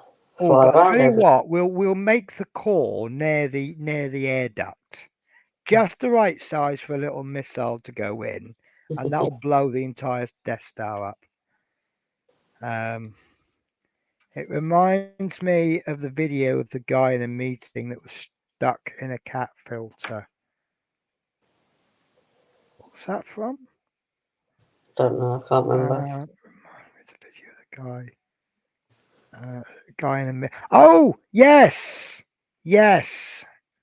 Yeah. There's been a few videos like Zoom videos. Do Oh, you remember that newsreader who yeah. was doing that news story from home, and Right. his kid came in because that caused a hoo-ha. So his little girl comes in the room as he's broadcasting live on TV, and then this woman comes in to get the child, Yeah. pulls the child out of the room, and of course everyone's going, "Oh, something about the childminder." And he's like, "No, that's not the childminder, that's my wife." And then it caused this hoo ha that because she was Oriental, people assumed she was the hired help, and that it wasn't actually like a European man has met a Chinese lady. I don't know what she was, she might have been Korean or something. Mm. But it's almost like they couldn't fathom the fact that a European man might actually get on very well with say, a Korean woman, Yeah. and they get married. Yeah. But it's like it's the perception, isn't it? He's white, European, so they automatically and that. But that did cause a whole hoo ha. I don't get why it does. Well, it's an old video. I'll tell you what. I'll have a see if I can find that one. Have a look at some point. Right, guys, it is getting on. It's so late now. The night staff have just started at the hotel. Yeah. Stephen Hain. Oh, I knew it was going to happen. As soon as I have any suggestion of finishing a stream, someone will go hi. So Stephen Hain says hi, Tash and Penny. Oh, yeah. I don't know if you've just joined us, but you just missed a hell of a show. Oh, it was all happening, wasn't it? And there's no recording of it. Why? Because it was so exciting, but we accidentally hit the button that said do not keep this on YouTube once the stream's finished. So Oh, you missed, is that what yeah, you've done? yeah. So they missed it forever. You had to have been here live to see it. So it's not going to save on I was YouTube now, joking is there, it? don't you, Penny's Tasha? fault. I was joking there, Tasha, don't Yeah, you? still your fault. There is no such thing. Right, Just MP delete says, it. very good stream, Penny. I love to talk about planes, my passion, but must rest. Good night. I must too. Hello, Stephen. Have a good night. And here we go. Quino Man finishing the stream. Hi, Penny. Hi, Penny. Hi, Penny. So this is a man who claims to have no confidence. Yeah. Yeah. Guys, have you been watching Quino Man on his? Yes. Subscribe to his channel. He I'm, did this. Let me I'm, see if I remembered this right. Was that a I've, Klingon keyring?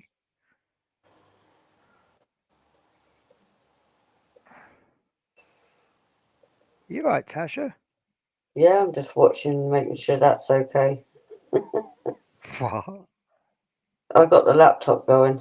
Oh, all right then. Yeah, I mean, he did I think it was a Klingon fridge magnet.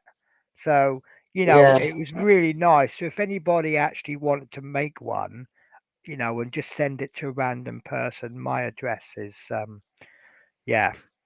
Yeah, I like that Klingon fridge magnet. I'm assuming you designed that and everything on your CAD program. Is it CAD? So Quino Man. Also, did I say hi, Penny? Are you one of those annoying people at work that when they try and leave, you'll go, Penny, Penny, come here, Penny, Penny, Was Penny? it like me earlier? Probably. And as soon as When you come back, you'll go, bye. I do that as well. anyone says hi, I go bye. Yeah, you do that, don't you? Great stream. Night, everyone. Take care. Quino Man says Klingon fridge magnet, and we are caught up with chat, so we can hit the end stream button anytime we like. Right. Do you want to say goodbye first? Yeah, I'll give it a go. give it a Thank you, go. Penny, for helping me with the what's it called, Mustang Plane? Are we still plane. on plane, or are you saying Mustang yet? I'm trying to learn it. Okay, Mustang. Mustang. Mustang plane. We don't need to teach you the P-51 yet. Oh God, I 'cause will it- never remember that. No, it's okay because according to the box, it's not a P-51. It's just an North American Mustang. Okay, So North American is the company that makes it. right, Mustang is what it's called. right. And the IV is not what you inject into your arm. It's Roman numerals for 4 because the British like to confuse people with Roman numerals. Oh, I don't understand Now, Roman see, numerals. rather than doing a single character 4, they decide they're going to do 2 characters IV. But yeah, so Mustang. So if we get you to remember Mustang, that is an advancement. Yeah, I'm trying. So, oh, by the way, guys, I fixed my camera on my last stream at home. Remember my camera was making the Mustang stubby? Mm. Well, it's because if you go into it was the settings on Melon, it actually changed the settings to 360 DPI, not 180. So I was instead of streaming in glorious 1080p, I was streaming in not so glorious 360. And it was making it changed the resolution that made everything look stubby. That was weird So looking at a stubby one. it did it looked like a short wheelbase version of a Mustang. Yeah, It was a bee without a stinger, really, wasn't it? yeah. Right. So David Markey says thank you for good night. Quano Man says night all, and most importantly, hi Penny. Ha ha ha. Guys, so thank you very much for watching. There will be a stream tomorrow, which will be much better than normal because Tasha is going to be hosting it on her own. Always better when I'm not here.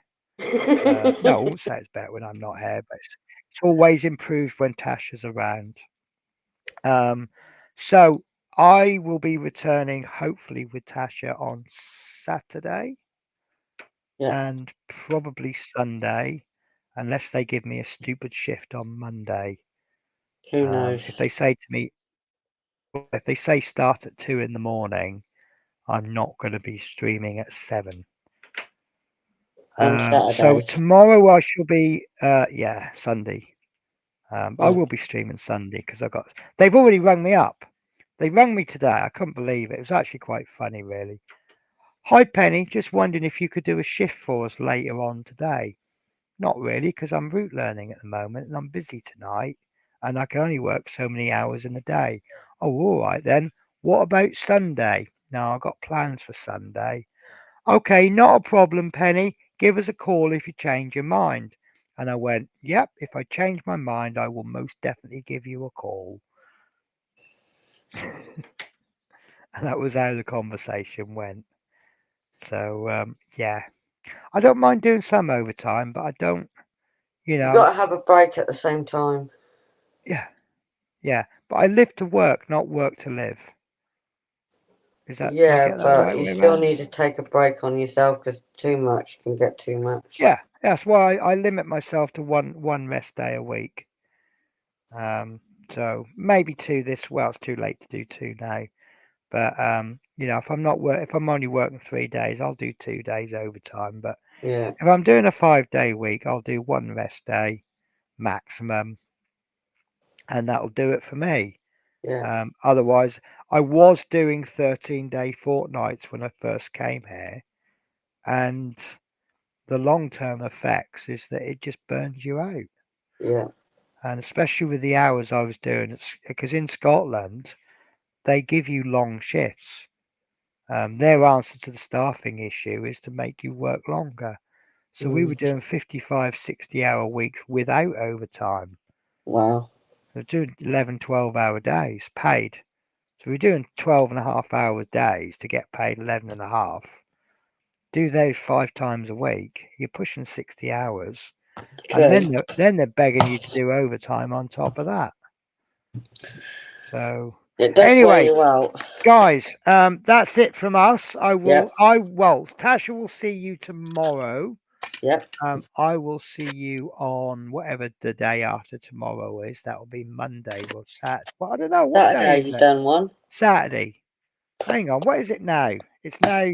This is Thursday stream. Isn't it? Thursday at the minute for another half hour. Friday will be Tasha. Yep. Saturday will be Tasha and myself, Yep. where we will be painting. God, that finish is really good. You know, one more coat on that, and I reckon that'll be absolutely amazing. And Ron won't be coming on our stream and saying Tasha's is better. Ron will be coming on and saying Well, he Tasha's just is say that better. because he likes you. Of course he does. Everybody likes me. So, guys, that's it from me then. So I need to come up with a saying. So how about in a world when you can be anything you want?